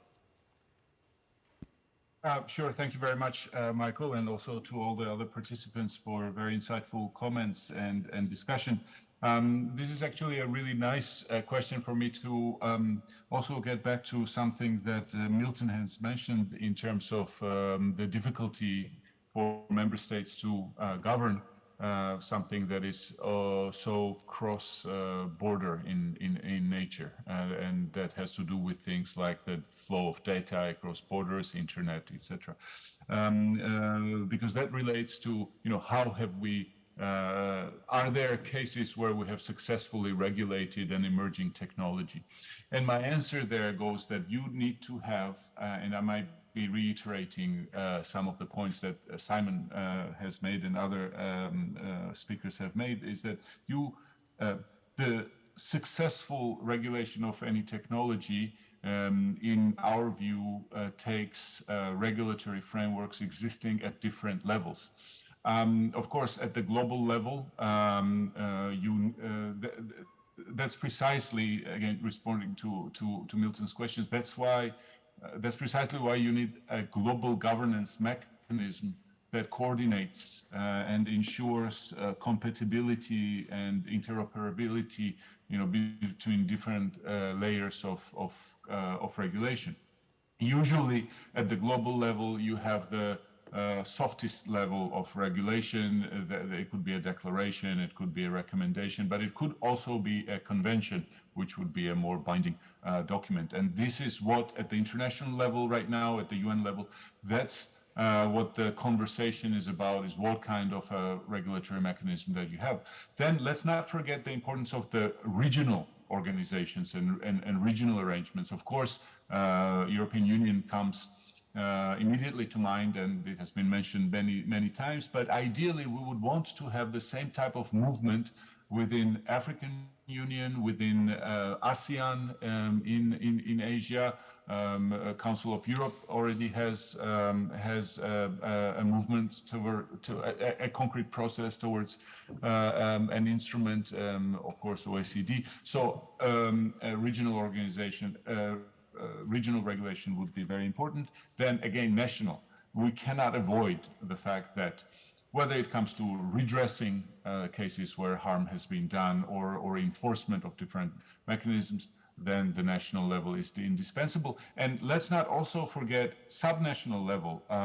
Courtney has mentioned, for instance, a lot of state level activity on AI regulation. We're also aware that in other countries also similar processes exist. In India, for instance, there is a lot of legislative activism at the state level, below the national level. So all these different levels, I think, can effectively work together to regulate a technology. And I'll end with a concrete example. Bioethics, for instance, is something that UNESCO has been engaged for a long time. Simon has mentioned stem cell research. Perhaps that is not the best specific example, because maybe for the US that is an example of overregulation. But bioethics, so we have the Universal Declaration on Bioethics and Human Rights at UNESCO that all member states, all countries around the world basically have signed on to. Then you have an example of a more stronger framework, Oviedo Convention of the Council of Europe, also in bioethics, that provides more stringent framework. And then that is translated into specific, very binding and strong regulation at the country level in the European countries to protect people against the risks that are emerging from biological and medical sciences technologies. So that's a concrete example. Yeah, I think the structural framing is helpful. I would add trade associations as well, and private sector standard setting bodies as well, which can be enormously influential. I'll also note, though, that you talk about how these different levels of regulation, these different structures can work together. They can also compete and work at cross purposes, which I think adds interesting dimension to how this how norms get set and applied. Let's go to another comment in the room and then to Carlos.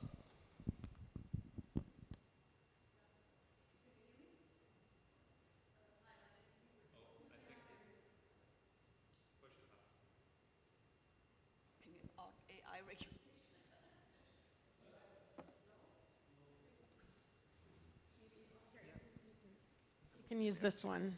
Just a moment. We have lots of microphones right here, probably too many. We can diffuse them out. So I think the microphone was broken. It was not just my fault. Anyway, Ingrid Volkmer, University of Melbourne, Digital Policy. I think this debate about power is really interesting. And it's power between, or new power dynamics rather, between the global north and south, with the Western companies, producing a lot of data across the world, et cetera, et cetera. We've addressed that. But I think there is another dimension, and that is the granulation of data. Because in the global south, perhaps there is not the same, there's not the same quality of fine granulated data that's available in the global north. So through that process alone, I think there is a lot of risk that could be produced through AI, and I don't know a solution to that. I know that the ITU has a lot of initiatives around AI for good with farming and medical, etc., in the global south, but I think this issue of data granulation is perhaps also another one that could be addressed in the power debate we're having. Thank you.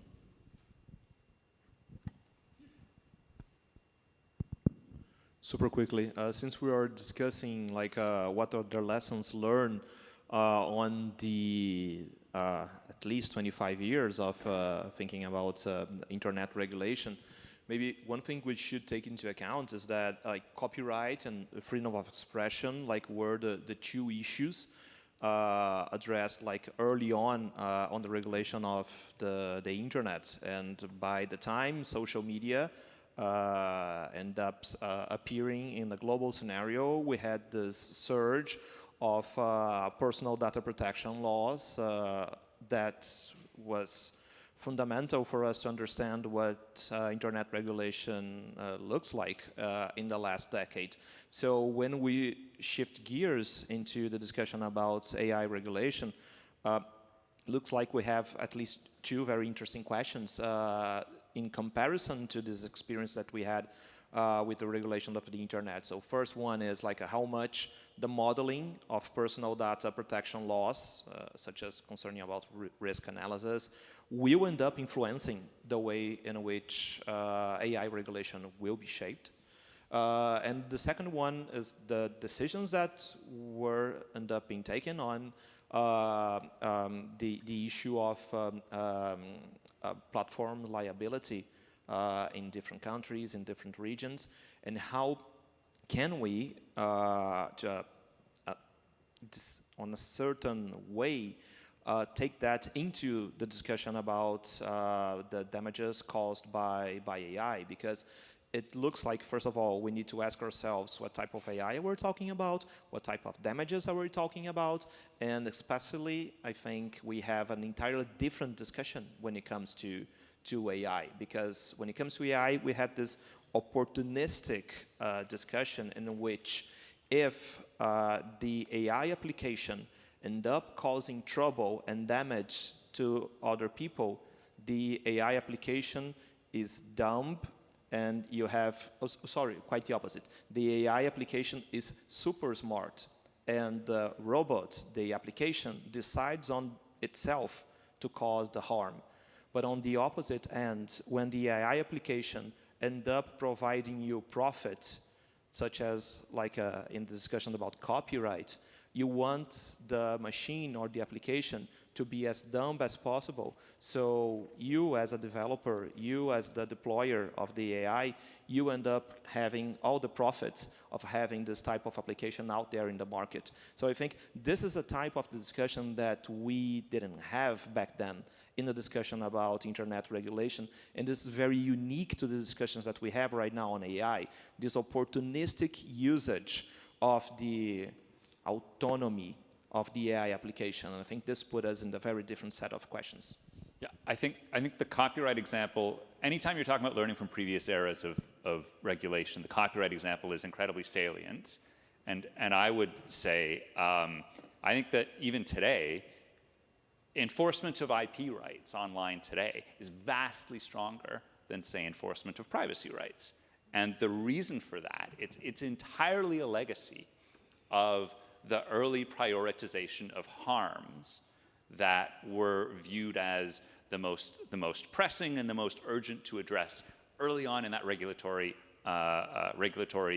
early on in regulatory efforts.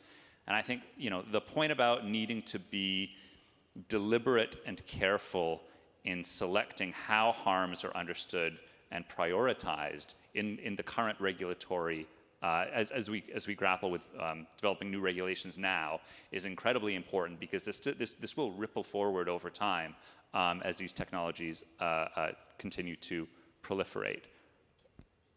Yeah, just to build on that, I mean, I think we have to think about also that there's a political economy of the protocols that are created by technical standard setting bodies. This idea that, for example, robot TXT, that's a standard, or HTTP versus HTTPS are standards that were created in technical communities without necessarily considering the political economic implications of the abilities that were being created through those standards. And so to build on your 2 points here on copyright, the ability to just hoover up all of this rights protected data to create large language models without any compensation to content creators, news producers, et cetera, has huge repercussions on the economics of certain industries. In my own work, I focus on the journalism industry, but also then on broader society, work, et cetera. And so I think we need to take that into consideration, that technical standards are not neutral. They have political economic impacts. And we have to think about neutralizing big tech's unfairly acquired data advantage proactively. And we should think about the fact that a representative from Meta stood on the AI high-level panel as a representative. We are recreating a lot of the problems of the past by elevating the same big tech companies versus seeing a greater diversity of technology and technical community. You have an overabundance of the big tech representatives and corporate tech representatives in a lot of the multi-stakeholder processes. So we need to, I think, reorient that. Okay, so we're doing a lot of beating up on big tech and the tech sector at the moment. So let me ask then, the next question that I wanted to get to is, what is the appropriate role for industry in regulation and standard setting? What does it mean to have meaningful multi-stakeholder engagement? I want to go to the room. So we have one over there, and I want to know if is anybody here from either industry, from tech sector, who could contribute as well, either here or from the back? No? Yes, well, let's go to the corner first. Is there a microphone there? Is that the broken one? This one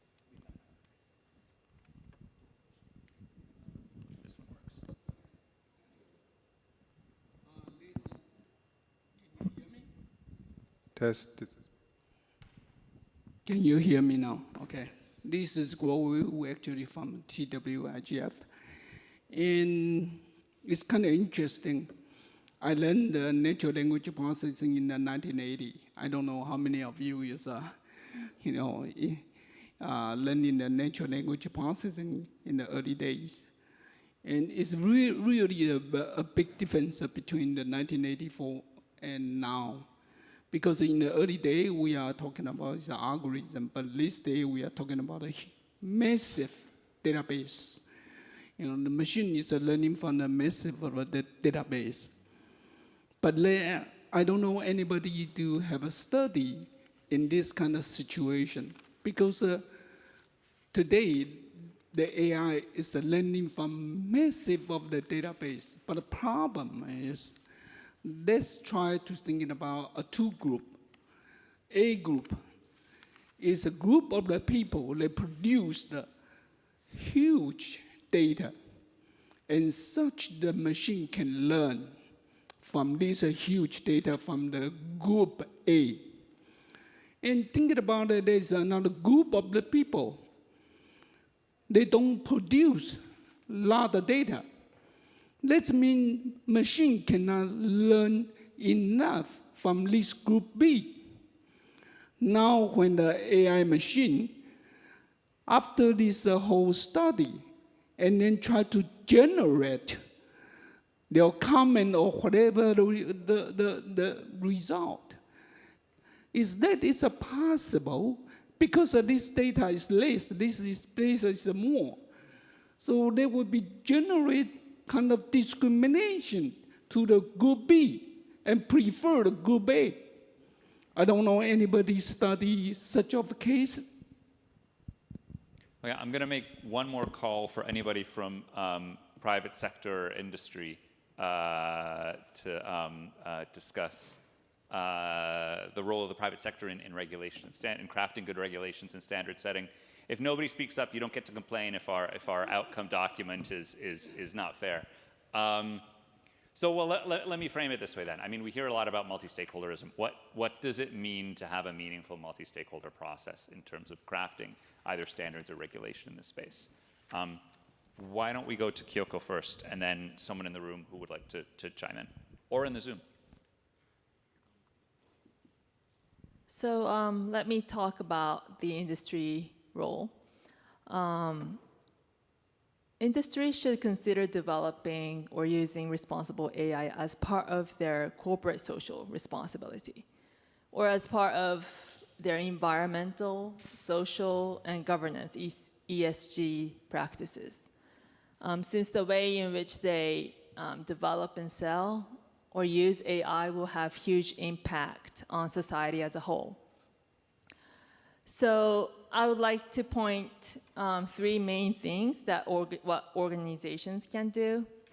One is to create guidelines on the development and use of AI, including a code of conduct, internal R&D guidelines, and AI utilization principles, and provide publicly accessible documents such as AI policy on how the organization develops and utilizes AI systems, like we did for privacy policy.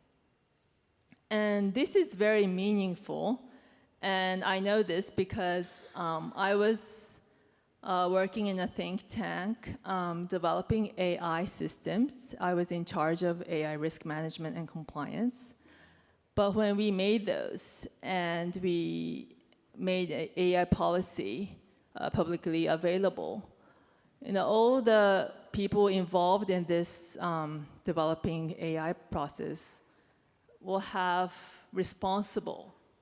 be really responsible in making those ethically.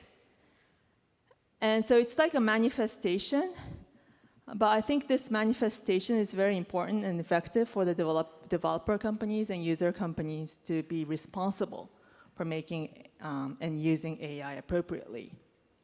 And many companies in Japan, like Sony, Fujitsu, NEC, NTT Data, they already developed AI policies based on the guidelines which I mentioned at the beginning. And it seems to be working well even if we have non-binding guidelines, soft law approach. I'm seeing a similar situation now of what I've seen back in 2005. In 2005, Ministry of Economy, Trade and Industry created what we call Information Security Governance Policy Framework. At that time, there were many information security incidents, and the government realized that we need to do something. And I was in a think tank assisting to make that information security governance policy framework. But we made three tools for establishing information security governance. One is we made an information security benchmark to help organizations rigorously and comprehensively self-assess the gap between their organization's current condition and the desirable level of information security. Second, we made a model for information security reporting to encourage companies to disclose their information security efforts. And three, we made a guideline for business continuity planning to encourage companies to develop such plans. Now, this initiative has led many companies to build robust information security governance. So in the context of AI governance, creating informed frameworks may encourage management to establish robust AI governance within their organization, perhaps functioning as part of their ESG efforts. So let's go to Simon next, and then someone else in the room if they want to join in, if they want to chime in. Thanks. Yeah, on the role of companies, I do think it's sort of amazing how things have changed. So back in 2011, Ryan Carlo, who's a great scholar in this area, wrote something very silly, I think, where he argued that in order to encourage research into AI, we needed to give companies immunity from suit. Otherwise, the risks would be so great that they wouldn't innovate. Now, clearly that hasn't happened. Jump forward to today, and you've got companies lining up to call for regulation. But they're doing that for at least 3 reasons. One reason is I think many of them do actually accept that some regulation would be useful. Second, they know that some kind of regulation is coming. They'd like to be part of that conversation. But thirdly, especially for the big market players, they know that if the regulatory costs go up, that becomes additional barriers to entry for their competitors. So it's good for them. So by all means, I think it's important to involve companies in these processes. And I echo what Kyoko and others have said about the importance of standards, the importance of these emerging interoperable standards is going to be very, very important. But we're also going to be clear-eyed about the incentives that drive these companies, which is to make money, which is one reason why a lot of this stuff that's being deployed now is really seems to be making money in 2 ways that have been revealed as the sort of money-making aspects of AI. The first is to monetize human attention, and we've seen that through the surveillance capitalism, the experience of social media. And the second is to replace human labor. And so for all these reasons, I do think it's important to involve companies, but also to understand that their role is, yes, they've got to pay attention to ESG and so on, the triple bottom line, but ultimately they are businesses. And if we, the community, or if regulators make a determination that these companies are too big, then it's necessary to either, you've got 3 choices. You've got the litigation path, which the US is going down at the moment, with the slim possibility that some of these FTC or DOJ actions might actually lead to the breaking up of companies. You've got the European approach, which is say, okay, we're just going to identify gatekeepers, and these 6 companies are now going to be subject to much heavier regulation.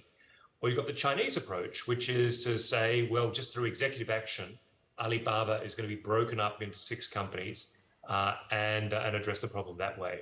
So yes, by all means, I think it's important to involve companies, but also to understand their perspectives, where they're coming from, and not expect them to be turkeys that vote in favor of Christmas. Yeah, I think that leads pretty neatly to the next question that I wanted to raise, which is related to risk-based versus rights-based approaches towards regulation and challenges of, not to say self-regulation, because I think that there's probably going to be good consensus in this room and in most rooms that we don't want to, we're not satisfied with a self-regulatory solution, but the emphasis within a lot of early regulatory models on self-assessment and risk assessment as a critical component of regulatory structures. That's an important part of the EU's regulation in this space, draft regulation in this space. In the US, the AI Commission bill has explicitly endorsed a risk-based assessment model. Are there thoughts on, challenges and the role of this kind of assessment in effective regulation, the role of companies in carrying out these assessments, challenges in finding an effective avenue towards in developing an effective framework if it relies on internal assessments by companies and the need to develop that in a robust way? Milton? Oh, yeah.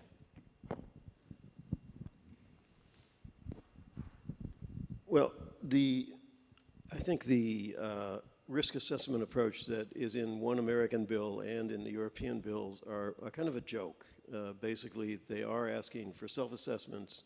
And this is not because I'm anti-industry and don't trust them to do this. I think it's just going to be a ticking-the-box exercise. And the point that I think that we need to think about is that you don't know what the risks are going to be in many cases. These things don't exist yet, right?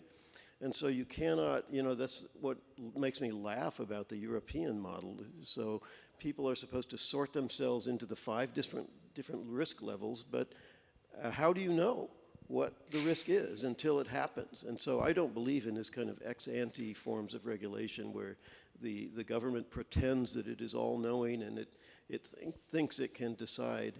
And I'd like to bring your attention more to a rights-based approach based on property rights, which is whenever you have a new technology, you create new forms of property. So we saw this in the domain name industry, Michael. We saw, these things were nothing. They were given out for free, and then suddenly they were valuable, and they conflicted with trademark rights. So we had a policy-making process ex post where we figured out who had a right to what. And now with so-called surveillance capitalism, we are discovering the value of data resources, and we have, to renegotiate the boundary between who owns or who controls what data when users interact with platforms. And I think it's a mistake to view that as this extraction process where a helpless human just gets data taken away from them by, you're engaged in an exchange. You are getting something and you are giving up something, and we have to decide how that data gets monitored and owned and regulated, and that's not an easy problem. So I would think that with AI, the issue is going to be a lot about property rights, and it's interesting to see how we're replaying some of the conservative protectionist stuff about copyright now that remember when we started the internet, some copyright people were saying every time you move a file from one server to another, you're making an illegitimate copy, right? And that would have killed the internet.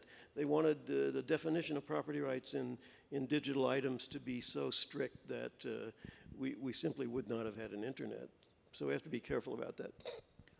I'll also say, it's interesting because regulatory ambiguity in other use cases can lead to overly cautious approaches if it's accompanied by either aggressive enforcement and or extremely severe penalties. So in the speech realm, a vague law is always viewed as being really dangerous because if it can be aggressively enforced, people see it really clear of the line. But it's just not clear to me that any of the proposed AI regulatory frameworks would incorporate or could incorporate that level of enforcement, so that's why I think it's interesting that ambiguity can work both ways, but it's unlikely to work that way in this context. Let's go, Courtney, and then Yeah, I think one of the problems, to definitely agree with Milton on the risk-based approach, you just don't know, and that limits what you're even talking about. We're not talking about, for example, regulation that is aimed at reclassifying some types of companies as common carriers or having public utility type requirements, common carrier requirements, for example. I think that, yes, the way that we address property rights on the internet gave rise to the internet. On the other hand, the way that we implemented some of those copyrights or lack thereof and some of the digital advertising structures that emerged has killed off a large part of the news media industry, which is considered an essential component to democratic systems. So there is a trade-off. I think we have to think, unfettered innovation is not necessarily good. So I think that the rights versus risk-based assessment does not get to many of the issues at stake. We talk a lot about individual level data. I think you're right, Milton, this user data. There is some exchange, but there's a lot of data that is not individual data. It's sensor data, it's environmental data, it is data about movement and data about data. That is also incredibly valuable and currently dominated again by larger firms that have more access to data, et cetera. So we have to, I think, really, I feel like the rights and the risk-based approach are important for a specific subset of AI, particularly when we're talking about maybe generative AI, decision-making AI systems in certain sectors, but that is only a small component of AI, and we have to think about public interest-oriented regulation and a wider set of policy interventions. So let's, did you raise your, I'm sorry. Oh, yeah. Thank you. I wanted to respond to Milton and politely disagree. First of all, I mean, no, that's nothing new.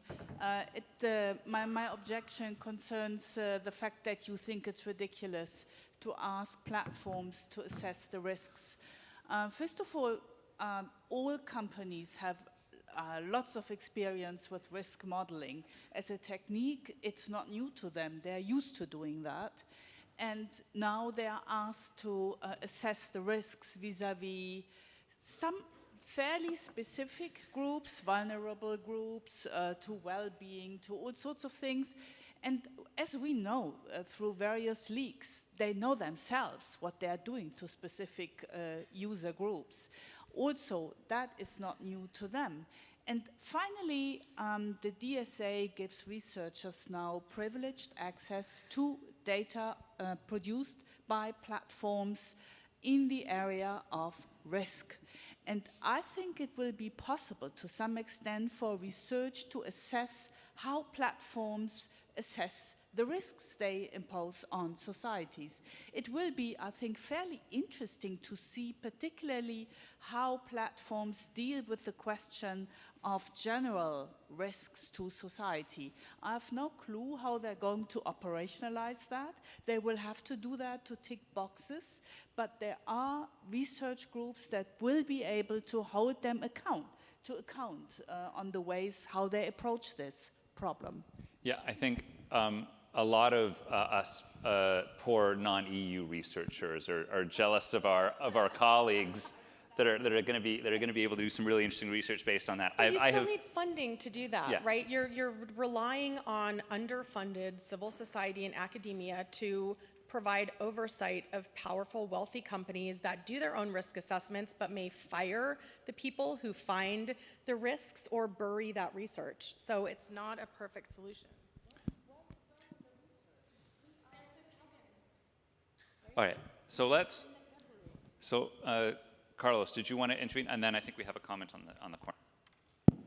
Just very quickly to react to Milton's provocative comments on the status of regulation, and I think there's something for us to take into account here is that for countries to have something about regulation of AI, it's almost like a brand, a signal of being part of a group that is thinking about the future.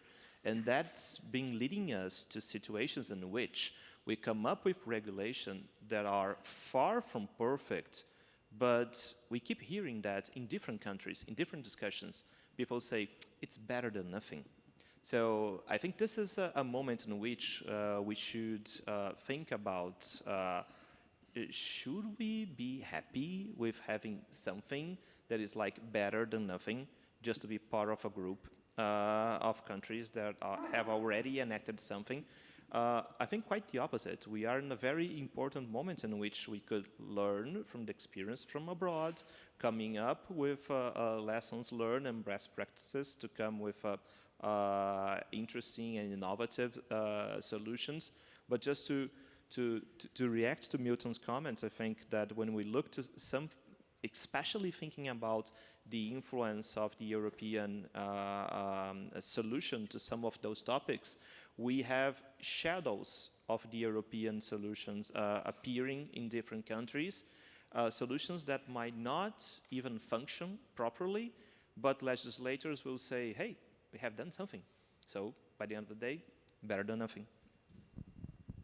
Yeah, I think there's an interesting tension between the need for the undoubted need and benefits of engagement and mutual learning and sharing best practices, and the importance of factoring local context into regulatory processes, right?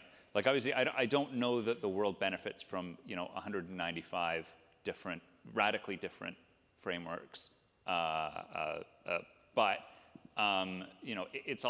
it can also be problematic when countries sort of cut and paste, say, an EU model or an American model into their local context, which can either lack an appropriate regulatory structure of related legislation, right, like the EU Act, but without the GDPR and without the DSA and without the Digital Markets Act that are also important components of the same regulatory ecosystem, or that just import a conception of harm that's not necessarily fit for purpose based on the local context. We had a comment in the corner. Thank you.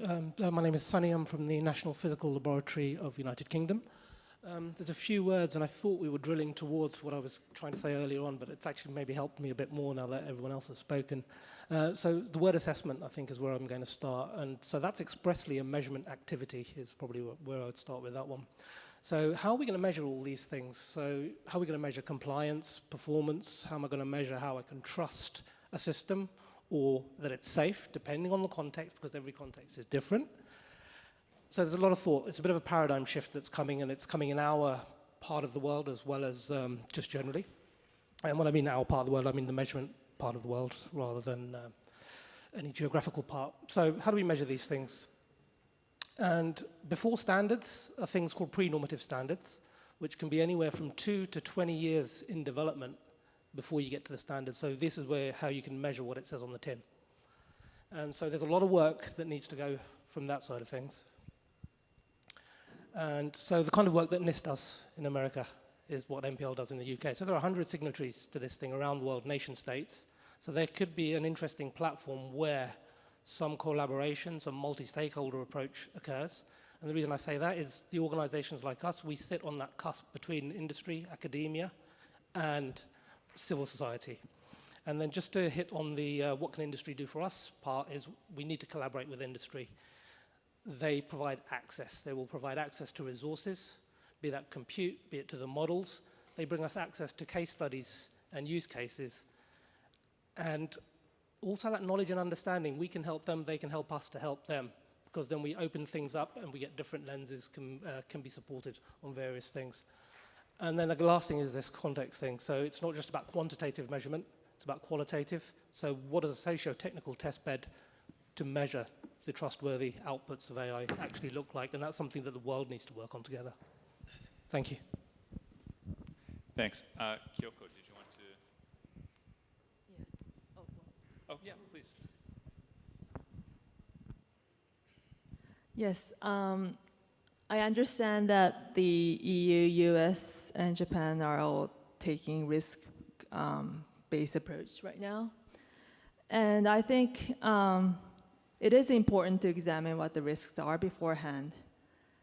But regulating this risks precautionary with hard law is somewhat dangerous, because the risks varies according to context.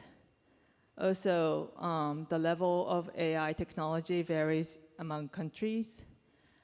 And so we should not impose like hard law to like other countries, but to agree with the basic principles and leave it to each country to decide whether to take hard law or softer approaches. Like factors like corporate culture, if the companies are obedient or not, safety, the level of technology, should all be taken into account how to regulate AI. For example, one of the threats caused by AI is the intrusion to privacy. For example, surveillance or real-time biometric ID systems. In that case, it is important to have personal data protection law. And these factors vary among countries, so we should not say this law is better than the other. I think each government should make regulations on their own way, considering these factors in their own context. Thanks. So that just about takes us to time. I was a bit daunted when I saw the IGF schedule get released and saw that there were so many different sessions on AI. I'm not going to say that ours is the best. I might put that in our outcome report. But I certainly, I learned a lot from the perspectives expressed here, both among our panelists and from the rest of you in the room. And I think that, it's an incredibly important conversation given both the importance and urgency of these challenges and this unusual combination of having something that urgently needs attention, but it's also incredibly important to get right. So thanks again to all of our panelists. Thanks again to all of you who participated, and I look forward to keeping the conversation going. Thanks, Michael. Thanks, everyone. Thanks, Michael. Thank you. Have a nice day.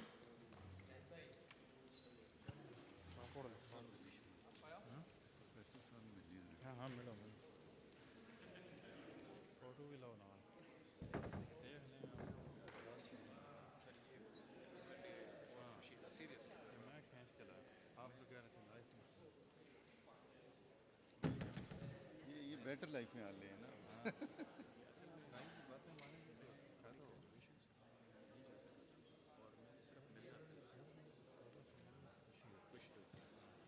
लेकिन मैंने अपने वालिद साहब को भी तस्वीर भेजी है मैंने कहा टीचर मुझे कहते हैं फौरन मिलो मैंने कहा सेशन वेरी गुड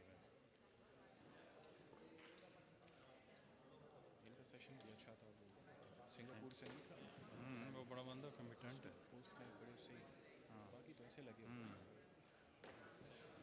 बाबा जी आपके उस्ताद बड़े डाढ़े हैं उन्होंने रगड़ दिया उनको यूरोपियन का तगड़ा प्रोफेसर उसका ग्रिप है अपने मजमून पे हाँ हाँ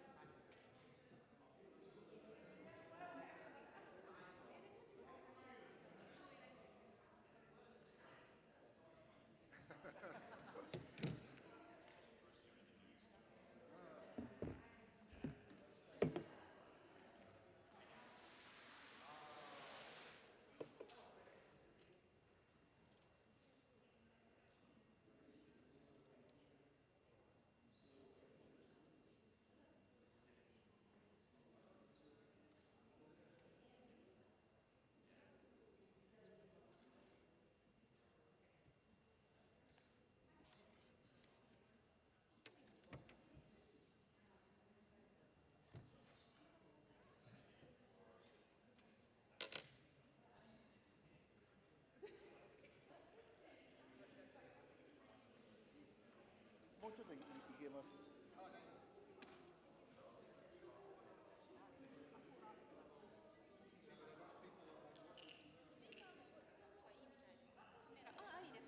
Speakers, it's better to sit side with you, then easier for us to zoom. じゃあここでいいですか。はい、申し訳ないです。ちょっとカメラでこう映す作業がですね、ちょっと分けてしまうと少し複雑になってしまうみたいで、あ、はい、こちら側に向けるという形になります。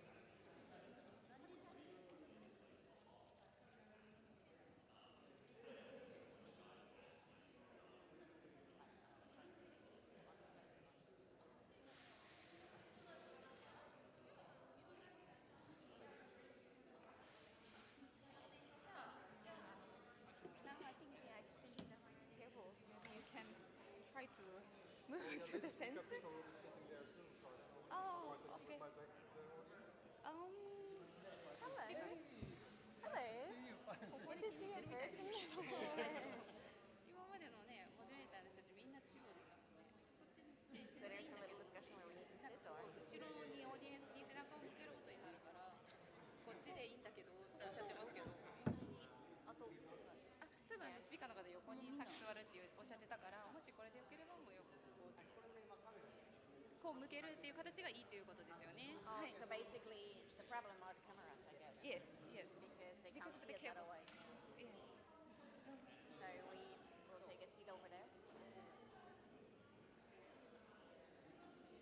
No, whichever is okay. Now they are trying to transfer the camera to the other place, and so that maybe he's more comfortable there because, as he mentioned, that he's there, and then the audience will be there. It's not nice. Yeah, that's right. I understand.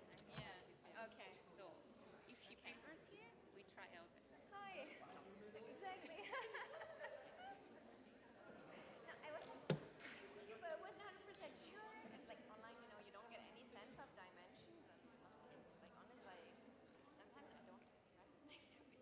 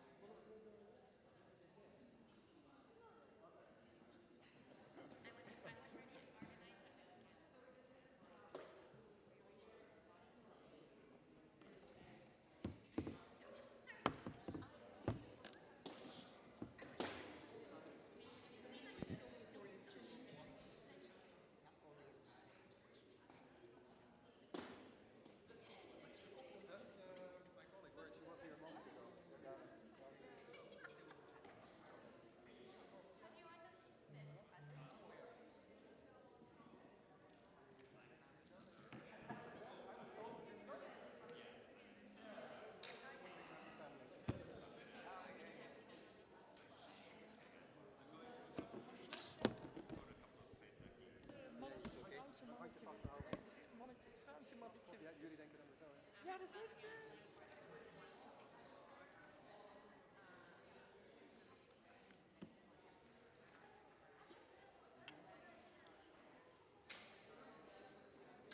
Already give those names that table. Yeah, I know they told me that like on the fly you can on the fly.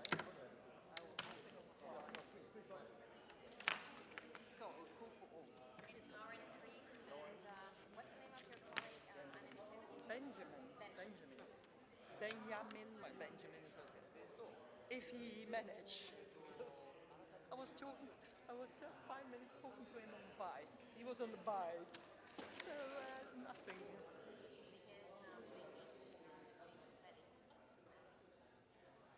Now that's sophisticated. No, we do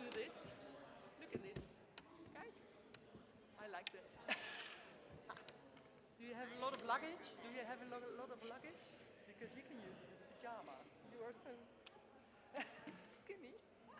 If you like. I wouldn't mind taking it. Yeah, well, you get it. I have more, actually. It's a collective item. I have to not in Zoom. because it's No. That's for all the documents that you prepared.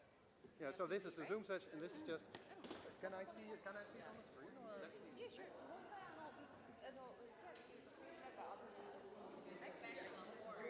Thank you. and then we can see whether it's 100%. Internet So guys, all the slides are centrally on my laptop. Okay, so I can. So then you would have to probably say, please next slide or something, right? And I'll just push the button. So they just so you I know. just click. Is that okay? Yeah, you can poke me or You blew at the end of the. Your documents is for let us know so that we can share all the contact with the computer. That's just a timing we want to know. Okay. But when you share. This, I only have like one presentation. Okay. From the beginning? Everything's put together. Yeah, we're professionals. Professionals. But I will then have to go to the next slide. Everything is there. So, Lauren, Yeah. Those are the maybe Yes, yes.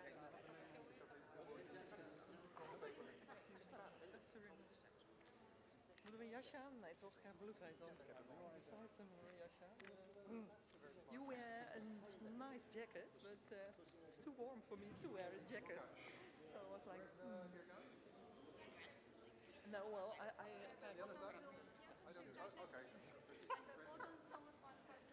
It's orange, it's Holland, so that's why as for the standardization is of an orange logo. So we have everything orange. I'm going to have to pronounce your first name correctly, Annemiek. Very well. Okay. Yes, I'll do for refer the to you to Netherlands? Annemiek. I like you speak. Annemiek. I'm the last one, isn't it? Ik had...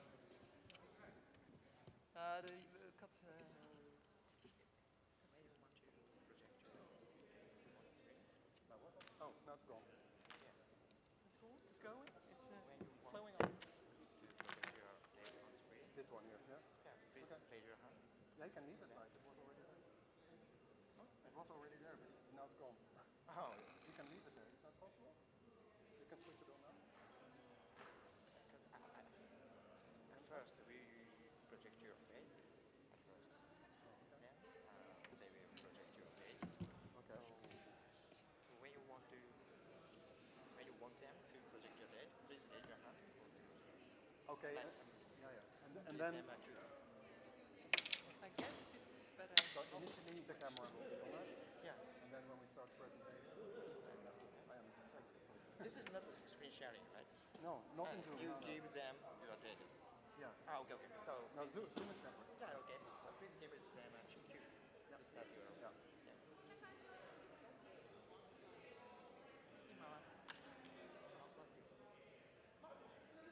Oh yeah. What? Yeah, I didn't know that. I needed to give him a cue, but it's not necessary.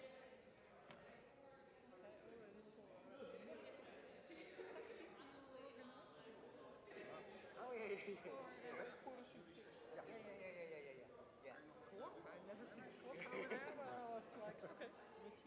Ik kan het oorspronkelijk, maar voor de tijd heb ik allerlei dingen eruit moeten halen. Maar het is in de zaal gewoon staan. Ik wil maar zeggen, nu was dat ik dat boek over manage. Nou, dat weet je wel. Dat is altijd wel. Ja.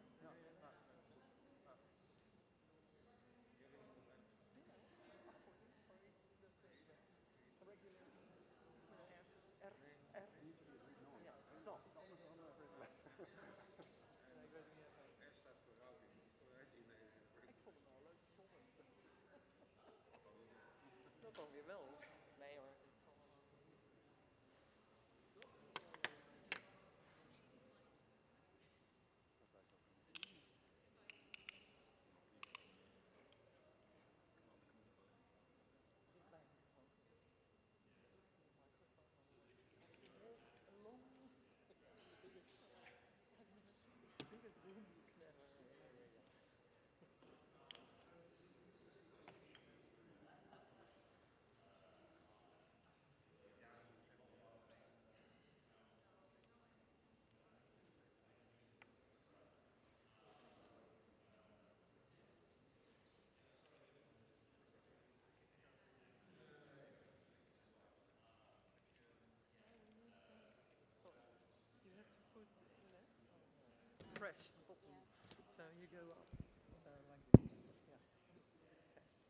have experience. We had a workshop on day 0, you know, the very first day in the morning. So let's figure that out very quick. You were here on Sunday already? Yeah. As well. We had 2 day 0 events with the Japanese.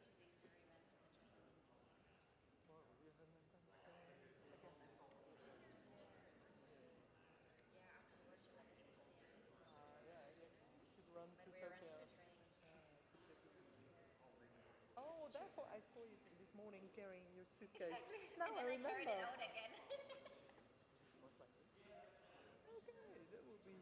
I was thinking of you, like, oh, you also had to go to Tokyo, so it's fine. Guys, are you ready? Because we're already like 3 minutes. Are we done? People, ladies. I should be neutral here, right? Like guys sound neutral. Gender neutral, inclusive. Yeah. Hey, man, people. Yes. Yeah. We are ready to start? Yes? Can I just go ahead? Ja? Oké. Moeten we testen? Testing, 1, 2, 3. Moet je indrukken. Moet je naar boven schuiven. Hello? Yes.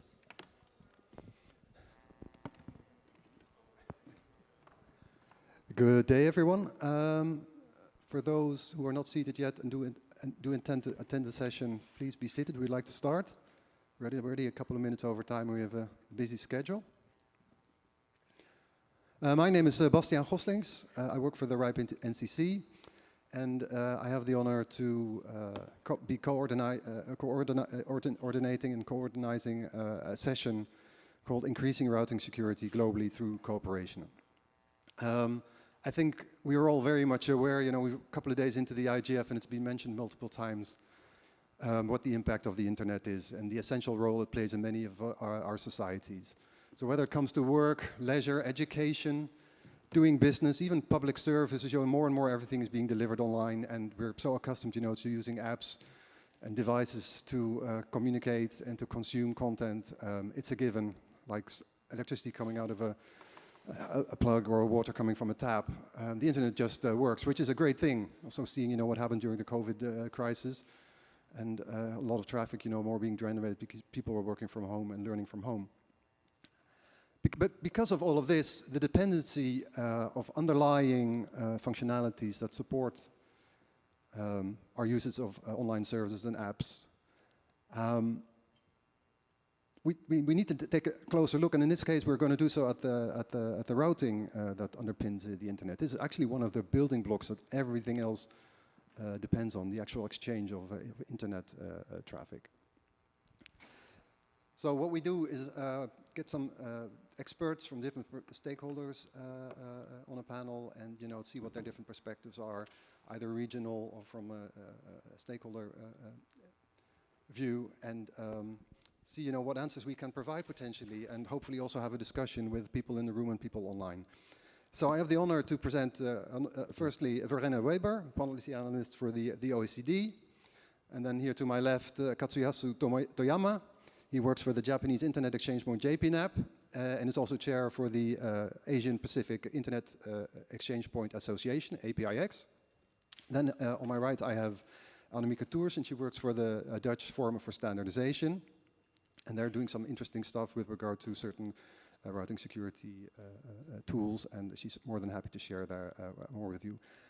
I will be providing a perspective from the RIPE NCC, what we do, both technically and in terms of engagement and community, and you know, and spreading the message.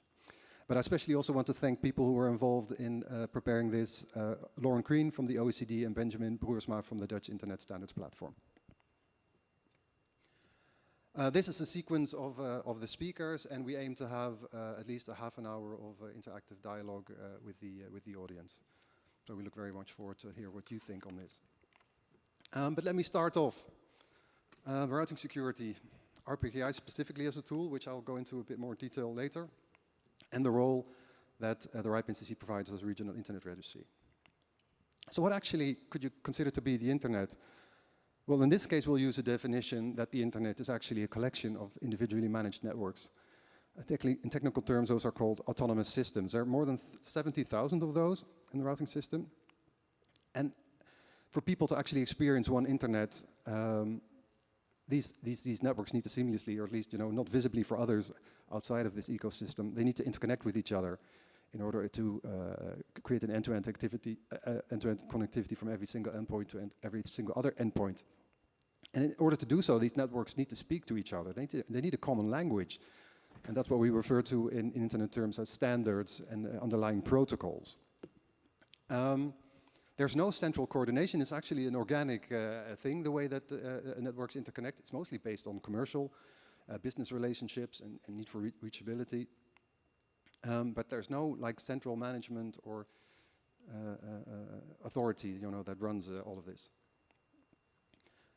So the protocol, the language that these networks speak, is called the Border Gateway Protocol.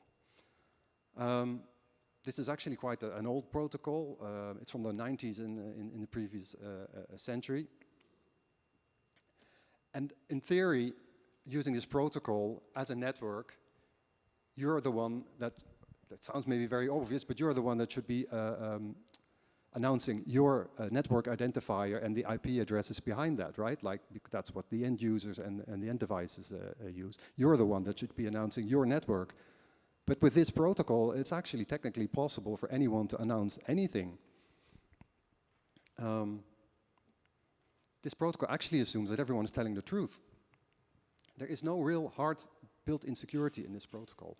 So again, any autonomous system, any network can announce any prefix subset of IP addresses. And even, all these 70,000 networks are not directly interconnected to all of each other. So most of the time, traffic, goes through a series of networks before it reaches its destination. And this sequence of networks is called an AS path. And that's also like a given. If you've received such an announcement, you will, in essence, accept it. There's no way to actually verify whether it's correct or not. When this information is not correct, and people just share this amongst each other, it will propagate through the entire internet. Again, as I mentioned, this is an old protocol. And implicitly, it actually assumes that everyone that uses it and interconnects with each other is trustworthy.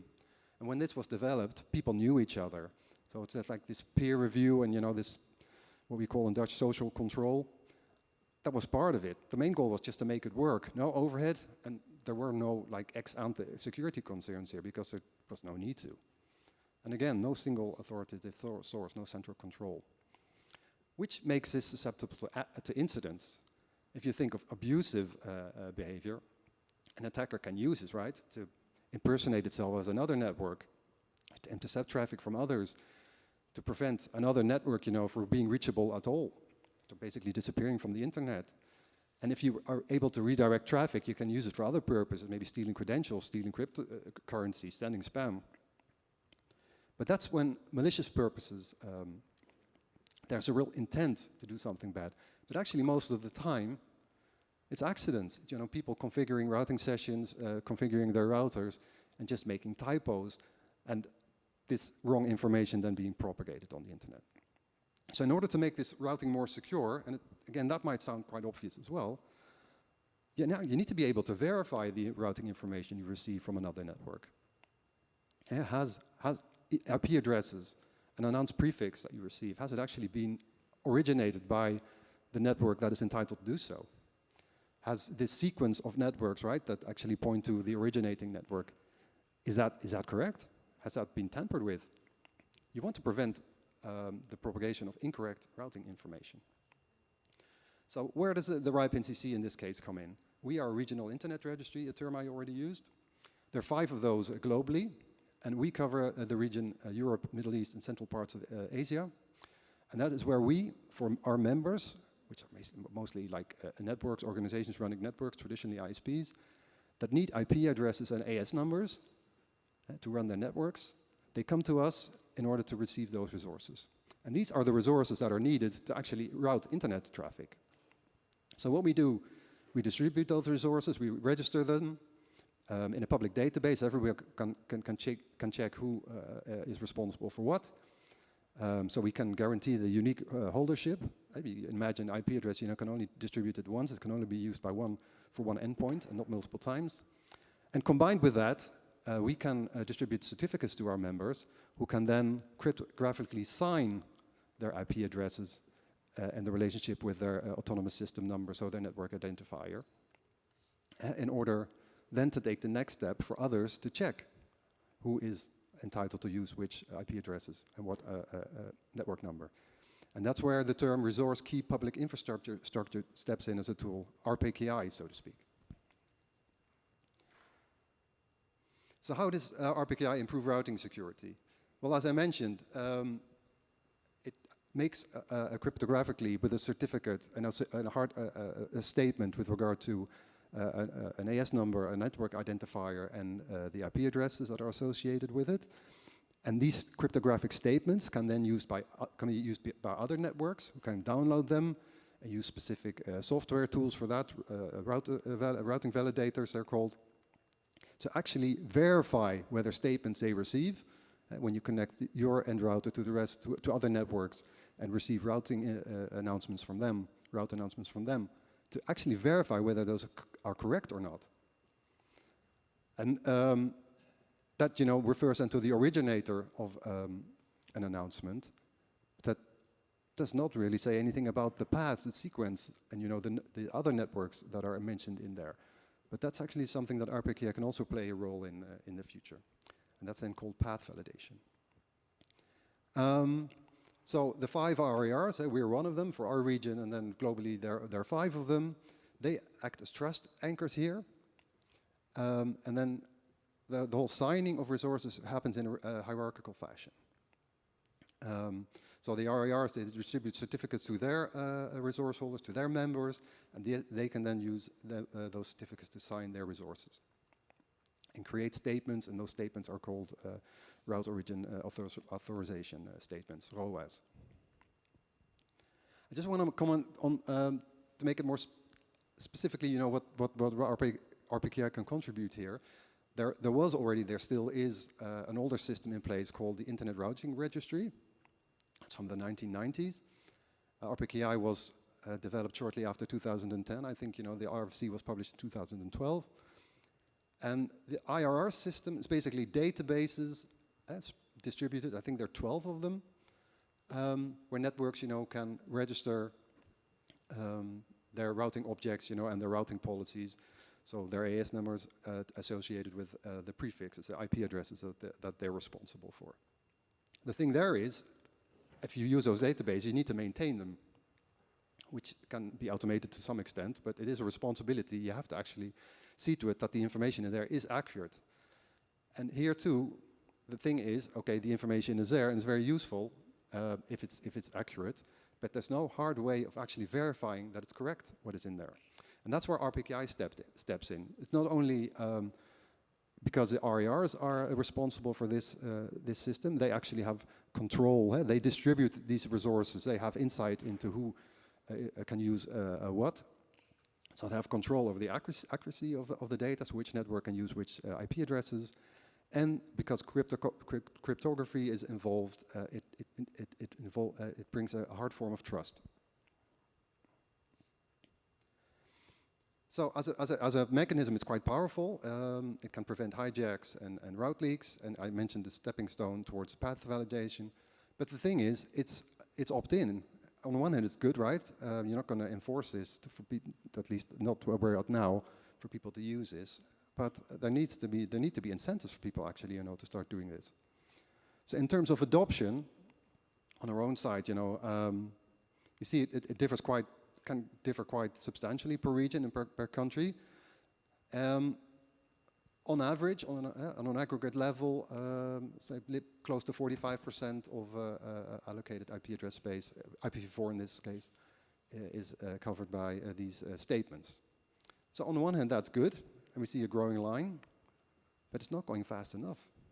So what are the potential factors limiting adoption of routing security, and in this case specifically the adoption of RPKI? And I think my colleagues here in the panel will go into more detail with regard to their experience of this. But you hear that implementing it is technically supposedly not trivial, especially you have a quite complex network and customers and suppliers you're dealing with. The thing is that while many incidents happen, they don't really seem to have a visible impact. So an impact, that scares people and that gives them a reason to act upon. And there's a collective action problem, so to speak. So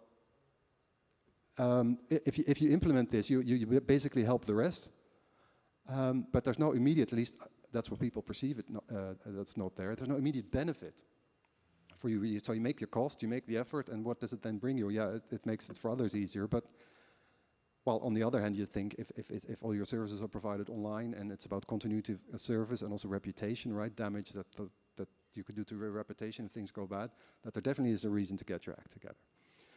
And I think, you know, the OECD will also maybe go into that in a bit more detail, that there seems to be, yeah, it's a bit of a challenge to get really robust data on this and insightful data, and also, you know, that others and policymakers can use. So briefly, before I end, so what's the IRIPE NCC doing here? Well, it's hard in our strategic goals, to operate a resilient, externally auditable and secure resource certification trust anchor, and combined with that, to promote the use, in this case, of RPKI. We take our role, you know, of trust anchor very, very seriously. And yeah, to promote the use, not only are we here at the IGF, right, to talk about this, but we do a lot of training. We provide free online courses, so anyone can go to academy.ripe.net and create an account and take the courses for free online. For those that prefer to have a physical trainer, and we do that, initially we did that especially for our members. We travel around the service region to give in-house trainings to people, also with regard to routing security and best practices. And we host webinars, so then to make it less of an impediment for people that travel, you can do it online. And we do so also on request, so like if there's a need to, for instance, you know, we did such a thing with the Dutch government, we can organize tailor-made trainings. And then obviously the outreach and our community building part, we host many meetings where we talk about this and update the community with regard, you know, to what we're doing and where we're at. We host ROA signing parties, so just get people in one room, right? Like, because it might seem, yeah, quite a large threshold for people to actually do this, but if you then take them by the hand and show them how easy it can be done via the portal, and you can do it on the fly, and before you know it, you know, you have your ROAs and everything is in green. So that's quite successful. Technically speaking, we are preparing ourselves for the introduction of ASPA, Autonomous System Provider Authorization, and that's meant, you know, to take a step further when it comes to path validation. And once the standard has been finalized and published, we will be ready to support this. And with regard to the infrastructure itself, the hardening of it, the security, we're working on auditing it and having it formally certified. Also in terms of, you know, we're not regulated, but we actually we try to act as if we are for the benefit of us all. A slide I put in there in terms of internet message services, just a shameful plug here. There's a lot of data, you know, that we collect, probes that we have installed all over the place, you know, that give, and via RipeStat, you know, give people a nice interface to get more insight, and also in terms of routing. There's a routing information service where we have like 23 globally distributed collectors at Internet Exchange Points, right, that collect the routing data and give people insight, you know, and the data has been collected since 1999, so there's a lot of stuff, especially, you know, for researchers and academics that might be useful there. So that was my introduction, a bit longer than I hoped for, but I hope this made sense. I tried to make it not too technical, and then I would like to hand over to Verena from the OECD.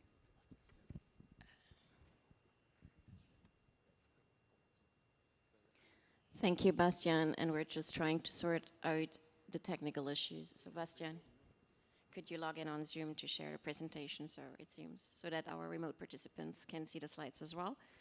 Meanwhile, I'll start. So good morning, good afternoon, good evening, everyone. My name is Verena Weber. I'm working for the OECD, where I'm heading the Communication Infrastructure and Services Policy Unit. So for those of you who don't know the OECD, we are an international organization that is composed of currently 38 member countries. We have a further 6 countries that are currently in the accession process, and our membership spans from the Americas, Asia, and Europe. So the idea of the OECD is really to provide a forum for our member countries to exchange best practices and advice on public policies. And we do, like, as the organization, the entire organization covers a huge range of issues, from trade to education and digital policies, which is where my team sits. We have one working party that is dealing with telecommunication issues, which has the same name, so Working Party on Communication, Infrastructure and Services Policies. So basically we have a program of work and budget where our member countries tell us those are the key issues we would like to work on with you guys in the next 2 years. And you'll see that security was one of these priorities. We do the broadband statistics for the OECD. So if you go to the OECD broadband portal, you find all our statistics on broadband for our member countries. And as I mentioned, like, we had quite an important work stream with our sister working party on security in the digital economy, where we looked at how we can secure communication networks. So this was a series of 3 reports. We had one more general report looking at the main trends, how communication networks will evolve and what does that mean in terms of security implications. We had one more specific report on the DNS, and we had a third one, which is the one that I want to present today, which is on routing security. And I would like to acknowledge my colleague, Lauren Crean, who you can see now on the screen. Hi, Lauren. So she was instrumental to the report. So let's dive right in. So you could think, okay, you know, it's quite strange that actually the OECD is looking into routing security. So why is that? And so our members wanted to know more about the issues that Bastian already presented around routing security. So basically, you know, what's the problem? What are the scope and scales of routing incidents that we're facing today? So that was one important point that we tried to address. Then obviously, you know, if we all agree, okay, there are incidents when it comes to routing security, the next question is, okay, how can we mitigate that? What security techniques have been proposed, are available? Bastian mentioned some of those, and how effective are they? And then, of course, you know, one important point, and this is the one I'll focus on during this presentation, is what is the role of policymakers, right? So what should be their role in this multi-stakeholder community in securing the routing system? And I think, like, one conclusion from Bastian's presentation is that, well, routing vulnerabilities have been understood for many years now, but they persist, right?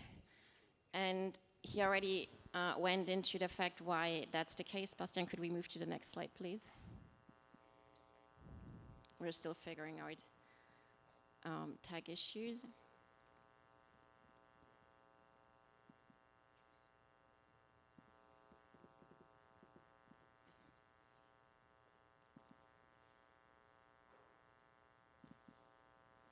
Perfect. So what are the challenges we see? And you know, there's a great overlap with Bastian, which is good news, because otherwise I think we should start to get word on this panel. So first of all, I mean, the internet is a network of networks. So that you mentioned, you know, collective action is needed. That means that basically that one actor's actions depend on the actions of the other actor in the system. But this is also, you know, why we're all here, to have a multi-stakeholder approach to discuss these issues. The next issue that I think Bastian has mentioned so far is, well, actually that costs money, right? The implementation costs a bit of money. But if you are implementing routing security techniques, you're not directly benefiting from that, right? And you still have a problem if there are other actors in the ecosystem that don't do so. So that's the second issue. And then obviously, you know, there are now like a set of different solutions out there to make routing more secure. But I mean, basically companies need quite a layered approach to secure their routing efforts, so which can also increase the risk of mistakes and misconfigurations. And so there is not one thing at the moment that actors can do to fix the problem once and for all. So this is the background we're facing. Next slide, please. So we looked a bit at, you know, what countries are doing in the OECD, and what we do see is that our countries are becoming more interested in routing security. I mean, this is not surprising, given, you know, that more of our lives are digitally being transformed. I mean, all of our economies are going digital, so the internet is increasingly seen as a critical infrastructure that we need to protect. So on the slide, you see just a couple of examples. So for example, the FCC launched an inquiry in February of 2022 about internet routing vulnerabilities, and followed up on this notice of inquiry together with CISA. They hold a workshop in August of this year, published a blog post outlining recent actions, and one of them includes basically the federal government's BGP security practices, basically meaning cleaning up a bit their routing techniques, including RPKI. Then we have Sweden. So Sweden, and the regulator of Sweden, PTS, they undertook quite an extensive monitoring of BGP vulnerabilities. So they looked at, how well are their companies doing, and basically what they found in this exercise, which took them a few years, is that, like, broadly speaking, it's fine, but they had some recommendations for certain actors to improve. And the third action I would like to mention is the one by ENISA, which is the European Network and Information Security Agency, which published a report on 7 steps to shore up the border gateway protocol. If we go to the next slide, please. So now, if we take a step back and say, okay, what should and could our governments do? So we identified 4 key pillars in the report. And one important point I would like to make here, that this is really not about measures that, one, place undue regulatory burden on operators, so this is certainly not what we intend to do, nor to centralize the control of the routing system, right? So our 4 recommendations for policy actions that we identified is, like, 1, we need to get better in the measurement of routing incidents and the collection of time series data. So just during the period where we basically were actively working on the report, we found that some data collection has been discontinued. We found that data collection is heavily dependent on really interested individuals in the community, right? This is individuals that have been doing this for their entire lives, for a very long time, that are really passionate about this. But for example, we found one person who changed jobs, and then suddenly, we have a problem, right? So this is something that's not ideal. What we also see, and so we are showing different measurement efforts in the report on routing incidents, is that, they vary quite a bit in terms of results. So, so basically we had to explain policymaker, okay, this is the data available, but yes, it might not always be consistent, and yes, there are different measurement approaches. So really, like, one big action for policymakers would be to really fund and ensure, continuous measurement of routing incidents, really, and, to build up a time series that we can work with. Now, the second important area is that obviously governments could lead by example by implementing routing good practices and promoting the deployment of available techniques. Especially, obviously, when it comes to government-owned IP addresses and autonomous systems. So, and even, what I mentioned, all these techniques are currently, like, a bit incomplete, but because none of the techniques fully addresses the issue, I mean, they offer a lot of protection against routing incidents. Now, my third point here is that governments obviously have an important role in information sharing between different stakeholders, through, for example, formalized feedback groups. So we could also think about, using established systems such as the certs that we have across many OECD members to basically, use them to enhance information sharing. And finally, governments could also define a common framework with industry on how to improve routing security.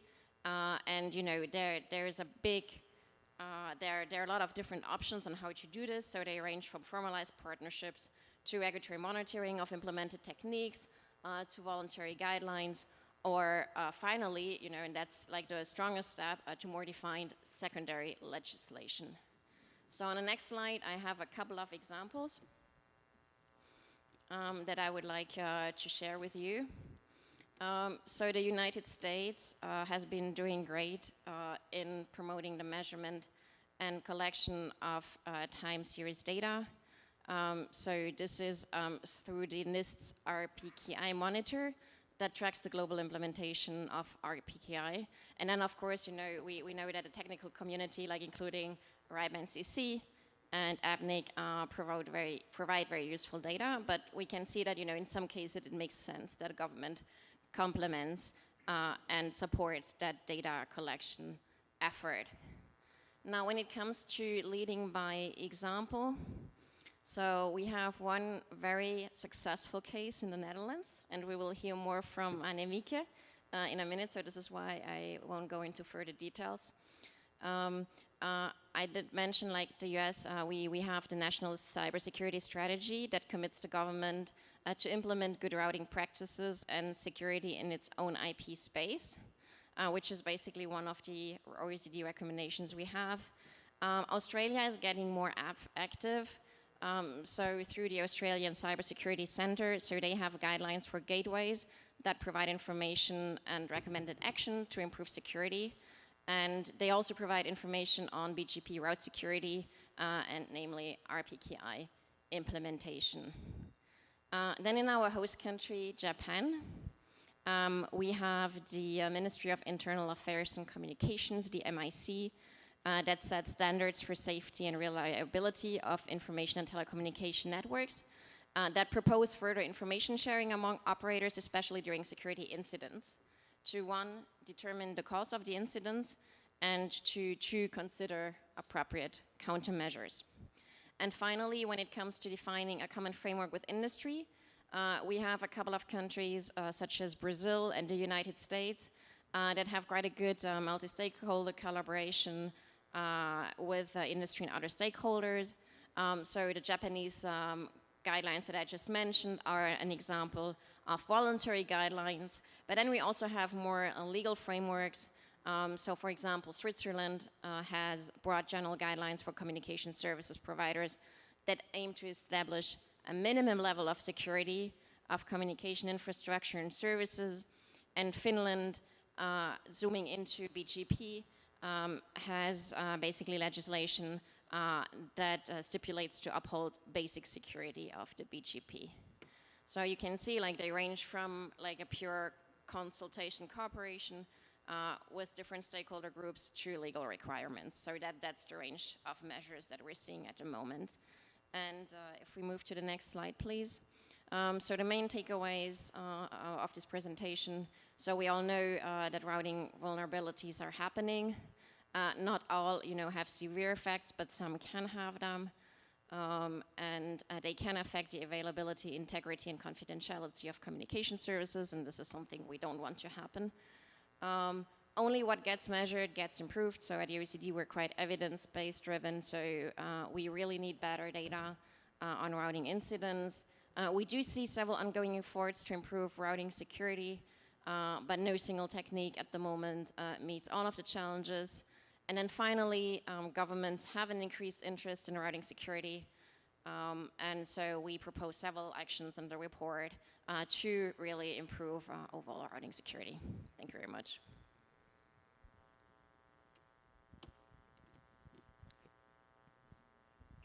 Yeah, thank you very much, Verena. Very insightful, and I'm very glad, that you, from that perspective, could share this with us.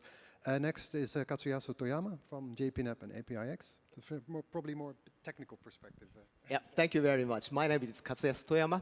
Yeah, I'm from the operation community. So, and then operating the JPNAP Internet Exchange in Japan, and also a chairperson of an APIX Association Internet Exchanges Asia Pacific region. So today, from this standpoint, I would like to show you about an Asia or world situation. Okay, please, next. So I well remembered approximately 6 years ago, so we had a big failure that is caused the big tech. Oh, this is in Google, maybe you remember. Yeah, they leaked the peer traffic to upstream provider, please. Yeah, so they leaked the prefixes, and then the traffic is in the rerouted to the worst one. So at the time, the connection, the communication when the content and the eyeball is a loss or delay, so the degrade of the quality of the communication. Okay, please. Yeah, so this kind of misoperation, but also the hijacking is observed frequently. Yes, please. So, but then as Bastien mentioned, the routing security is in a long time very important things. So network operators have been trying to secure our internet for a long time. So at first, the route filtering with an IRR, yeah, that is an the routing information, which is not authorized or certified. But then we use the data for a long time. Yeah. But that was sometimes not up-to-date, obsolete. Yeah, so sometimes too hesitate to use that data. So the 2010s, yeah, so RPKI started. So now we are moving to the RPKI things. So please go next. So how widely the RPKI is deployed? So please take next. ROA and ROV already mentioned, so please. So this is the data from APNIC labs, which are published on the web. And the summarized according to the regions, basically the RIR region. So the Africa, North America, Asia and Oceania, Latin America, Europe and Middle East. And each regions, they have some kind of some ratio of deployed in the ROA. So the green part, you could see, that is a range or ratio of the ROA enabled. So as you could see, the Europe and the Middle East, the many space, approximately 70% are already covered in the ROA. But in Africa or area, that is the North America region, there's still less than 30%. Yeah, so according to the regions, the deployment or penetration of the RKPI, especially the ROA part, is different. Okay, so please go on to the next slides. Yeah, so this is also the same, the comparing from the route object. Okay, so you could see some ROA invalid. I think this is not on the hijacking, but I think the misconfiguration of a misregistration of an ROA, yeah, that kind of things. Okay, but still, yeah, Europe is very widely covered by the ROA. Okay, okay, go please. So why the networks have registered or deployed ROA? I think, I believe that some global tier 1 providers and also the big techs are recommended to register ROA. And sometimes they are saying to the eyeball networks, if you do not register ROA, in the future, we will reject your routes. Yeah. So like in the Japanese, for example, the Japanese operators, they are all fear to lose the connection, yeah, and cannot access to such the famous and the popular services. So they gradually started to deploy and register the ROAs.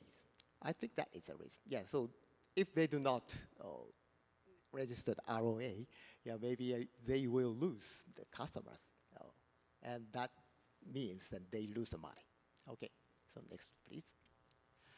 Okay, so as I mentioned, I am conducting that APIX, and there I asked, and that's did a survey about an ROA and RPKI kind of things. Okay, so why ROA is used or not used in a country or economy? And there we got not many, but in a few replies. So in Bangladesh, as you could see, in Bangladesh, ROA becomes approximately 90%. Okay, so they say they did no big challenges, and networks, they're doing that by themselves, and it becomes a normal. It's a great thing, I think.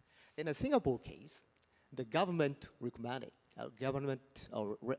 regulatory recommended a few years ago, but that is not regulated, only the recommendation. And that they becomes an approximately 60%. Okay, and the Thailand case, they also the 43%. Yeah, and the obstacles or what is in the prohibited or not allowing to do the kind of ROA is sometimes they are saying, if you look at Singapore's answer, there some ISPs operators do not have a necessary knowledge or skill set. Okay, and also in Thailand they are saying the same kind of things. So operational level, they should learn more and make the convinced, doing the RPK things. Yeah, I think that the management level of the Thailand, they are allowed to do that, but then the engineers have not much knowledge or skill about it.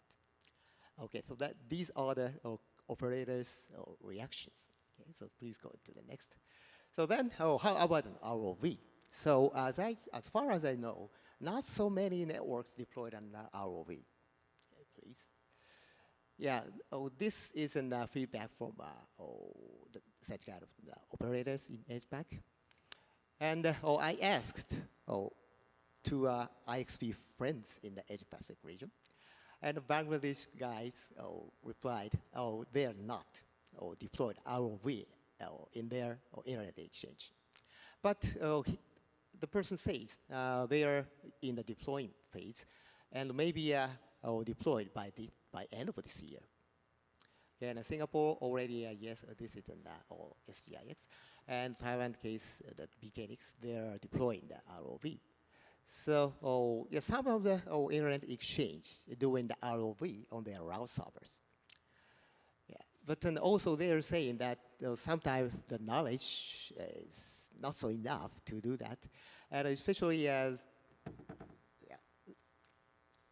some kind of an fear to lose some kind of that valid route. So please go to the next. So this is the feedback from Japanese operators. Yeah, so why they do not deploy ROV? Yeah, because sometimes they fear about the invalid route or mistakenly judged. That is very dangerous. Yeah, so that is one of the reasons. And the other reasons are like still the software engineer needed because the RPKI softwares are basically the open source and not appliance provided. So need more software engineers. And also the not many network engineer itself is not so many. For example, then small ISP or cable TV operators, they do not have enough engineers, only one engineer operator. That is not in the rare case. So in the case they are very busy, so not too time to learn of an RPKI. Okay, so please go to the next. So what can IXP do for this, please? So of course, on the ROV at an internet exchange, this is the JPNAP case. We are doing the ROV for a long time, and also the invalid routes are not announced to the peer, so we discarded that. Okay, so this is of course, and as I mentioned, several internet exchanges in APAC region doing this kind of the ROV. This will reduce the burden of networks. Okay, so this isn't good things. Okay, and okay, so please go on to the next. And not only that, we are doing the experimental project to facilitate ROV. Yeah, as I mentioned, some networks, some operators says they do not have enough software engineers to deploy it and like several kind of software. So some of them say that, internet exchange people, please operate, please do the service about an ROA cache servers. The ROA cache servers itself is an open software, and it is sometimes very difficult to operate. So in Japan, we are now try to challenge to provide an ROA cache servers at the IXPs, and which can be used the IXP users.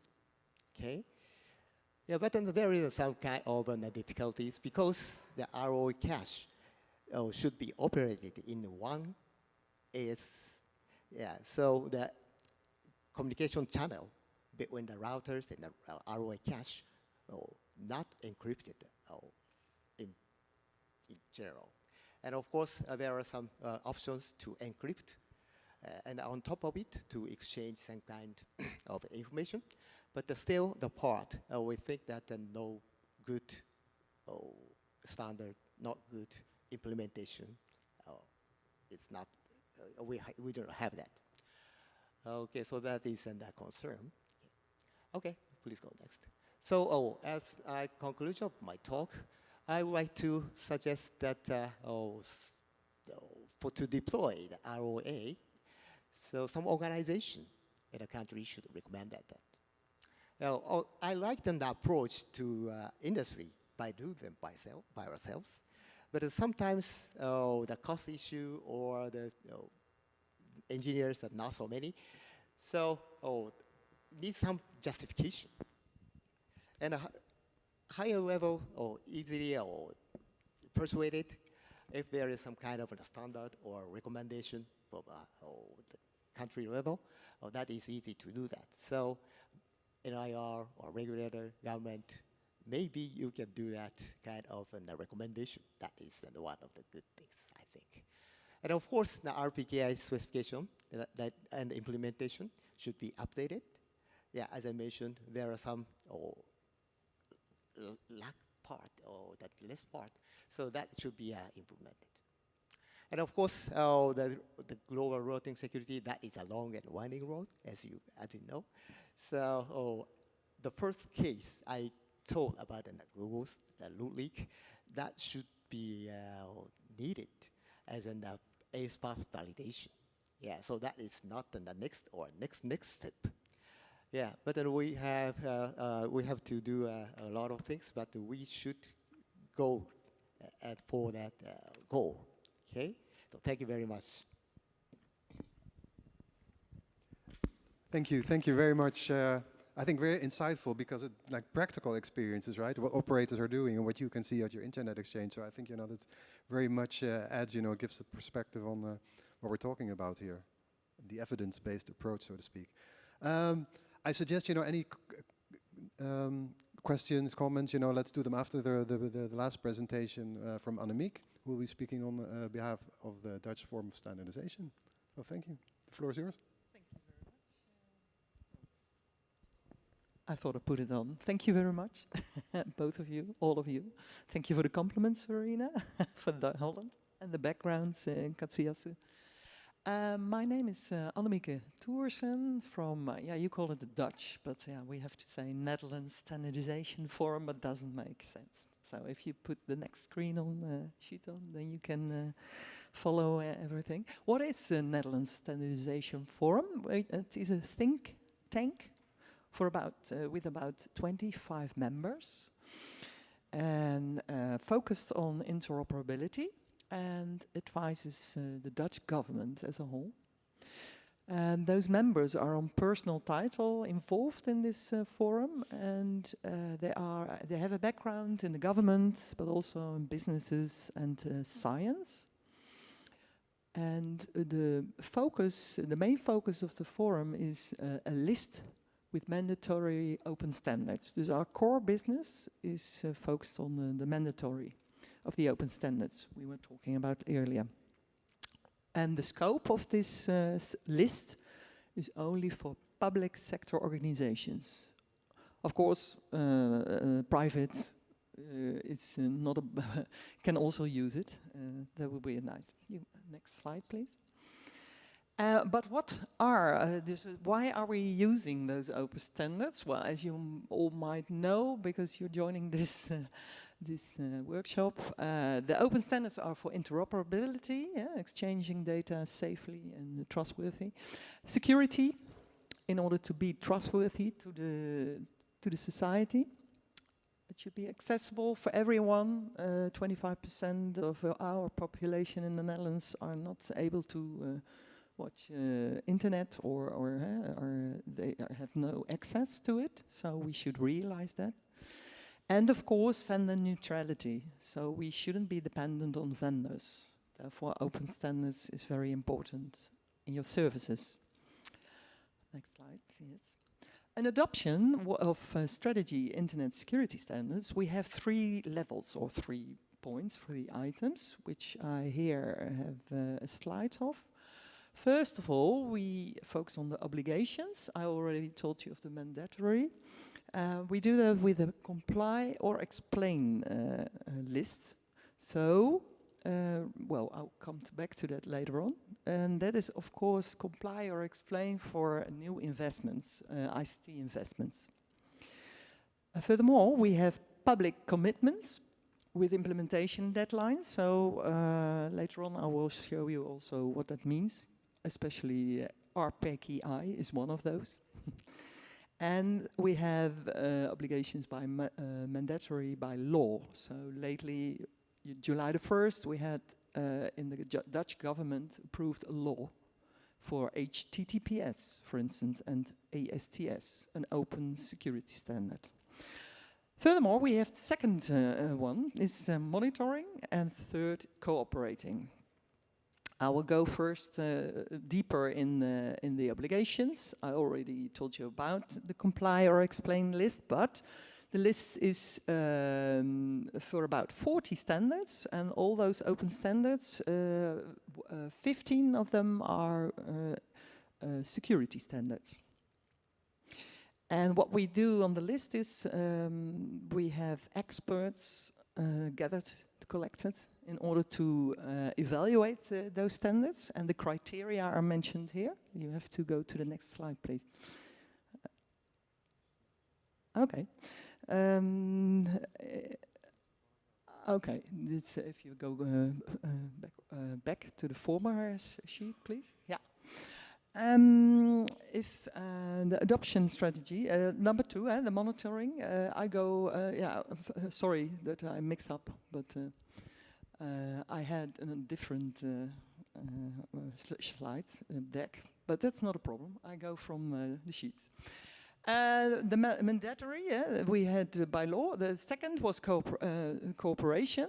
So that means we cooperate a lot with public and private companies.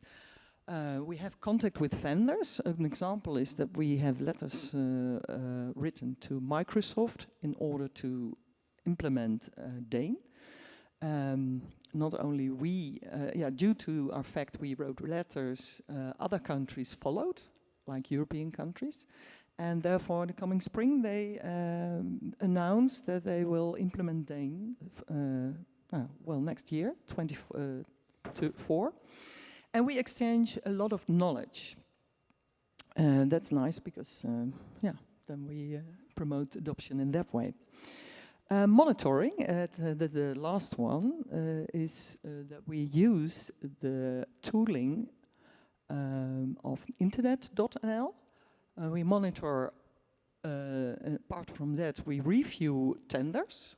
So if we procure ICT service in the government, you should ask for open standards. If you don't do that, then you have a reason to explain in your annual report in order to explain, for instance, it's too much expenses.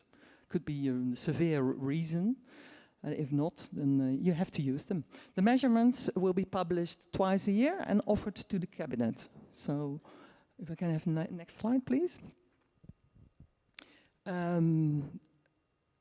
Oh yes, you need, if you have only one company or one organization using open standards, then it doesn't work effectively. You better have, you can only have advantage of it if there are more organizations using open standards. Therefore, we call it a critical mass needed. And another thing is that end users don't know any and can't verify, so you need more transparency and awareness is needed. So the information asymmetry is necessary. If we can have the next one. This one I recognize, sorry for that. I apologize, but this is okay. I was talking about criteria. the most important is the openness, added value, market support, and proportionality. And apart from that, open standards do also have different kinds of categories. For instance, internet and security standards, our PKI is one of them. But we also have document and web, e-invoicing and administration, accessibility, for instance, the WCAG, WCAG is also a famous one. And when governments invest or buy such, they must choose for the relevant standards on the list. Otherwise, they should have a severe reason to explain in the annual report, as I just mentioned. If you go to the next one, please.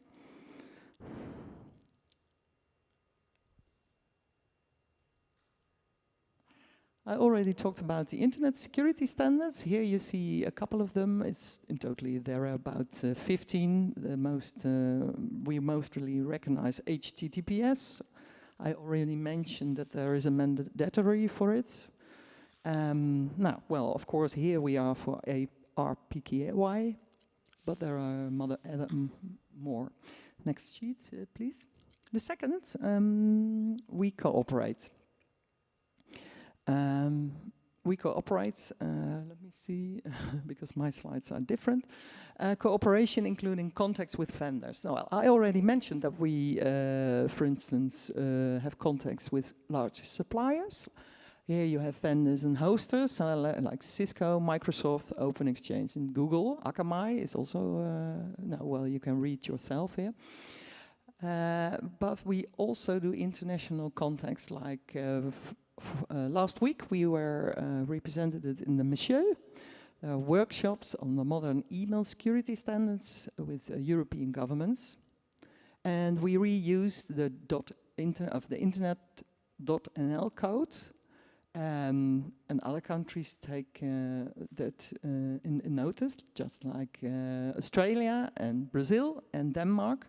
So they use internet.nl for their measurements. That's very nice that we can inspire other countries. So if you are interested actually in also using the internet.nl, please ask or send us a mail, and then we can help you in the future.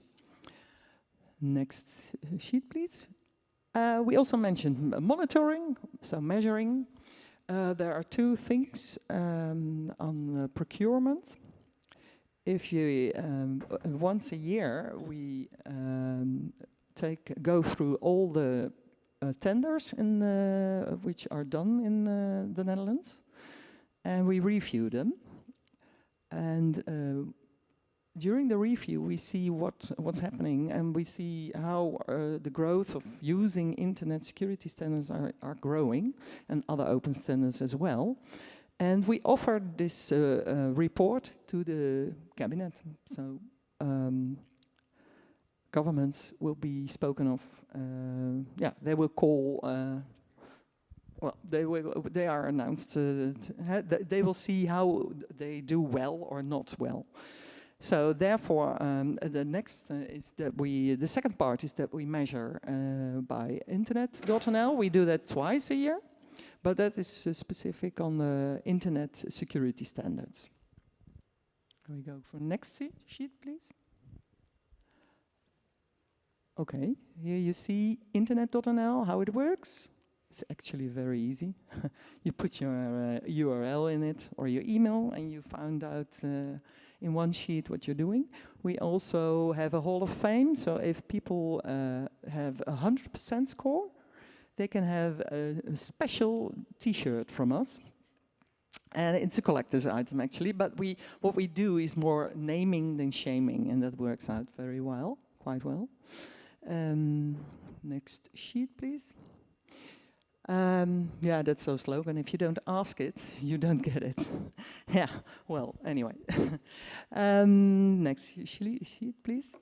Okay, if there are any questions in that way, I would also mention that the reason we have RPKI on our list of open standards is that the Ministry of Foreign Affairs was hijacked. Just like we are one of the examples of, unfortunately, Katsuyasu mentioned in his story, we were hijacked, and that was a big problem because in 2014 November, this journalists found out, and we were in the newspapers in the Netherlands. Later on in 2015, it resulted in parliamentary questions, unfortunately. So it could be worse, actually, but due to the RPKI in future using, we can prevent this disaster. It was accidentally found out, actually, because the national, the Netherlands, the NCSC in Holland submitted RPKI to be continued in the comply or explain list. Due to the hijack, they submitted it to us in 2019. Unfortunately, we could implement it in 2022 in the internet.nl measure tooling. So therefore, we now check also all governments using RPKI. And well, that means that we have a good side of RPKI in future among the governments, and that will be nice.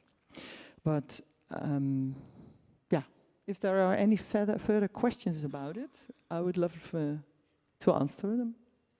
Thank you very much. And excuse us for the wrong presentation.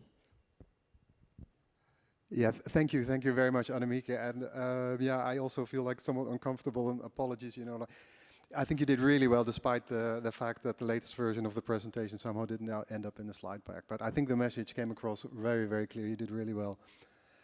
So I want to use, you know, the remaining time we have, according to plan, 25 minutes, you know, to open up the floor for anyone who would like to contribute here, has questions, ideas, comments.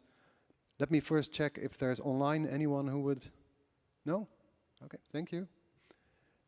In that case, in the room, is there anyone who would like to? Gentleman here, Olaf, please go ahead. Yeah, Olaf Kolkman, Internet Society. I would be amiss if I wouldn't be talking about what I'm going to talk about. I strongly align, very strongly align with everything that the panel said. Routing security is a top priority if we want to protect the core of the internet infrastructure. The routing space, I'm big on that screen. The routing space needs protecting. And Lauren said it, and you actually all said it, it's a common action problem. And that common action problem comes with lack of visibility. It's very difficult to see whether a participant in the routing system deploys routing security measures and make that visible, and thereby create a little bit more value in the market. And when thinking about this, and this has been a discussion within the technical community for already a couple of years, I think 5 or 6 now, the community came up with a set of norms called the mutually agreed norms on routing security. And basically, this is these are a number of measures that participants in the routing system agree to take. They're different. We have different programs. We have programs for ISPs. We have programs for CDNs, for content distribution networks. We have programs for internet exchange points and for vendors.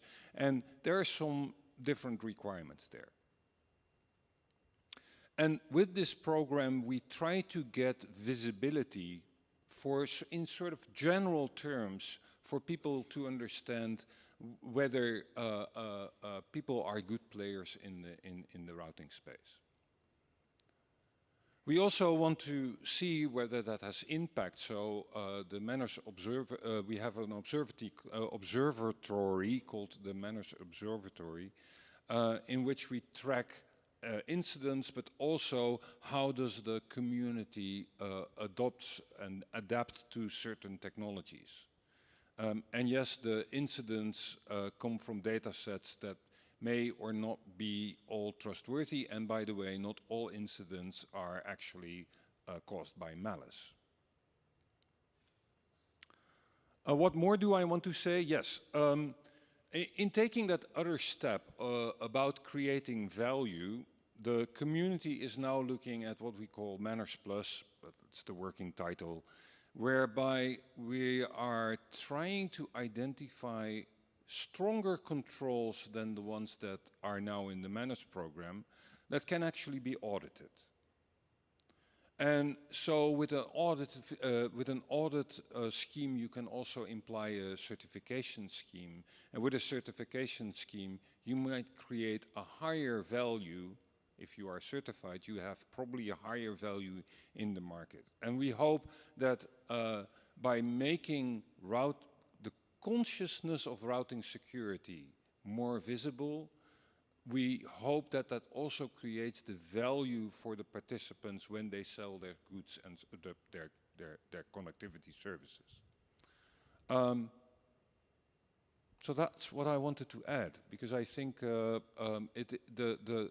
Manners community, which we host as Internet Society, the Manners community is actually trying to forward the incentives. And I know GNIX is a member. Thank you for that, Olaf. Interesting. I was very much aware of Manners, but you had the opportunity to plug that. I think it's a very, very important initiative, and taking it to the next level, right? Manners Plus, I think it's good. It's been around for quite a while. I'd assume, right, and it's a good thing that those entities, organizations, companies that join Manners, right, and I think you have like different programs, right? ISPs, Internet Exchange Points, CDNs, you might even have more by now. Those are the ones, and that, again, that's a good thing, that actually want to commit to this, right? And want to live up to the spirit of it and also the practicalities of what you then need to comply with. But what about the rest, you know, that is not there? So I do hope that the members, or I don't know if they're members, but like the participants also go out to take out the message, you know, towards their respective communities. And I had the slide here, you know, with some of the factors limiting adoption of routing security, and whether, especially when it comes to those that operate networks, the technicalities of using these type of tools, as well as potentially, you know, costs involved to implement it. The projects can be quite significant, especially if you have a large countries, you know, spanning network with a lot of equipment, etc. So I do hope, you know, that the Manners participants also, you know, help to spread the gospel and to work with other networks who not yet are on board, to convince them, hey, you know, it's not that complex, or it's not that expensive, or I can help you do this or that. Yeah, I think it is a community of ambassadors, so to speak. We actually have Manners ambassadors that try to do that. And mind you, that doesn't exclude the things that Internet.nl does, and for instance, the procurement approach that has been taken. Those are all kinds of additional things that help boost routing security, and that's why we're in the game. I fully agree. No, thanks for that. Sorry, is there someone online who wants to? Yeah. Let me do that first, and then Professor Muller. It's more of a comment from Benjamin Broersma, and a question actually. The domain name registry of the Netherlands SIDN.nl has an incentive program to give discount if the domain owner uses some open standards, for example, DNSSEC, DANE, etc., to improve adoption. And the question is, did RIPE NCC look into giving discounts to IP space owners? Thank you, Benjamin. I saw that one coming. No, it's a very fair question, and I think, you know, SIDN, the Dutch CCTLD operator for .nl, yeah, did really great work there, and it had an impact. I think it's quite a low-margin business being a registrar, and most of those organizations do hosting and other stuff as well. But there's not a lot of money there to be made, so any discount they can get, you know, and if it's relatively trivial to implement the DNSSEC, then they'll go for it. And I think the situation for the RIPE NCC is somewhat different. SIDN is not a member-based organization like us, so the management can more easily decide, let's do this, combined with the fact that .nl actually receives part of the fee that registrants pay registrars. So per .nl domain name, part of it goes to SIDN, so they have like room to give a discount. For the RIPE NCC, we're a member-based organization, and we don't charge based on the resources that our members receive or use, or whatever they do with them. Everyone pays a straight membership fee, so whether you're a small host or a very big international, one of the big tech companies, everyone pays the same. But this might be an idea, and I'm thinking out loud now, that would have to be decided by the members themselves, right? They set the membership fee. Whether that would be an interesting thing to consider in order to help this move this forward. But it's not up to the RIPE NCC in this case itself to decide upon that. But it's a fair question, so thanks for that, Benjamin. Thank you very much. I can also thank RIPE for namens the government, Dutch government institutions, because RIPE sponsored courses for RPKI in order to adopt these open standards. So therefore, you can sponsor also in a way, not give a discount, but also sponsor by giving courses about RPKI. That might be a suggestion for other environments and other countries, other governments. Thank you. I'm very happy to take that on board, and maybe even more happy to say that that's actually what we're already doing. I mentioned it briefly, we do give these a course. I don't think it's scalable to give them away for free, like the face-to-face ones, right? Like you have an actual trainer that travels to go somewhere and spends a number of days with people and has a backup, etc. Like we're a non-profit organization, so this is not a moneymaker for us anyway. And it's more about it's important to spread the message and to help these people to learn of these technologies and to actually use them. We have also for BGP security and RPKI free online trainings. So they're available to anyone. So if you, for whatever reason, I can understand that, right? Like in terms of budget, it's a challenge to actually come to travel or to go to an actual training. Then the online courses are free of charge available. So that, I think, at least as a first step, would be good, for people to be aware of. So if you guys are not aware of, then I think we need to do a bit more of marketing in terms of, spreading the message that this is available. And on the other hand, and that's, I think it's a good example what we did with the Dutch public officials, right? People from the Dutch government and agencies, etc. That we are more than happy to have like a dialogue and to see like what in a tailor-made form we can provide in terms of training. And then maybe also including a discount, no problem there. Depending also on the amount of people and the impact that we potentially can have.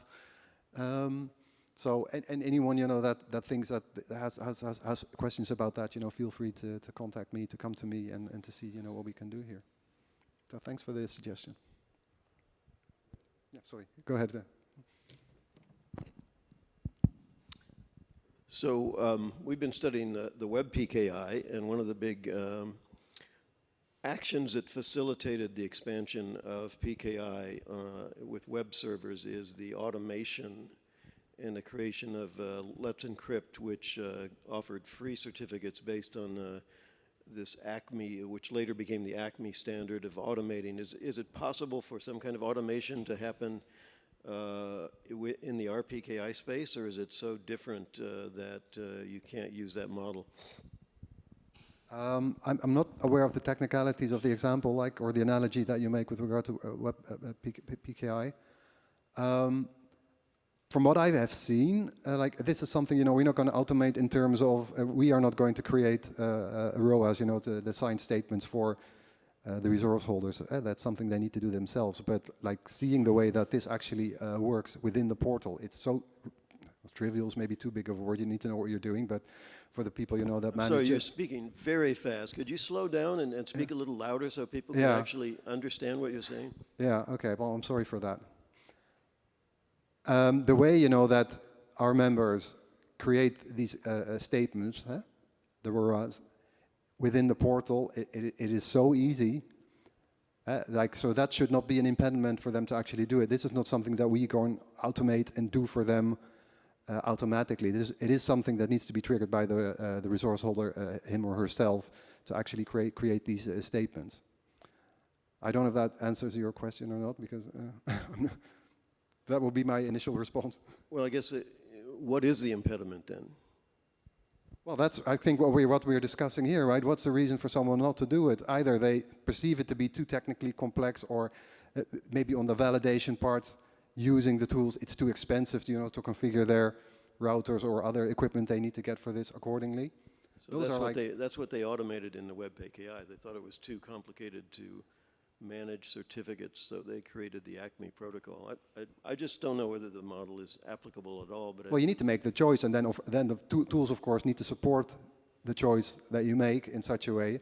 And that part is, the tools are sufficiently mature, the way that we do it via the portal, but also the validating software, etc. I don't think, and I'm not a network engineer, but imagine, and also talking to network engineers, that should not be the challenge in itself, right? If you can run a network, you can do this. In itself, that's not a technical challenge. But they need to make the choice themselves and do it, or have, probably that's more of a challenge, management, approve them to implement this. I have some comments and questions from Zoom. First, comment from Benjamin Broersma. For information manners, the mutually agreed norms for routing security is currently in procedure to be decided, to be put on the Dutch comply or explain list. And then I have quite a few questions, so I'll ask them one by one. Please keep me on the list. First question from Bart Knuben. Could we get to a point that RPKI is the default? For example, that networks do not accept routes that are not covered by RPKI ROAS. Shall I read everything? What do you think? I don't know, if I may ask my neighbor here, because I thought that was an interesting example. You referred to tier 1 operators and others, I think large content providers, demanding from customers, that they have their resources signed. So maybe you can answer to that question. Yeah, so from the operator side, some kind of an enforcement is a good way, but usually, so such kind of some kind of penalty is now driving that deployment of the RPKI, but still the people or operators are anxious about effect. So at this point of time, the ROA and ROV is only for certificate and validate origin. So yeah, AcePath validation is the 2 or more steps forward. So not a perfect solution. So a kind of enforcement is necessary, but then still that is on the way. So some operators are skeptical to pay the money on that routing securities. Yeah, still, yeah. So that is, I think, the problem. Thank you. I have another question from Lauren Crean, addressed to Forum Standardizatie. Could you provide further details regarding the tracking of governments you mentioned on internet.nl? Would this be tracking ROA creation and or ROV? Thanks. Hello, yeah. The last part I couldn't understand from you. Sorry, can you repeat that for me? You were mentioning tracking of governments. Yes, on internet.nl. Would you track ROAS? ROAS? What is it? We were talking about it in the... No, we don't check ROAS. Sorry. Sorry, can I interrupt? Yes, this Benjamin. is pretty technical about the ROA or the ROV indeed. On the internet.nl, we only check the ROA, so the certificate at the moment. To actually check the ROV is more complicated. It could be done, but we would need separate ISP space that actually has an invalid route to do the check. Currently, we don't do that, and we use the ethnic data to report this data back to the government in our yearly reporting.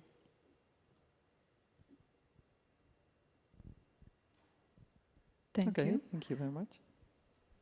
I have another question from Bart Knuben. On its EU Internet Standards Deployment Monitoring website, the EU is also monitoring the adoption rate of modern Internet standards like RPKI and manners. What could or should the EU do more? What could or should we do more about measuring or monitoring? Yeah, monitoring the adoption rate of modern Internet standards. Yeah, exactly. What we do more is connect governments in order to do so. And we inform them, we give workshops, but I'm not sure what he wants to know. But we cannot. We just measure. We offer it to. We inform. I don't know exactly what he really wants to know because. Sorry, I can't answer the question.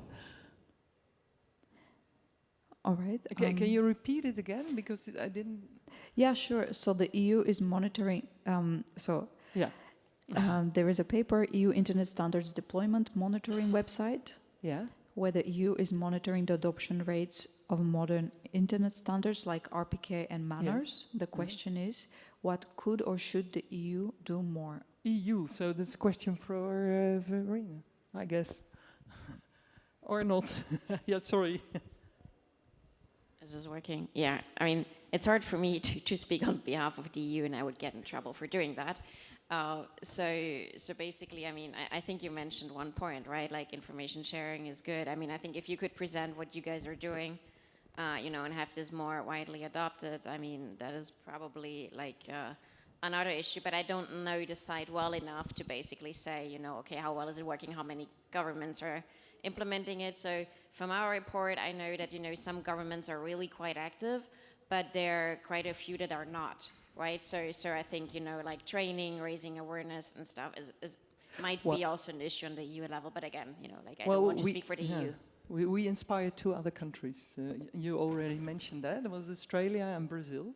And Denmark also uses the English version of internet.nl. So therefore we exchange our knowledge about that and we inspire them.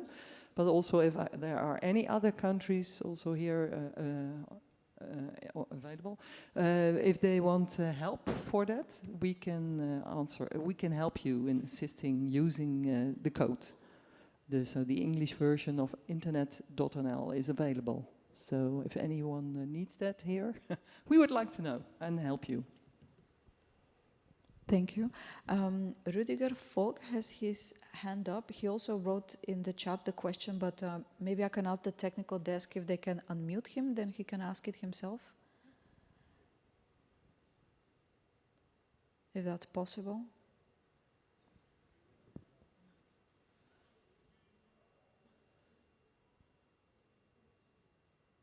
Somebody can give me a signal.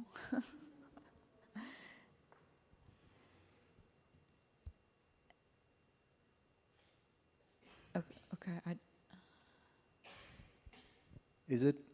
Okay, I can just read it then. Oh, okay. So the question is to Annemieke.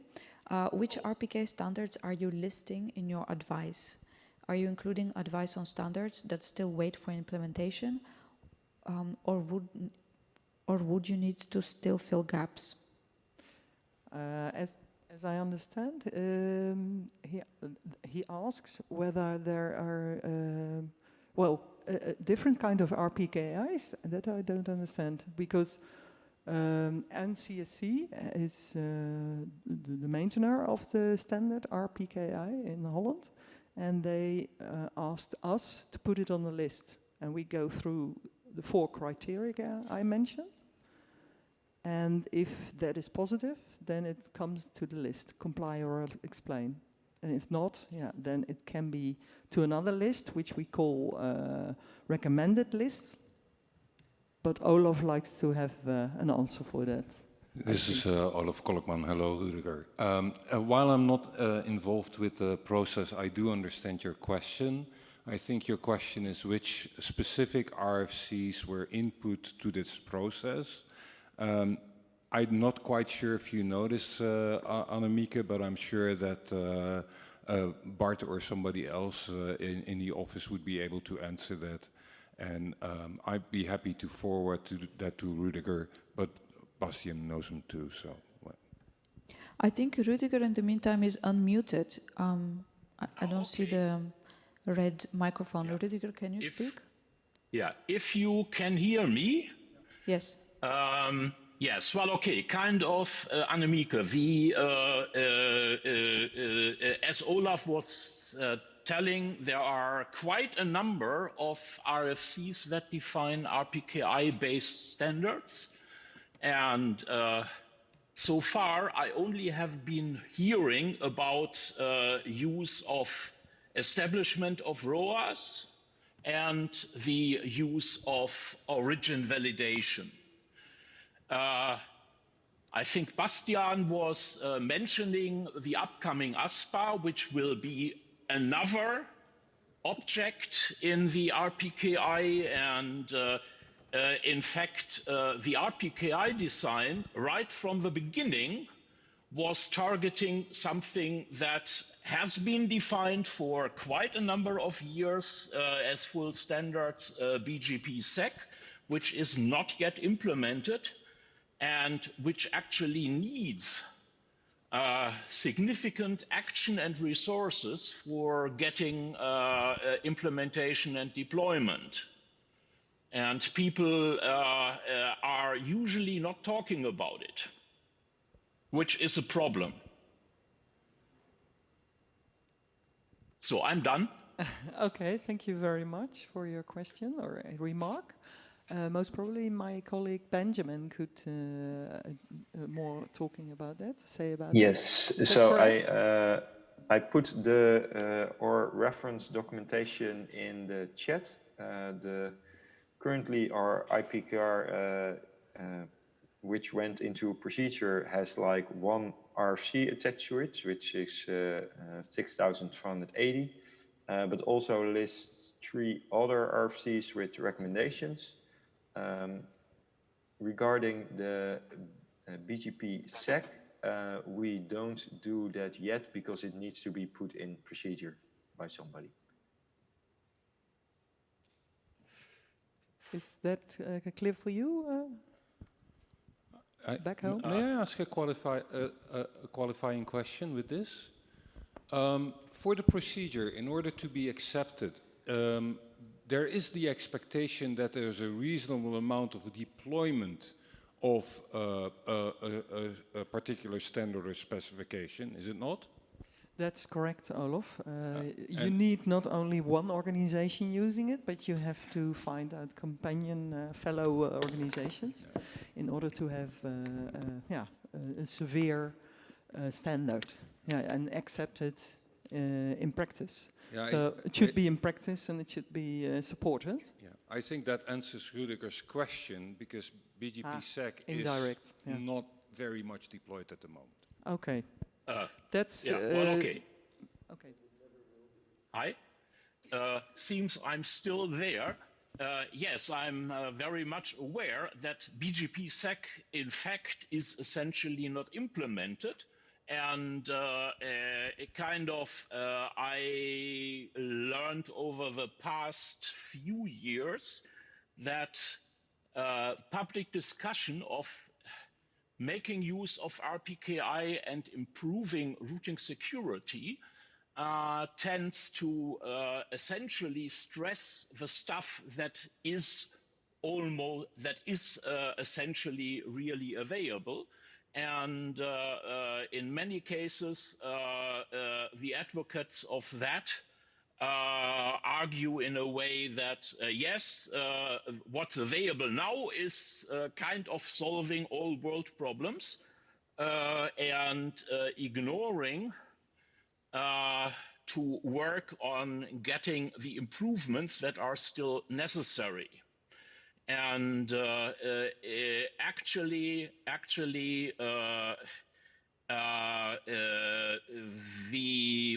one of the really bad problems is that for the future deployment standards, actually development work needs serious resources, and serious resources in particular if we want to progress security, and that's not happening. And kind of the question is, how could we actually work on getting those resources available and in place with the proper people? Thanks. Yeah, that's a good question. From in the Netherlands, we organized a workshop in cooperation with RIPE, and we sponsored. So we opened a course, and only policy makers of the Dutch government could join these courses, and that's what we did together. But perhaps you have in addition another possibility. What do you? Well, I'm actually, sorry, Rudiger, I think it's interesting points you make, and just to confirm, I personally definitely did not want to make the point that we can focus, on the tools that are there and that will solve all of our problems, definitely not. But I think, when it comes to creating the ROAs and doing the validation, on the other hand, we still have quite a long way to go in terms of adoption. But you're absolutely making a good point, that there's a lot more that needs to be achieved and that we need to build on. So I want to thank everyone here. I'm sorry that's quite abrupt stopping this now, but the next workshop is going to start soon, and people need to prepare for that. I really want to thank everyone, for joining. I hope this was interesting. And again, if with regard to the topic, if you want to follow up, I'm assuming I speak for all the panelists, right? Come to us and approach us and see how we can together move this forward. I want to thank all of my panelists here. Great, for all you guys being here and contributing, and I'm really happy, and again, thank you again. Also the audience for being here, participating, also online. Thank you.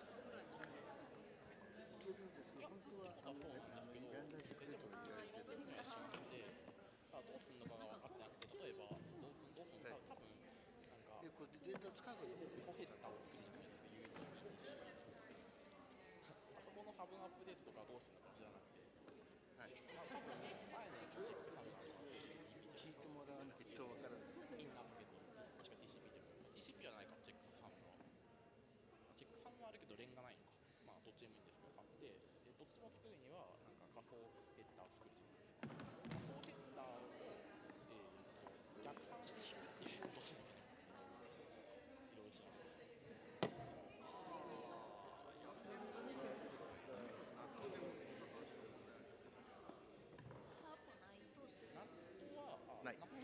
ありがとうございます。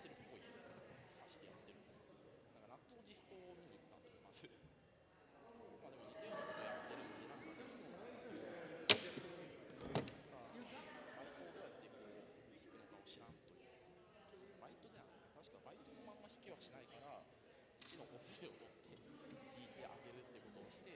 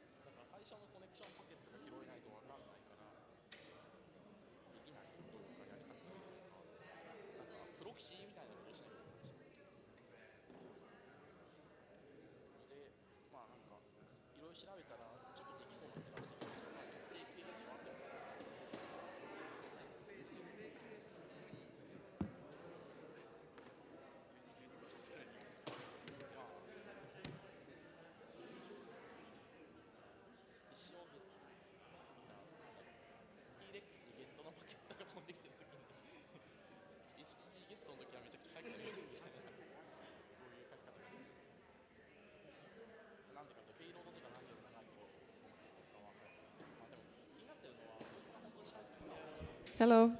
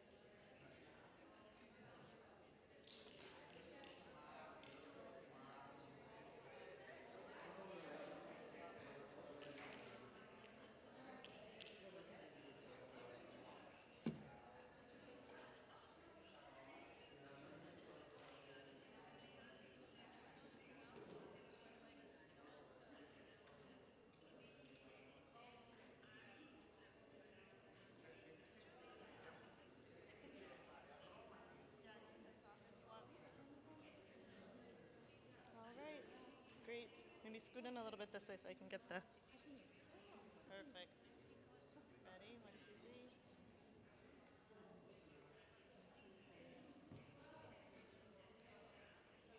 Great, thank you.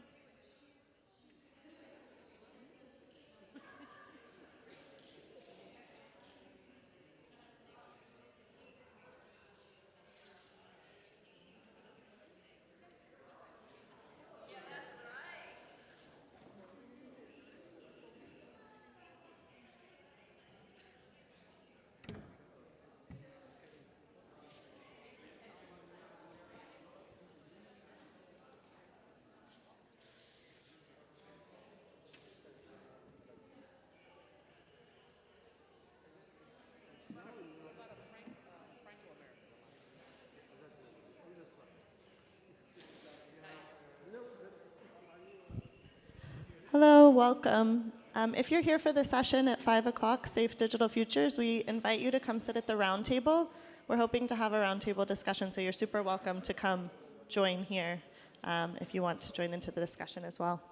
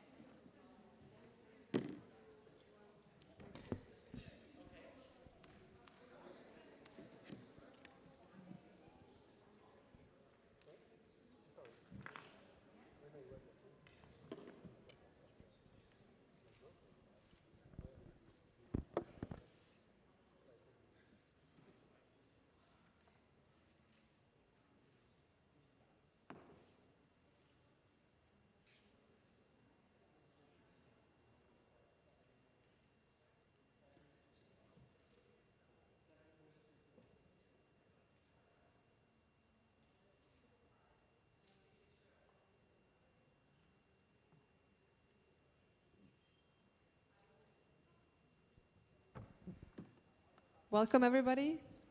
Welcome to people in the room around this huge roundtable at the end of the day. My name is Maria Manojlovic, and I'm director of Safe Online. This event is called Safe Digital Futures, Aligning the Global Agendas. I want to welcome participants online as well, and if you're joining us online, please, we have an online moderator, my colleague Natalie Shoup. So please drop in the chat quickly where you're joining us from, and feel free to drop in the questions throughout the session. We will be monitoring the chat and making sure that we can respond to your questions. As I said, my name is Maria. I lead the work on Safe Online as the part of the End Violence Global Partnership. We are the only global fund focused on safety of children issues online.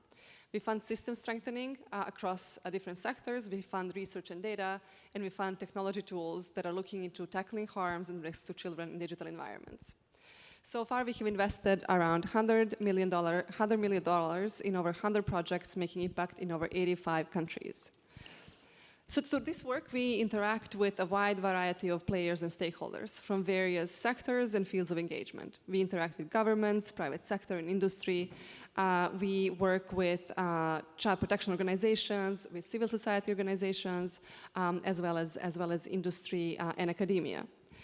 And through that engagement, we have realized one thing, and this is the reason why we have organized this session today on the alignment of various digital agendas, which is that there is alarming level of fragmentation in this ecosystem, which is truly hampering progress in many aspects.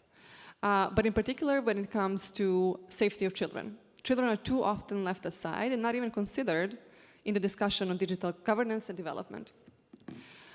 So some of the common reactions when you work in this field are the following. We have had literally people turn their backs on us when we mention children in our interactions in relation to online issues.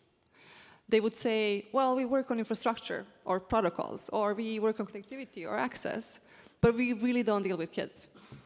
Our engagement is focused only on women and girls. Sorry, we can't really speak about kids more broadly. Or we just work on human rights more broadly, but kids are not really part of that. Or we really just care about education. Education is really critical in access, but safety is not that critical for what we do. But somehow placing children and safety in the overall global agenda on digital development and human rights has been particularly hard. Then there is the famous privacy and safety dichotomy. The tension between how do you assure privacy of users at the same time ensuring that users can, and not only you, I actually hate the term users, it's humans and people. Like users, like it's not some like other category of like creatures roaming around. So when we think about privacy and safety, we need to be thinking more broadly about how do they interact at the level of humans. But when you speak about prevention and response to online child sexual exploitation and abuse, that's even more harsh distinction. So you will find, if you find yourself at the end of the spectrum who cares about online safety, you will end up being accused of various things, like the latest really fancy thing that we've been accused of is that we are trying to end privacy online, which sounds really cool. But it's unbelievable. So we believe that this dichotomy is really false, and we believe that more nuanced conversations are needed. We believe that we should not be forced into choosing which one matters more, and when we know that we can and should have both. So as we were discussing this yesterday with Maria Ressa and Jacinda Ardern was saying, you can and should have both, and this should not be a matter of choice that we should be making. And sometimes having much more deep and upstream discussions is going to be needed for us to be making some nuanced and meaningful contributions in that regard. So now that I have vented and complained a lot, let me be more positive. What are the causes of this misalignment? And I believe there are a few things that we can think about. But in order to advance the state of the internet, which is beneficial for humans, and in order to maximize the benefits of digital technologies, we have to invest efforts to understand where these misalignments come from and how we can overcome them so that we are in fact more aligned and more impactful. That is why I believe that this is the most important discussion that we can have. And in order to do that, I want to ask you to do a couple of things. First one is let's move more upstream. Instead of focusing on manifestations of the issues in these various fields, like technology-facilitated GBV or gender-based violence, lack of connectivity and access, cybercrime, and so on, to actually upstream design, infrastructure, and policy choices that enable these things. We are repeatedly seeing that the driving forces and engagement techniques behind radicalization, violent extremism, political extremism, misogyny, child sexual exploitation and abuse are very similar, both from societal and norms perspective, as well as from the technological point of view, in terms of how the design choices of digital platforms are enabling these phenomena, and how not only they're enabling them, making them worse and exacerbating them. Second thing that I want to ask you to do today is share learnings and failings openly. Not only what has worked and succeeded, but what has not in your previous engagements, so we can do better. You will hear a lot from our speakers today about that, but also speak about solutions and approaches that work across the landscape. How to engage with governments, how do you create political will, what will it take to do that? How do you engage with industry and create incentive for more action? Accountability and transparency will be critical. So today we have brought a lot of speakers, 8 speakers and experts from various fields to help us frame this discussion. We will not make them speak all at once, so don't be scared. I will introduce them throughout the session, but we want to make session as interactive as possible. So we're going to split the session in 3 segments. We're going to have speakers introduce for 5 minutes their kind of catalyzing, igniting remarks. And then we will open the floor for discussion. We have asked people, and again, asking people to please come to the table if you want to join us at the round table. But also people online, please drop in your questions in the chat, and we're going to be making sure that you can participate. For all of those online, yes, please get engaged. And finally, there's a huge diversity of perspectives and expertise in the room. So please be respectful when you speak. This is a safe space for people to express their opinions. For people who are new to this field of online child sexual exploitation and abuse, there may be some sensitive things said here and some triggering facts. So we're just giving some warning to you. Take care of yourself. If people need to step out, please step out at some point. And then again, be mindful that we all want to speak. So please keep your remarks concise and focused. And with that, let's dive in. So the first segment we're going to talk about today, we have labeled cybersecurity and online safety, but again, these are such fluid agendas, and you will see how we are going to try to unpack all of that. I will kick off with my question to Ambassador for Digital Affairs, André Verdier from France. And what we want to do is see how various agendas around cybersecurity and online safety interact around issues of child online safety. So, André, in many ways, we spoke this morning as well, but you basically sit at the intersection of this issue that you want to discuss today.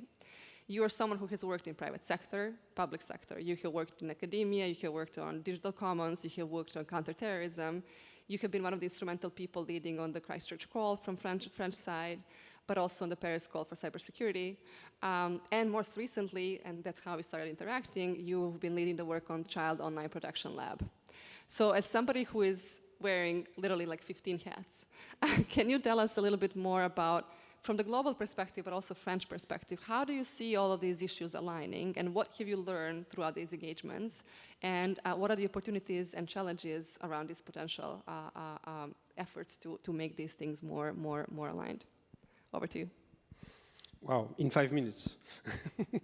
Thank you very much for the invitation and for the opportunity to exchange with such a panel. Yes, as you said, we try, like our friends of the US, for example, to build a global and coherent digital diplomacy, because everything is interconnected, and you can start from cybersecurity or education or health. At the end of the day, you have to be coherent. And since I'm the first speaker, probably all of you will say the same, but let's recognize that internet is something great, even for children, that they have access to more knowledge, more entertainment, more communities, more empowerment than ever. And that something is disbalanced now. So first we have some troubles with the cyberspace itself, with the dark web, which is a very efficient tool for criminal activities. We did commoditize a lot of things, like payment or taking a room, which is very efficient for a lot of businesses, even for crime business. We have big companies that are very, very big, monopolistic, and why not? But sometimes they have unexpected negative externalities from their business model. And for example, we can observe filter bubble or echo chambers or radicalization. And regarding all of this, we have to find solutions that does respect the promises of internet. That's the first point. And for this, yes, I was thinking this morning during another panel, 30 years ago, John Perry Barlow did write the Declaration of Independence of Cyberspace, because at this time, we could consider cyberspace as something external to the society. There were a place somewhere named the cyberspace. Today, we could say cyberspace did eat the world. So it did contaminate and transform everything. And so to start to answer to your question, we have two principles for our diplomacy. First, everything that is forbidden in real life should be forbidden online. And everything that is guaranteed in real life should be guaranteed online. So freedom of speech. So we have to forbid what is forbidden and to protect what should be protected. That seems very simple, but we all remember how difficult it was to implement. For example, when I go to New York to discuss in the UN about international law in the cyberspace, we are speaking about few very simple laws, like Geneva Convention, but we did discuss during 25 years to be sure that we do understand in the same way how we will apply the UN Charter or the Geneva Convention within a conflict, which is just one topic. So this idea that seems simple is not so simple to implement. But the second thing is that government, we didn't build this system. We understand how it does work. I'm an entrepreneur. I did create 3 internet companies, small, but I understand, but I don't build it. I did never see the algorithms themselves. I don't accede to the source code. So the companies, and of course, civil society and researchers, but the companies has to be part of the solution. So we need not even a multi-stakeholder approach, but an efficient multi-stakeholder approach, which cannot just be a room where we discuss politely. We need to put the pressure, we need to ask for results, everyone in the room has responsibilities and prerogative, and sometimes a business model or a mandate, but we don't have any other way. We need to be sure that we will find a solution all together, and that the companies will contribute to find the solutions. Here I'm speaking generally about terrorism, harassment, gender balance, and child protection. If we go to child protection, what I did learn in this journey is that this is a very difficult topic, maybe one of the most difficult. First, as you said, this is very difficult to engage the conversation on those issues. People don't want to recognize that, I don't know, in France, for example, 25% of children less than 10 years did accede to pornographic content. That's a big problem. And we know that 20% of the adults were victims of some kind of sexual offense in their life. So that's 1 person out of 5. So people don't really want to recognize this because it would conduce them to change a lot of things. And we could recognize that there is much less money in this field than, for example, in the fight against terrorist content. You have, regarding terrorist content, you have strong organization, you have a lot of technologies, you have a lot of monies. Or, let's mention this, if you want to, all of us, we could try, if you try to publish a small part of a Hollywood movie online, in 10 minutes it will be removed.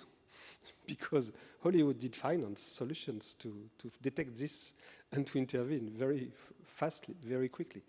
So this is a weaker field with less money, and I'm too long?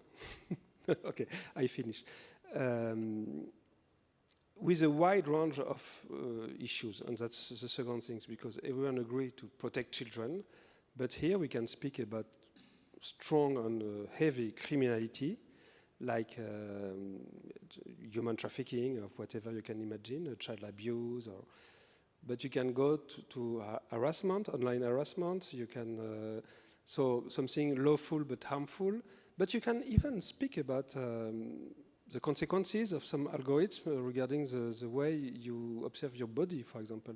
And are there connections between some over-representation of some pictures and anorexia? So, and we should pay attention to this. So this is a wide range of topics, very impressive, not the same level of heaviness, if I may. So I will conclude and we'll continue. But you did ask for project from something more positive.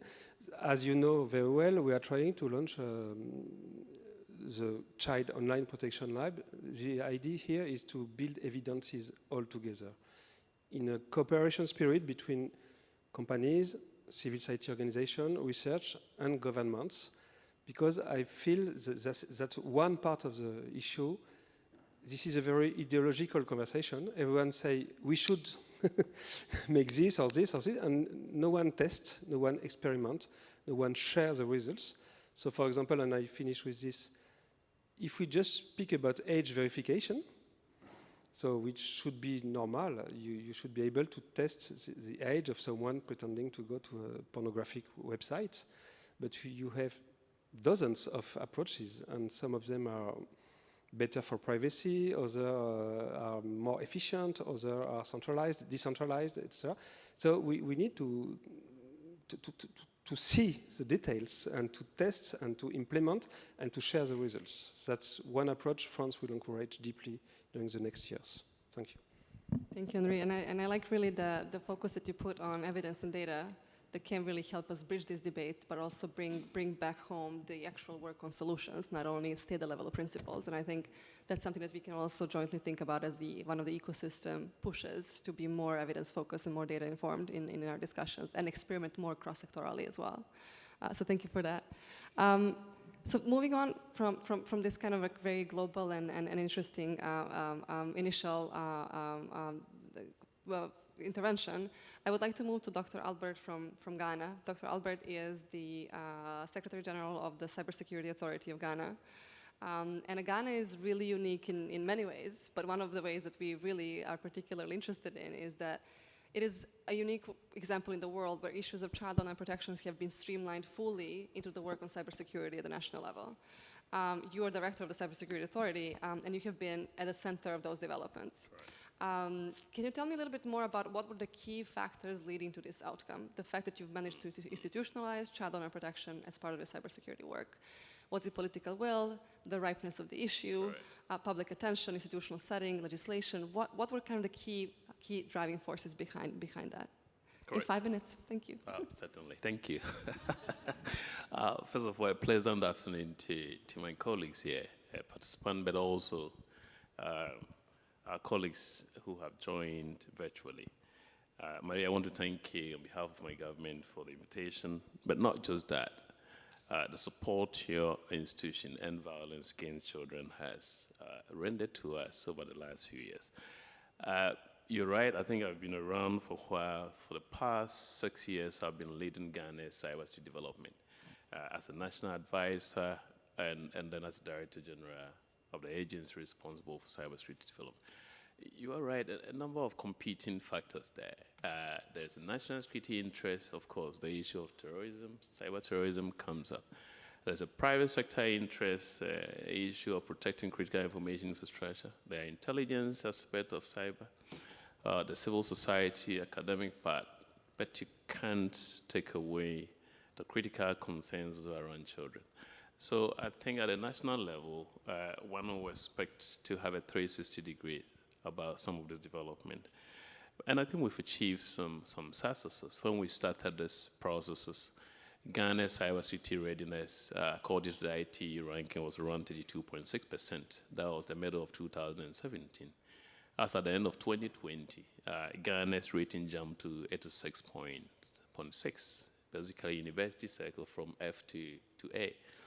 And a number of things have been done. Permit me to highlight some of this.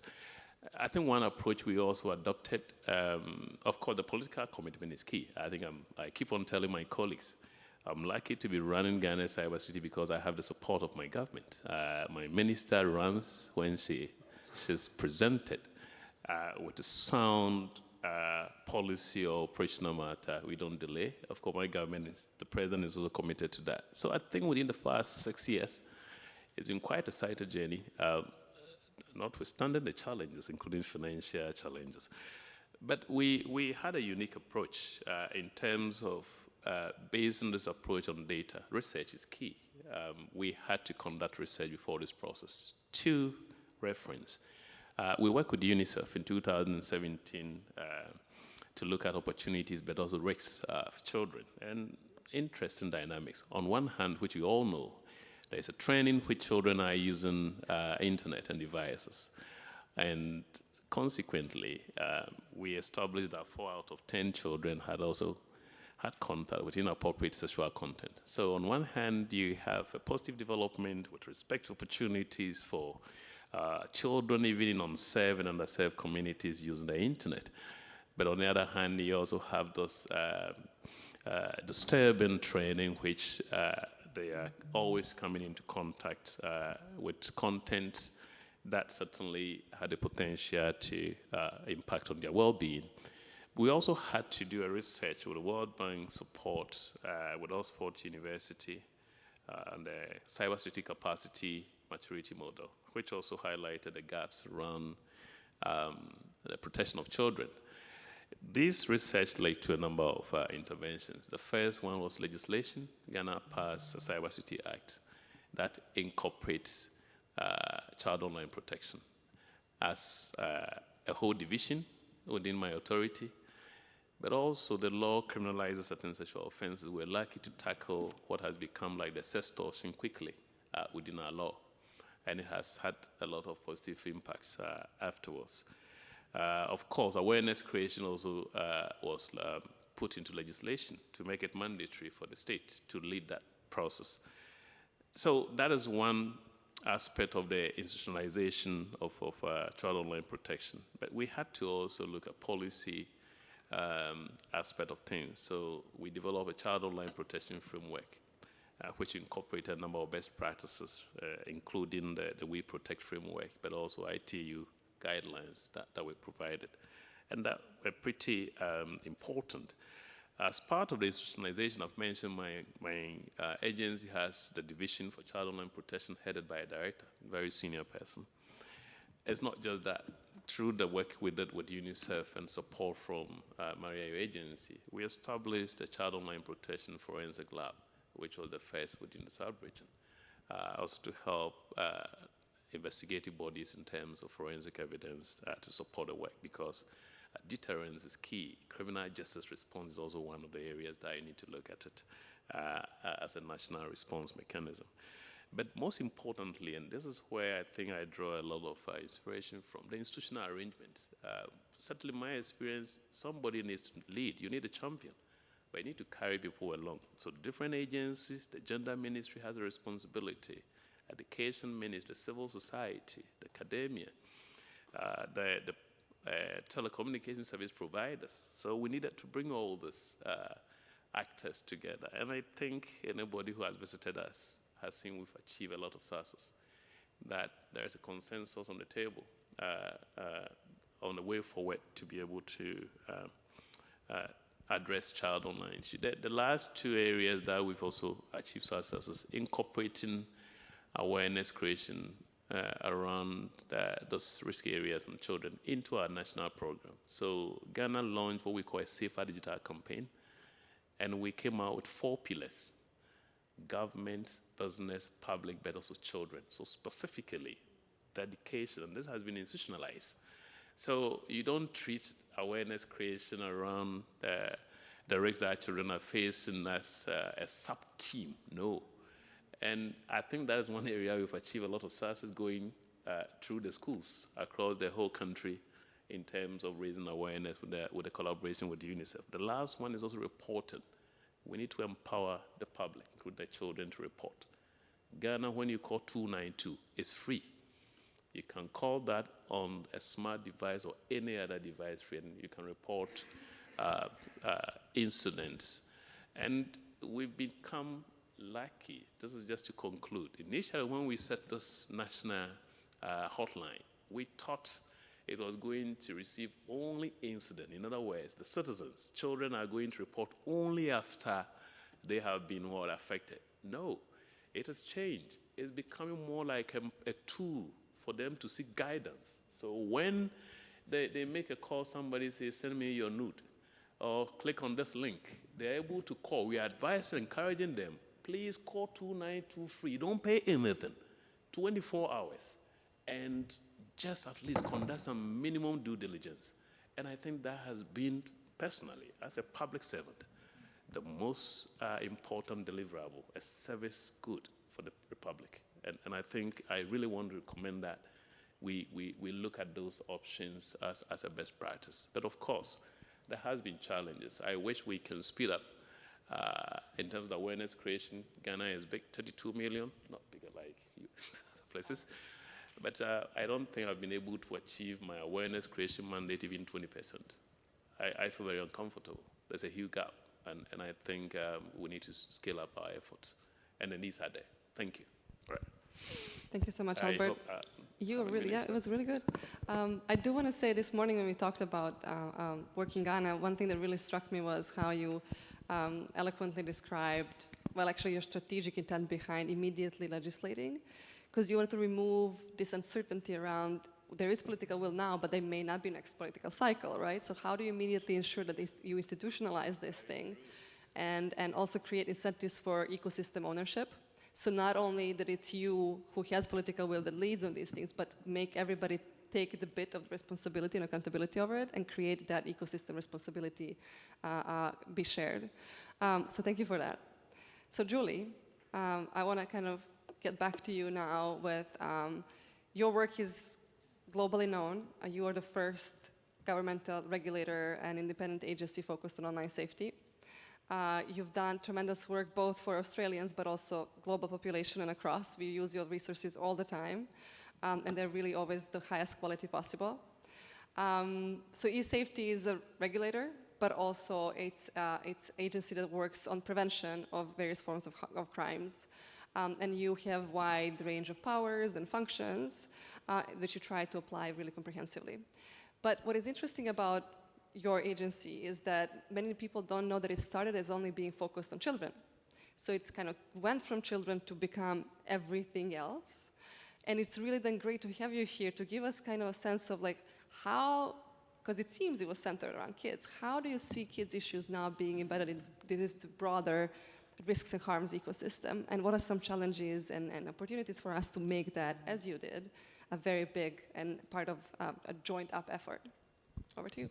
That is a great and very hard question to encapsulate in 5 minutes, but really it was actually a political decision that it would be focused on children initially.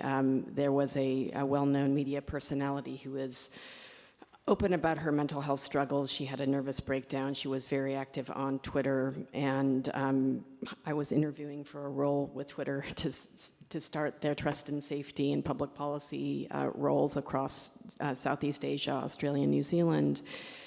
And she tragically ended up taking her life. It became known as the Twitter suicide, and a petition started to government that just said, government, you need to step in and do something. This was in 2014.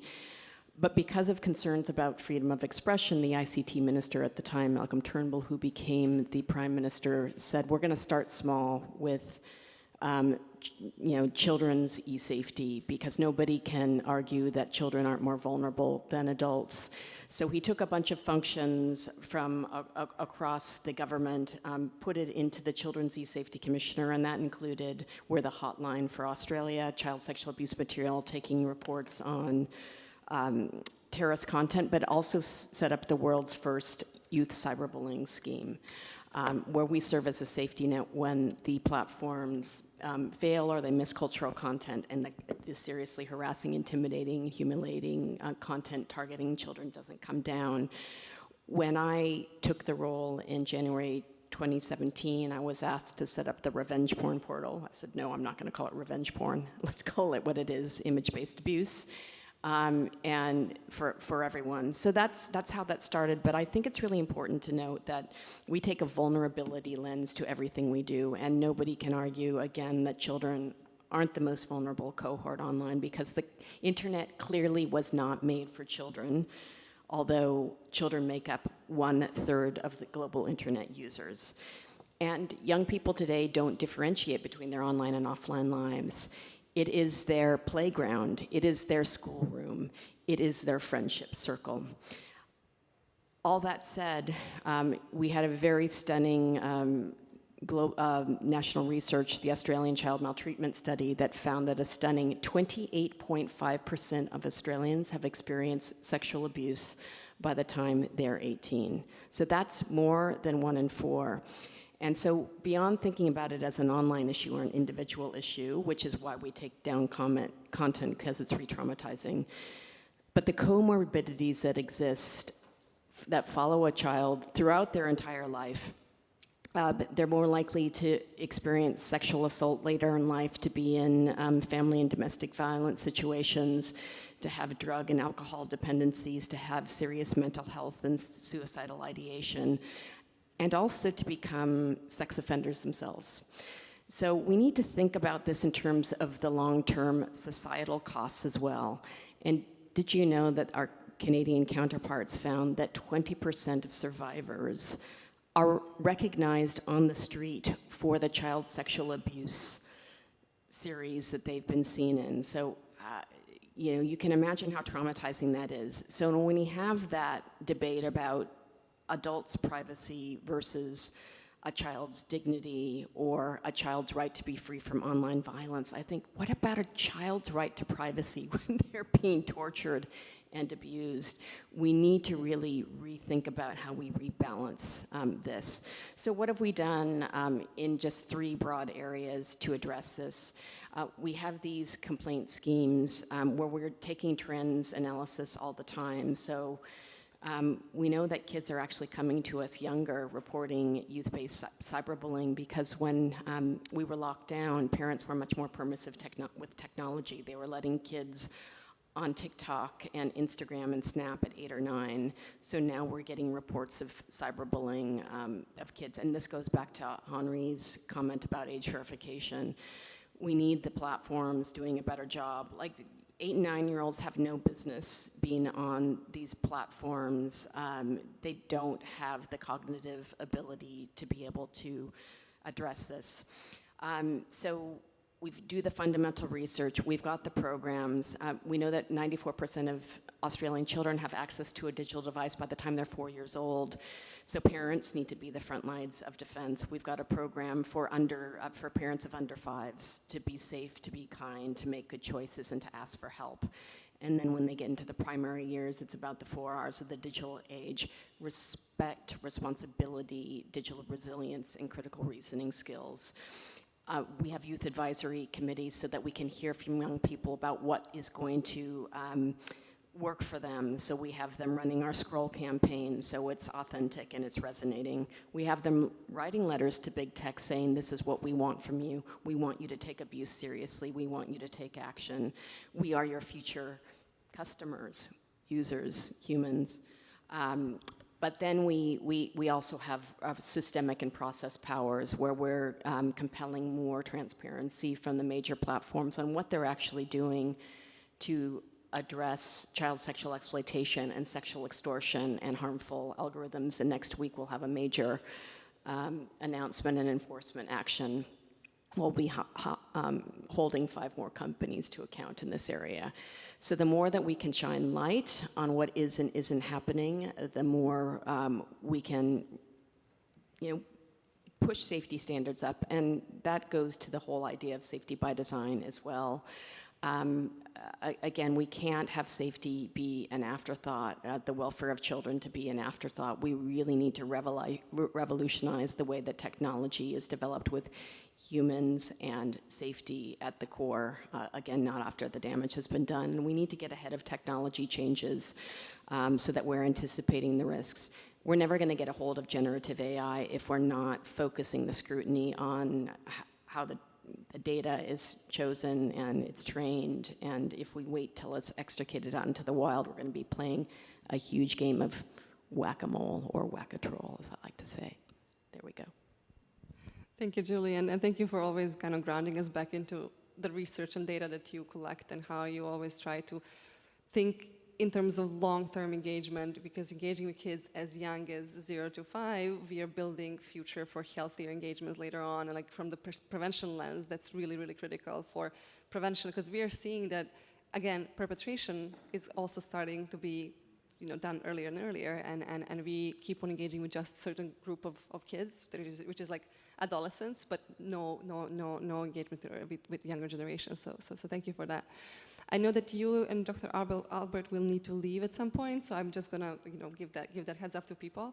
But with that, I'm gonna give the floor for anybody who wants to ask any question at this point in time after the first round of interventions. If there are any questions or comments, please now raise your hand and we can pass you on the mic. Or if there is anything online that are coming in, do you wanna? So is there anybody in the room who has, oh, there it is, there is one. I think you can use the mic over there. Yes, thank you.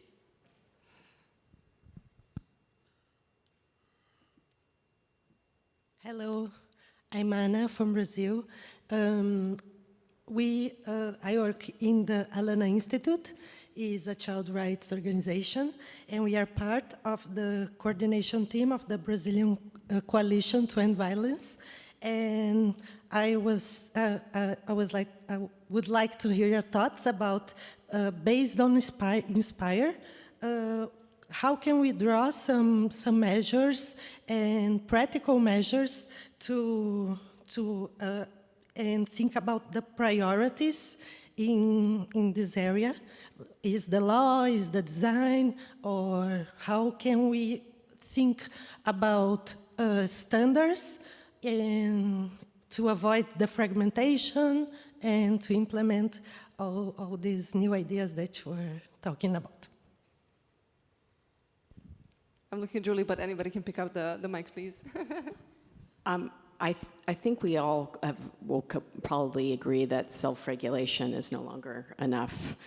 And this sounds strange coming from a regulator. I don't think purely regulation is going to be enough either. And that's why we have this 3P model with prevention, protection, and what I call proactive and systemic change. And that does mean working cooperatively with the industry to achieve outcomes. We have a 90% success rate in terms of getting cyberbullying content and image-based abuse down because we work informally and cooperatively with the networks. And that is the way we get that content taken down more quickly. To sort of solve this issue as more governments are thinking about how they set up either their own independent regulatory authorities or how they start small if they don't have the political will, we've started the Global Online Safety Regulators Network. We now have 6 members of the network. I'm going to be calling you Dr. Albert soon. But we also have observers who don't yet have independent regulators who can learn from these models. But please go to esafety.gov.au. We have a strategy. We're trying to do as much capability and capacity building as we can. We were the only ones for a while doing it, trying to write the playbook as we go along, and we've made a lot of mistakes. We're happy to share those as well. But I don't feel like anybody needs to start from scratch, even if it means we've localized a lot of our materials into multiple languages. Take it, use it, localize it in a way that helps, that works for you. We've got to be in this together. None of us are safe until all of us are safe. Thank you so much, Julie. And Dr. Albert, do you want to? Okay, just a quick one. I felt the sentiment of my Brazilian colleague, especially when she used the word fragmentation. I think that's the reality. She's speaking from a context. And I think I saw this when I was first appointed. Again, it is a problem because you see, this is what I call ad hoc. Ad hoc happens even in the non-governmental space. Ad hoc activities are happening in governmental state. I think that recognition is key for effective response. So institutionalization means essentially you are taking some systematic measures. Again, I keep on my own experience from the developmental context. Again, there's a lot of things from our context. You're now starting to try to mobilize around the struggle and what I call champions in all sectors. It's likely to be a little bit problematic. You may have the law, some of my Western colleagues keep on being surprised. But you have this law, it's been there, nothing second. In my context, the law is, frankly, getting people into sit at the table. And that is why really I felt like, in terms of the Brazilian situation, taking champions around the child online protection ecosystem, a collection of different players. And I think the first step is to look at those who are quite active, they will drive them. They are respected within the ecosystem and able to mobilize others along them. Thank you. Thank you, Dr. Albert. And just one more note for Brazil. I know that you're a member of the We Protect Global Alliance as well. Thinking about the methodological response is a framework, another framework we can use to think in charting different areas of engagement and how that needs to be happening. But again, we'll be happy to chat with you afterwards as well. I will make it in front of you. So first, let's recall that the large part of the issues we are speaking about is not on social networks. This is in the dark web, for example. If you want to buy a time video of a baby because it does occur, it's not on business companies, it's on the dark web. And here we need more policemen, more investment, more international cooperation. But it is not about company regulation. It's about fighting crime. Regarding company regulation, I understand the fact that it would be better to have a world with one common rules. But this is not what I call fragmentation. The fragmentation of internet is a fragmentation of the technical deep layer. We have to fight this. But we are democracies, we have the right to have proper rules, or we're not democracies anymore. And we're not here to be a unique market for 5 companies. And I want to say there is another fragmentation, and that's very important. That's the fragmentation of the investment regarding trust and safety. Because most of those companies, and we can understand why they do this, they do invest regarding their sales. So they do invest a lot on big markets, and much less on small markets. And it's, of course, especially in Africa, for example, they don't invest a lot. And we should ask them, we could do this in this framework of the UN to equalize a bit the investment and to take a small part of the investment in Europe or US, to invest this in Africa, for example, or Brazil. Thank you. Thank you. Maybe first the room and then we can do the online, but also we will need to move to the next segment as well. But go ahead. Okay, thank you. My name is Peter Kane. I'm from Liberia. I would like to thank NCA chair from Ghana. I would like to also, the question is a question, and I would like for them to help in terms of solutions that has of best practice for like Liberia who be struggling to have cybersecurity laws. What are some of the suggestions he thinks he can for the African countries that are not at the level of how Ghana is moving with certain issues of awareness on cybersecurity issues? Inclusion uniformity, so share some of the practices or advice on how to online protection in the African context. So the European context maybe 4 years in Europe.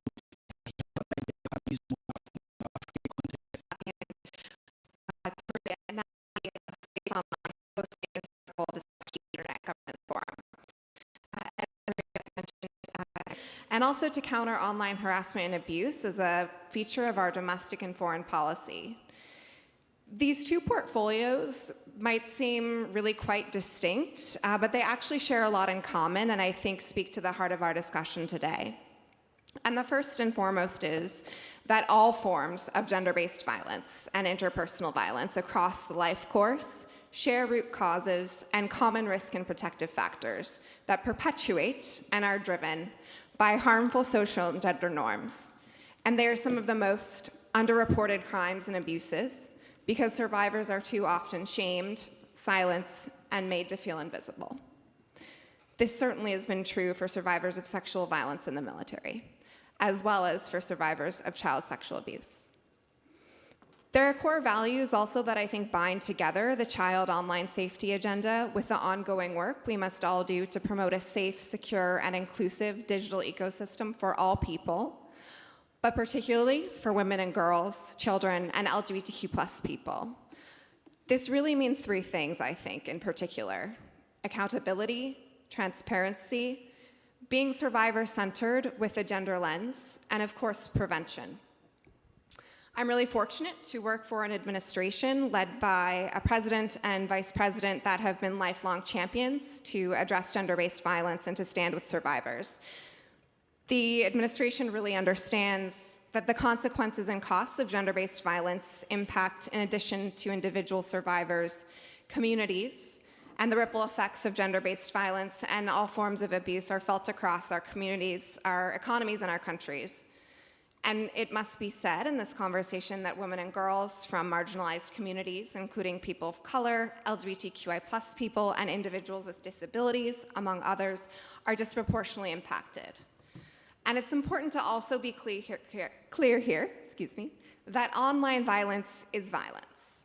And it can result in dire consequences for victims, ranging from psychological distress, self-censorship, and decreased participation in political and civic life, to economic losses, increased self-harm, suicide, and forms of physical and sexual violence. During his campaign, President Biden made a commitment to convene a national task force to develop recommendations for federal and state governments, technology platforms, schools, and other public and private entities to prevent and address all forms of online harassment and abuse, with a particular focus on tech-facilitated gender-based violence. And in June of 2022, the president issued a memorandum that established a White House task force to address online harassment and abuse, which I have had the fortune to coordinate. This is an interagency effort that I think really speaks to that ecosystem approach that other colleagues have raised. It is co-led by the Gender Policy Council and the National Security Council, and involves many diverse government departments and agencies, from USAID to the Justice Department to Health and Human Services, Homeland Security, and several others.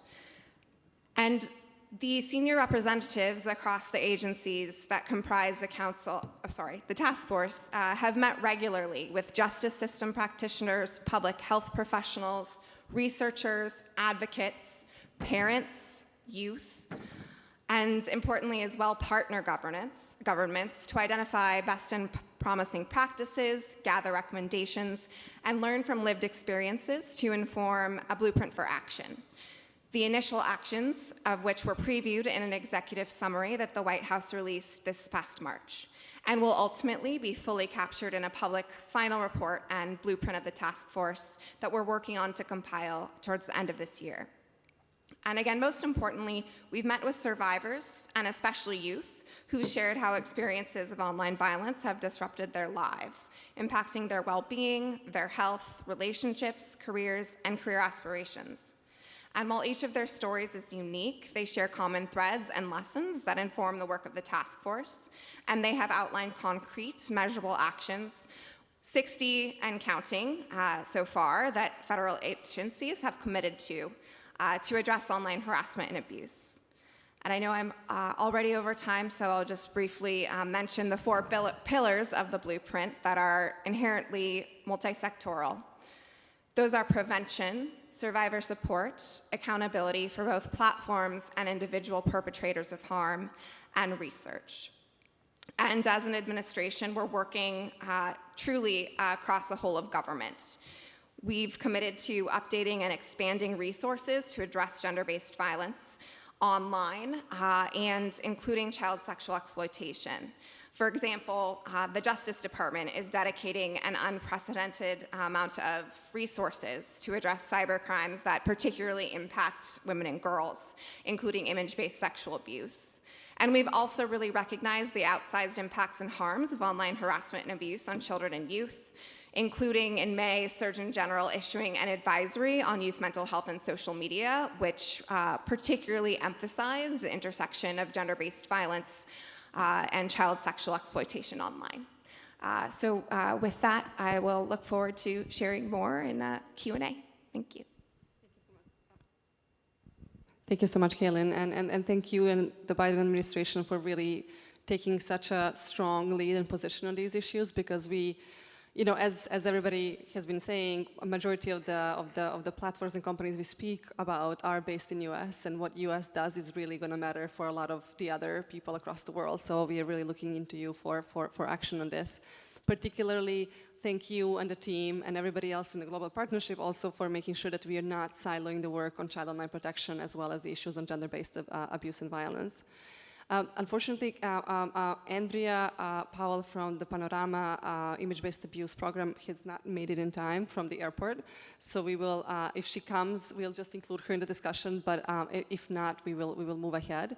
I'll just open the floor for 1 or 2 quick questions or comments on this, and then if there are none, we will move ahead with the next segment. I'll wait for a little bit. Natalie, is there anything online coming in or anybody in the room? Oh, there is. Yeah, please come on in.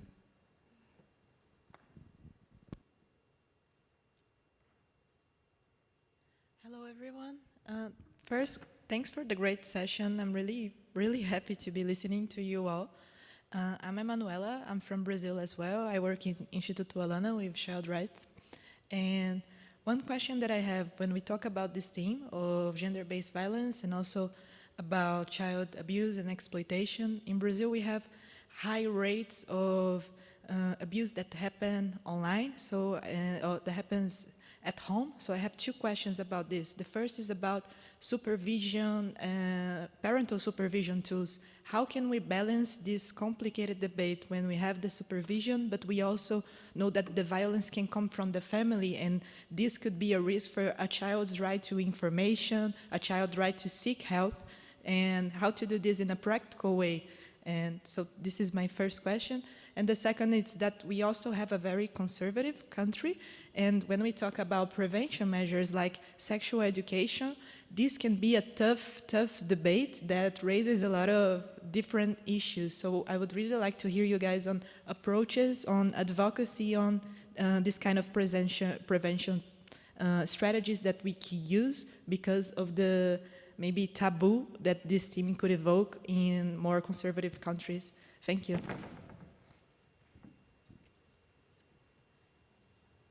Kaylin, over to you. Thank you so much for that question. And as many of the experts in this room are aware, the United States, we are a federalist country, so we have 50 diverse states and territories as well as that. And so there are a multitude of approaches that have been coming up across the states on how to address these issues. And so for the administration's perspective, we want to be really careful about balancing what you've said and recognizing those concerns, given that parents may not always be inherently able to represent or willing to represent the best interests of their children, and we always want to maximize options and support for survivors of abuse at any age. So I think it's a very timely question, and I think it's really important that, in line with your second question, we really take an evidence-informed approach and really focus on prevention as well. One of the areas that we've continued to invest in is through our Centers for Disease Control and Prevention, really taking a public health approach to recognizing the shared causes of violence across the lifespan. We have an analysis that the CDC has done called Connecting the Dots that I quite like, because what it really does is it connects the dots between multiple forms of interpersonal violence, from sexual violence, intimate partner violence, child abuse and neglect, cyberbullying, and so youth violence, community-based violence. And so that's one area where we've seen promise. But of course, with everything, resources are so important too. And so the voice of civil society to really demand governments proportionally investing in these problems is so critical. So thank you for your work. Yeah, of course. A brief comment. Of course, there is a tendency everywhere, including in France, to say that those are questions for woke, decadent, and and very liberal people. But actually, no, everything is connected. And I share your point. This is about violence. And maybe I can share two examples. First, within the Christchurch call, now we are speaking about algorithmic radicalization. Most of the terrorist attacks were done in Europe. I don't mention Israel, which is a different situation. But in EU, most of the terrorist attacks we had to face were done by very young people, with a role of the social network in the radicalization process. And most of the terrorist attacks we had in Europe were coming from masculinist movements. It was not jihad, or I don't know, it was masculinist people against LGBT or against... so everything, all those issues are connected. And if you pretend to avoid gender balance and gender protection, you will miss a large part of the others' fights. Thank you so much. This is exactly why this session exists, to make these links and make them really clear in everybody's mind, but also in our ability to create policy and otherwise responses to these phenomena. Andrea has made it. She literally just ran into the room, so she's still in time for her intervention and the same segment. So perfect timing, Andrea. I hope you have had a time to take a breath. So Andrea Powell is the director of the Image-Based Abuse Initiative at Panorama Global. In your work, you're building partnerships and mobilizing efforts to ensure that no one experiences the enduring trauma that results from image-based abuse and other types of online harm. We are very proud to be part of this coalition and your work, and have been above all so impressed with how you've ensured that lived experience experts are an essential part of this coalition. What I want to ask you is, what opportunities do you see for better alignment between IPSA work, the image-based abuse, sexual abuse work, with online child protection? But also, from your perspective, what have been some definitional and content-related issues, as well as in terms of practical tools and best practices we can build between these two fields? So, over to you. Thank you very much. And my apologies for being late. Very happy to be here with all of you. Again, I'm Andrea Powell, and I am the director for the Image-Based Sexual Violence Initiative, housed at Panorama Global. And we most recently launched a new coalition, the Reclaim Coalition, that brings together over 50 stakeholders from 23 countries, most notably from civil society, academia, law policy, as well as lived experience experts, often called survivors. And what I mean in that context is not just individuals who've endured this ongoing trauma, but individuals who are active in the field of addressing image-based sexual violence. Image-based sexual violence is a threat or the act of creating and sharing intimate images without someone's consent. It is a form of online sexual violence and a violation of privacy that disproportionately affects women and girls, LGBTQ+, and indigenous and BIPOC individuals. Anyone who deliberately views, shares, or recreates this non-consensual images is participating in a sex crime whose unique feature is that the abuse lives on long after it's over, growing in magnitude for all the world to see. When non-consensual imagery is shared over text messages, online forums, or posted in social media platforms, it can quickly reach a global audience via uploads to pornographic websites that do not or cannot reliably verify age of or consent. Those who are victimized live in a state of constant trauma and fear when their victimization may happen again. Will their parents find out? Will their friends, coworkers, college admission counselors, or future employers? It is never post-traumatic stress disorder because the trauma lives on continuously. This type of technology-facilitated gender-based violence is growing in global prevalence. There are over 3,000 websites online that purely are designed to host this non-consensual intimate videos and images reflecting a vast enabling environment that facilitates this form of abuse. And what we know from the survivors in the Reclaim Coalition is that younger and younger children are ever more being exposed to this form of violence. Those who are impacted, whether they are adults or children, frequently experience elevated levels of psychological distress, trauma, extreme and prolonged anxiety, and suicidal ideation. In the early stages of the formation of the coalition, we uncovered over 40 cases of children who've ended their life as a result of image-based sexual violence, often within 24 hours of their abuse, leaving their parents little to no time to intervene. As a woman who was, as a child, a victim of sexual violence, I chose not to reach out for help. I chose to live in silence. And I never thought that silence was a privilege. Yet the survivors who bravely advocate in the Reclaim Coalition never got a chance to make that choice. Their sexual assaults are there for all the world to see, and thus this is a global problem, but there is hope and there are global solutions. Many child victims of image-based sexual violence are adults when they discover their victimization. And many survivors who are now adults and are part of the Reclaim Coalition experience reputed abuse online every time they dare to advocate publicly on this issue. As a matter of fact, as I boarded this plane, I was working with an individual who just came out publicly and had all of her images re-uploaded to a site called Pornhub. This trauma does not stop on their 18th birthday. The very real harms do not go away, and abusers continue to share and re-upload more content. Leading up to the launch of the Reclaim Coalition, we hosted a private summit with lived experience experts from 8 countries. What I thought was going to be an informative, well-agended program became a witnessing session where survivors shared their stories and created the formation for 17 recommendations that we shared with our colleagues, most notably at the Gender Policy Council, as well as forming the basis for our first landscape report, I Didn't Consent, focusing and centering this issue around privacy and consent in an innovative way that eliminates the question of why was the image put up there? What was the intent of the abuser? Because in all reality, we don't ask domestic violence victims why their husband hit them. We don't need to ask online survivors of image-based sexual violence why their abuser abused them. I came up with 5 core areas of intervention that I think we can take lessons from the area of child protection and build upon this to look at this issue not as siloed intermittent interventions across children's spaces and adult spaces, but things that we can do across those divides. First, we need to build knowledge. The public misunderstands and lacks awareness about online sexual violence. Without knowledge, survivors don't know where to get help.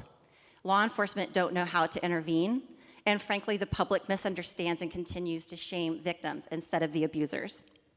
We need to harmonize global regulation and policies. The policies to address both child and adult online sexual violence can and should be more harmonized. This includes removing the barrier of proof of intent of the abuser, as well as classifying this as a serious sex crime.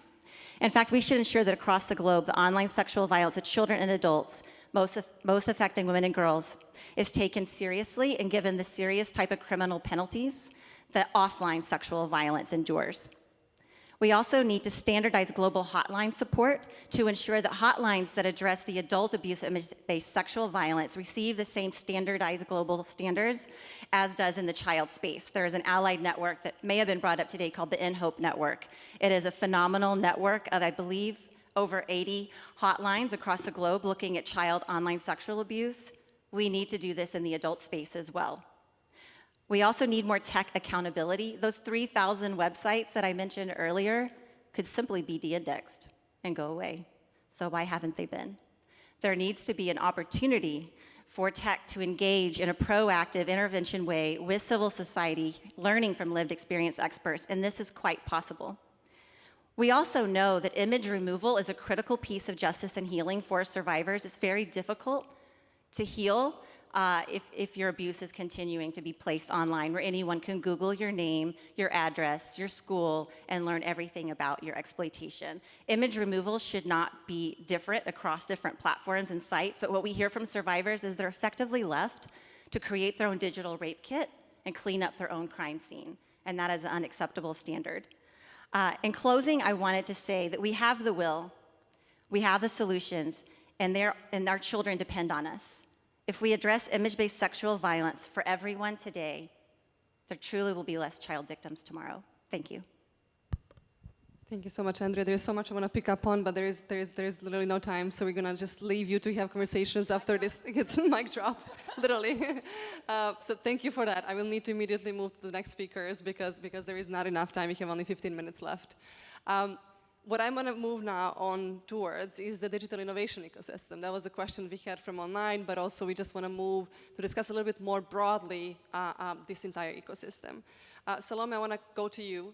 You're from the German development agency GIZ, and you're the director of the Digital Transformation Center in Kenya.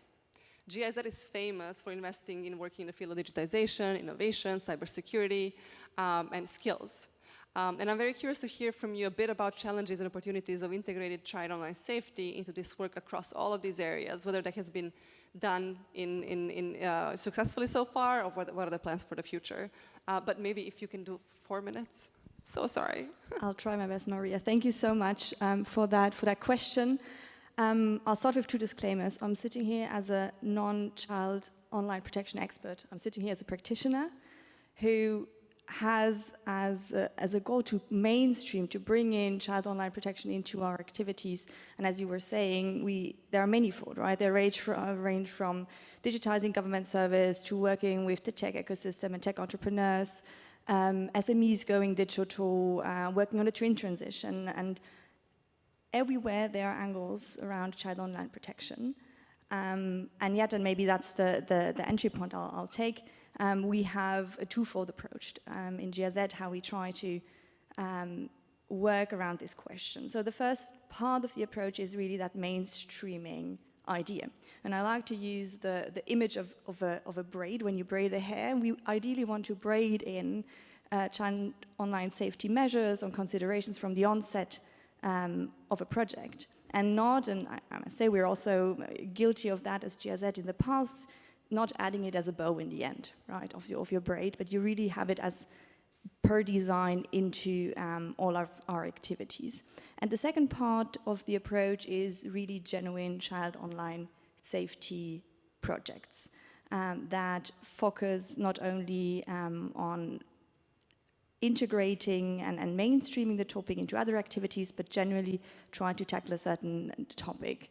For instance, one of our activities that we have jointly also with children, for children, created is a set of online training nuggets where children starting from the age to 10 to 15 can explore how to navigate the online world safely in a very easygoing way. And this is one of the aspects as well where we try to have that initiative and these trainings available in up to 10 languages by now, also in Kiswahili, for instance, for Kenya, and we saw how important it is as well to translate all these phenomenal tools that we have by now, by ITU, by UNICEF, etc., to other languages as well, to make them accessible to all the children around the world and youth growing up. So that's the twofold approach that we are pursuing with GIZ at the moment. And now maybe come to your questions around challenges, opportunities I see. What struck me in your introduction was your point where we're saying, oh, you talk to someone working on infrastructure and they're saying, oh, that's not about children. You talk about someone working on digital skills and they say, oh, no, that's not really what we're doing. Reflecting on that, within GIZ, it might be a slightly different variation. I would more call it the attention economy, where I, as practitioner on the ground, I'm interacting with my colleagues that are working in the child protection unit, and they tell me how it is important that we mainstream these activities and considerations and safeguards, etc. And I see the importance, and at the same time I talk to my colleagues in the gender department, in the climate change department, in the disability and inclusion department, etc. So in the end I end up with, I know that all these considerations are so important, and yet my reality on the ground is I have a highly political, highly dynamic political environment. I have technological debates that evolve so quickly. I have a limited budget and limited time. And often, and maybe that's the lessons learned also for myself, I end up maybe going with those that scream the loudest. Or, and maybe that's the positive side, and maybe what could be helpful, what has been helpful for me, where I have resources that are easy to use off the shelf.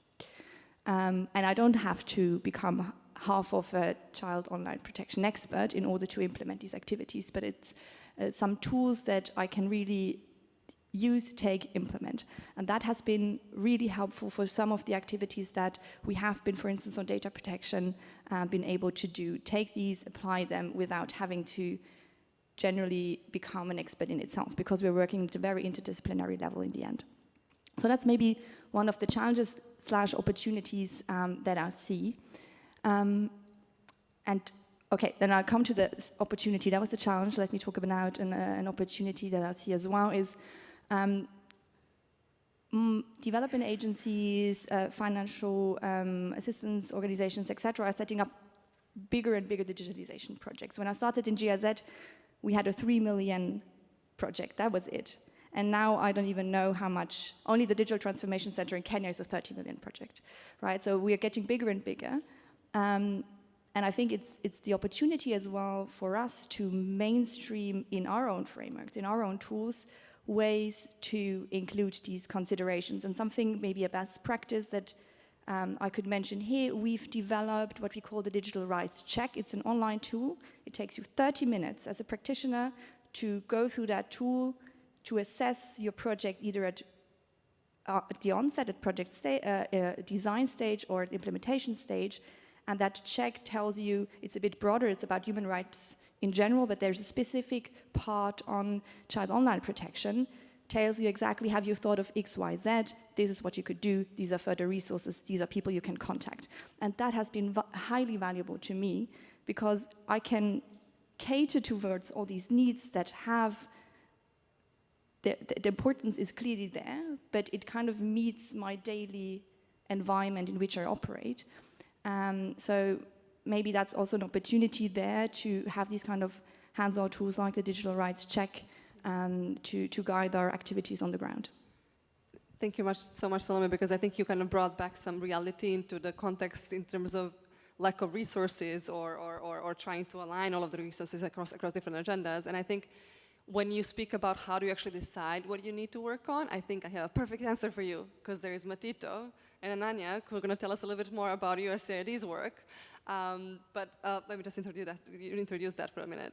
So Matito, you are USAID's lead on child protection within the Children in Adversity team.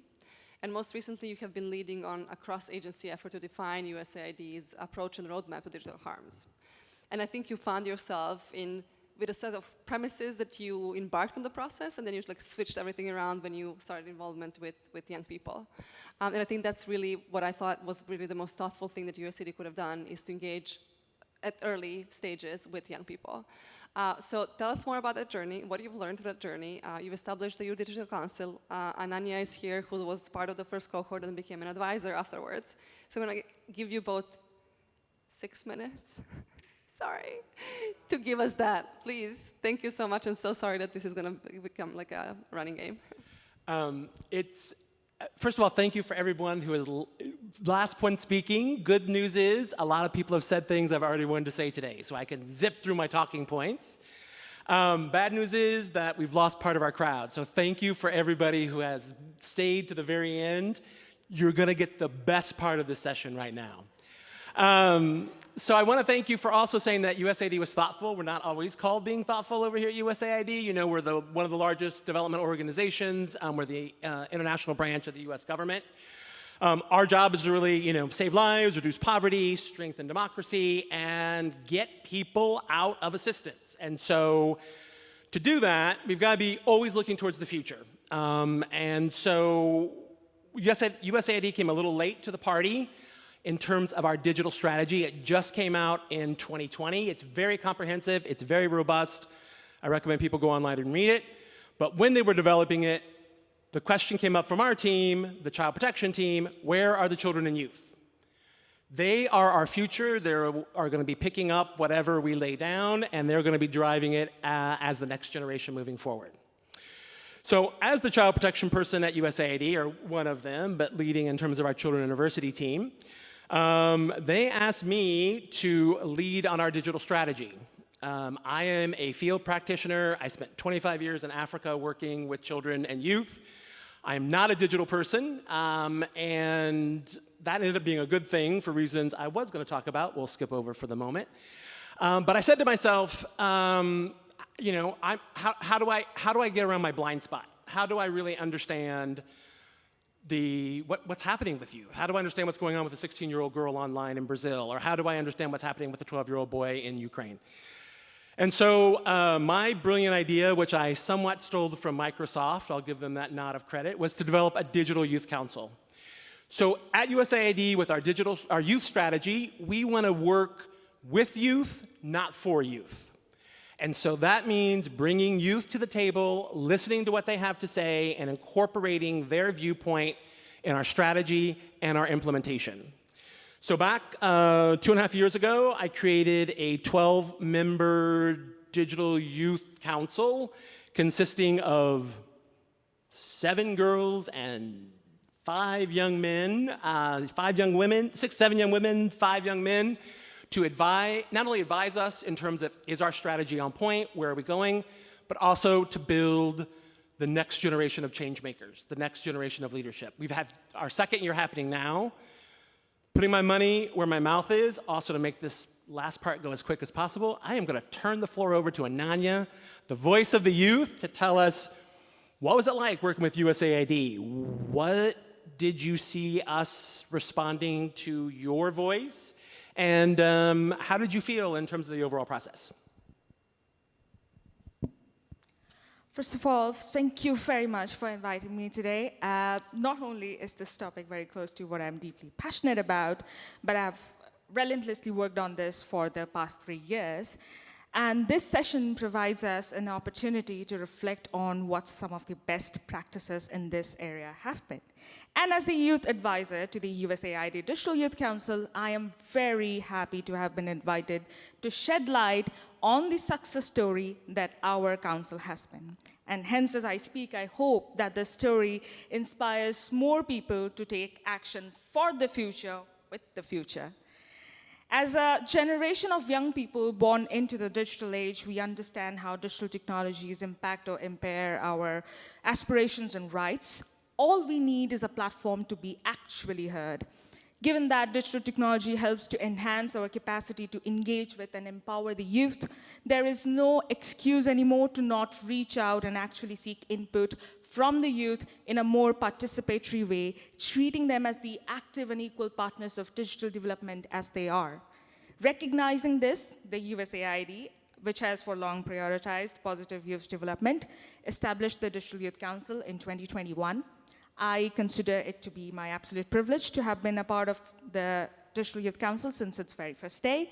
Over the past 2.5 years, the Council has not only served as an important voice in helping to guide the implementation of USAID's digital strategy, but has also helped to raise awareness about digital harms in many countries and influenced national leaders, the private sector, civil society, local communities, and other youth on how best to keep safe while learning, playing, exploring in the digital world. We have co-created and led sessions on innovation, emerging technologies such as machine learning, artificial intelligence, large language models, ChatGPT, and tried to establish a connection with digital harms which target young children, including our young council members. With the support, training, mentorship, resources and encouragement that we provide through our extremely carefully designed program, our council members have been able to design apps that educate young people about digital harms through interactive games and other modern features. In fact, one of these apps is about to go live on the Google Play Store by the end of this year. We're also very proud to have involved our young council members in planning and speaking at multiple sessions of the USAID at the Global Digital Development Forum in 2022 and 2023. Personally, I have had the opportunity to speak at the USAID Youth Policy launch in 2022. The USAID enabled a young person like me to share the stage with and ask questions directly to the USAID administrator and the US Congress representatives. I also had the opportunity to MC the USAID's International Youth Day event in 2022, where 1,200 people from across the globe joined us to celebrate young people and engage in a panel discussion on intergenerational solidarity, inclusion, protection, and mental well-being. But our magnum opus, the first virtual symposium on protecting children and youth from digital harms, attracted the attention of thousands of leaders in government, civil society, and private sector. And we organized this in collaboration with Save the Children and Tech Change. This even brought together influential policymakers and our young council members for panel discussions on themes including, but not limited to, online harms, hate speech, and cyberbullying. This symposium helped to further the US government's APCA strategy and USAID's digital strategy. Over time, while we started with a digital strategy that was heavily focused on gender and sexual violence and which targeted children online, the Digital Youth Council assisted the USAID in broadening the array of issues we actively work on to include themes including, but not limited to, online mental health and well-being, online financial frauds, misinformation, disinformation, fake news, which target children online. One last quick point. So doing this, USAID has translated words into action by setting the perfect example of nothing for us without us. Thank you. And as you can see, she makes my life a lot easier because the voice of the youth are, by us being able to really provide that platform, we're actually seeing that change start to happen. And we're actually getting it right in terms of where we should be investing US government taxpayer dollars to better protect children and promote youth going forward. Thanks. Thank you so much, Matita and Anya. You've made my job also easier because that was a really perfect closure to this discussion. I do want to thank all the participants. I'll just take 2 minutes or maybe like 1 minute to try to sum up some of the main takeaways. But I think we all agree, and young people tell us that the internet is great. They love it. They like to be online. They like to engage online. It's opening so many opportunities for them. But online and offline worlds are not for them separate. This is just the way that the world is. And we need to make sure that what the rules apply in the online world can be applicable, in offline can be applicable in the online world as well. And some things that are going to help us align across different agendas will be really much more rigorous and strong focus on participation, of people who have lived experiences, people, young people who can tell us what the needs are, but also participation in terms of really using a vulnerability lens to understand the trends and threats online, to make sure that we can, as we are building this great online world, that we can make sure that we are not exacerbating existing vulnerabilities, existing gender divide, existing issues around gender norms and toxic masculinity, and issues around radicalization and extremism and all other forms of expressions of violent behaviors and power dynamics that exist in the offline world, in the online world. And the last thing I want to say is that we have really seen and are calling for action in terms of increased investments in this particular field, because it is really sorely lacking investment, dedicated investment from both governments but also industry and other players, whether it's investment in foreign policy goals or investments domestically or investments in internal organizational infrastructure or in frontline services that we all need to have. So with that, I will thank you all for participating in this discussion. I have definitely been too ambitious in terms of the topics we want to cover and people we want to hear, but I'm really grateful that you are all here. I will run to my plane right now, but I will leave you all to chat a little bit more. Hopefully you go for drinks or something. Those who are online, please reach out. We will be happy to engage with you. Go on safeonline.global and follow us on social media, and we will be happy to engage with all of you. And thank you for the session tonight again.